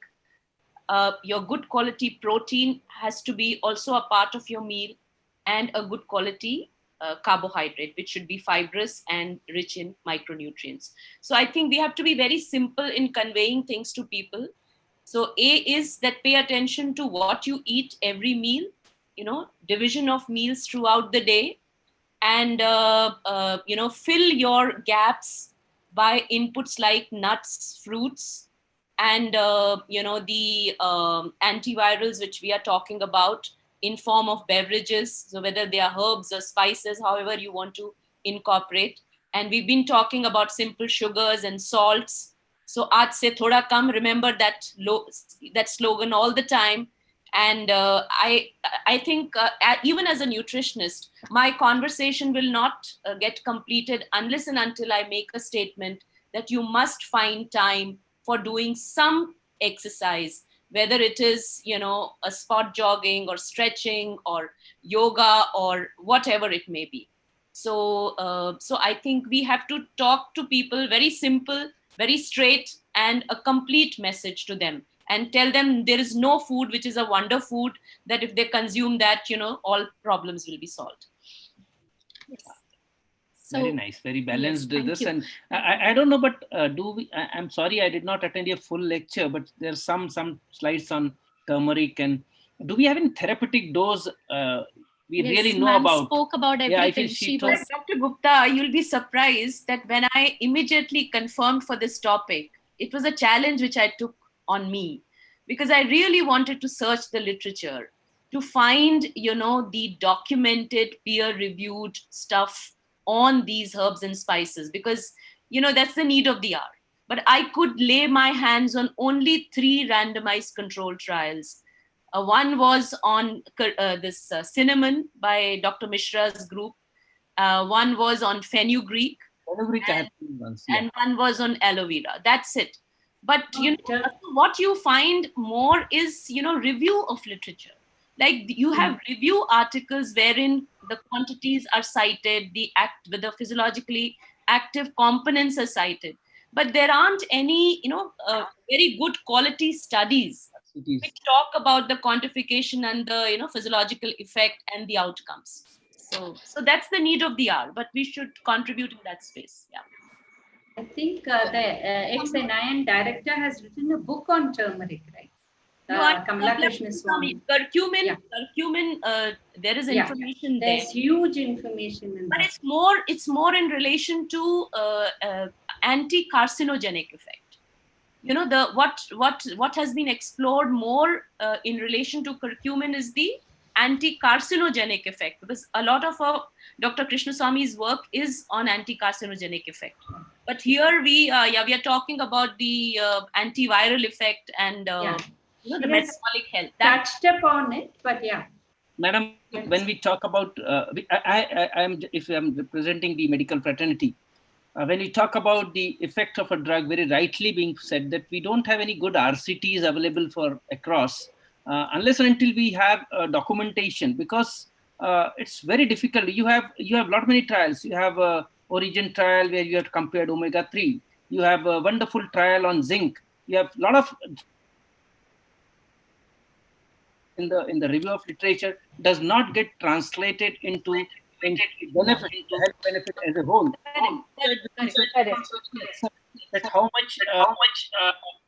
much turmeric I should take, how much this what you say garlic I should take, how much, except the methi powder, of course, fenugreek we have seen, and possibly Madam has also seen 2 more literature on aloe vera and cinnamon. So I feel we in IDA or maybe the medical fraternity joined together, those who are interested in nutrition, including Dr. Anup Mishra and group, we should be working something at multicentric trial on this. Small number of patients you can randomize, and it can be double blind, it can be, but should be done something on these lines in long term. We need to have some data from India, and that's what is missing in our group. Zamrud, any take home? No, I feel what both the ma'ams have said, that is right. And what we should be telling our patient is eat seasonal and eat local. That's more what is possible to sustain right now in this era. So I would want to add on by saying that you need very high ORAC value. You know, those foods which have a very high ORAC value, as simple as a dry. That ORAC value, Madam ne jo bataya tha, Madam has yes shown that. Yes. So the ORAC value of foods is important. But one thing has to be remembered: those patients who are on, as Zamrud was talking of, ACE inhibitors and potassium-sparing diuretics, when they take these spices and all these functional foods, there is a raise in their potassium values, and the urea creatinine also slightly steps up. So when it comes to diabetic nephropathy, end stage renal failure, we have to be a little careful when we talk of. And when it comes to cinnamon, there is the cinnamon bark and the cinnamon roll. The cinnamon roll is the non-carcinogenic one. The cinnamon bark is the one. So those small messages are very important when we tell the patients, and they should not cross 3 months. You know, that's the maximum limit. They should take cinnamon also, not more than 3 months. Even the amount of grams, like only 2 to only 1.5 to 2 grams. 2 grams. So not more than that, because sometimes they take a spoonful of cinnamon. That is true. That is true. That is true. Glycemic profile. So that again has to be told to the patient. And even these kadas and all, I really have a lot of fear and phobia about using is unscientifically. It becomes very difficult. Agree, sir. Very much agree. Very much agree. Very much. How do you make that kada? How do you make that kada, and what is the quantity you add, and for how long you boil? And I in fact, I mentioned in my discussion, I got a lot of calls and messages, because we had through IDA we had made a video for on boosting immunity, the various category of foods, and one of them was antivirals, and it went on Arogya Setu app. That video was picked up by MyGov platform. And, we had given the email ID that if you have any queries, please reach to idanationalpresident@gmail.com. You will not believe the kind of queries I got. And one fine day, I get a call from somebody and he says, Madam, मैं सुबह से शाम तक काढ़ा P रहा हूँ. तो क्या मैं ठीक कर रहा हूँ? So then I had to literally tell him, I said, sir, आपको खाली काढ़ा नहीं पीना है. आप क्या खा रहे हैं सारे दिन में, वो भी important है. So see when something gets highlighted, people feel this is the answer to all problems. And the media again stimulates all this badly. And it becomes एक पड़ोस में पूरा बिल्डिंग में चलने दो, एक पड़ोस में यदि एक किसी को कोविड पॉजिटिव आ गया कि पूरा का पूरा आजू बाजू का neighbour start taking kadas, and it becomes tough to In fact, we have had patients who burned their mouths and they have come with burnt throats because they have drunk so hot kadas. So it is really saddening. No, because there are no clear instructions and there is no balanced message, That kada also has everybody sharing messages. Everybody sharing an immuno-boosting diet, an immuno-boosting kada. qualified, unqualified, everybody is roaming around with such messages. Yeah, One but I patient think will the come CADA should come from the repercussion. professional, right? It should come Yes. from the Ayurvedic or Siddha professionals. It's not dietitians who should be talking about it, right? In fact, But Tulsi I more think the than 2 one, grams. Tulsi more than 2 to 3 grams interferes with spermatogenesis. But people are totally taking bad. 10 grams and 20 grams of Tulsi per day. And there are big companies which are putting 35 leaves in a capsule and selling it. That is dangerous. And they're all huge companies. I don't want to say the name here, but it's very dangerous. And even curcumin for that matter, if you take the traditional way we eat, it's always cooked in some form. Nobody adds it to a hot latte and drinks like the way the West drinks, isn't it? We always cook it in some form. So we need to look at that also. Whether curcumin fresh like that, nobody takes. You know, we always cook it. And the other thing that worries me when I cycle every morning is the coconut water. People are drinking like crazy. What happens to the renal patients, right? So that's something we need to tell also. Even diabetic for that matter. You can't overdo anything. I feel this story is going to be, you know, if even we can discuss the whole night on this. But we have to now wind up this session because it's a time now. Yes, it is already 7:15, already 7:15, and so we to would wind like up this to wrap session, up. I hand over this to the nutritionist, so that I'm away from all of you. Oh, yeah. I have to go to the another hall to wind up the session. Thank you very much, everyone. Thank you, sir.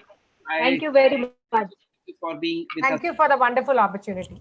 Thank you so much. Tarini madam, thank you Meenakshi, thank you Jamrud, and the whole team of IDA for being with us. Thank you very much. She can also open. Yeah, Kavita is also Bakshi, there. can we the have you local on? chapter Can you chair open here. your video? So Everybody here who all are here. Half of Hello Diabetes Academia 2020 and IDA Nagpur chapter, I would like to thank each one of you, the whole fraternity of a nutritionist who was there to enlighten us. And believe me, ma'am, we have faced a lot of challenges because we had lack of resources, lack of hands to work, but still the show had to go on because our dates were finalized. And I'd really thank wholeheartedly each one of you for joining us. I still got good wishes from Cheryl. I'm really missing her. She's a very good friend of mine, and she could not join. But we really wish you speedy recovery and good health. And thank you each one of you. Kavita ma'am, you would like to propose some vote of thanks finally? Kavita Bakshi ma'am. Yeah.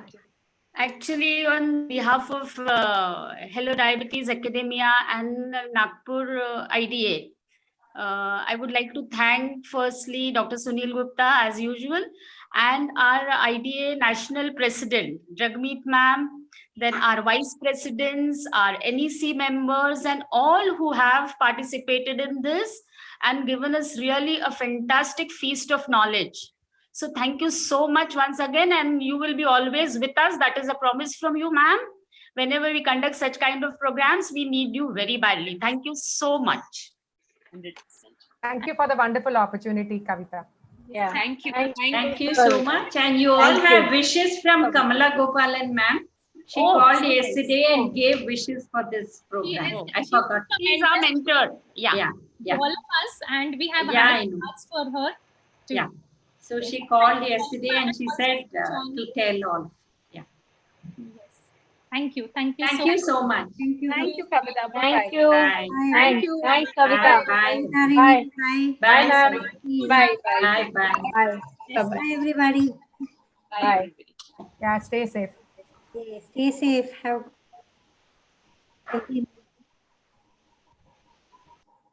Now I leave the meeting. Yes. Thank you. Thank you, all of you. Thanks.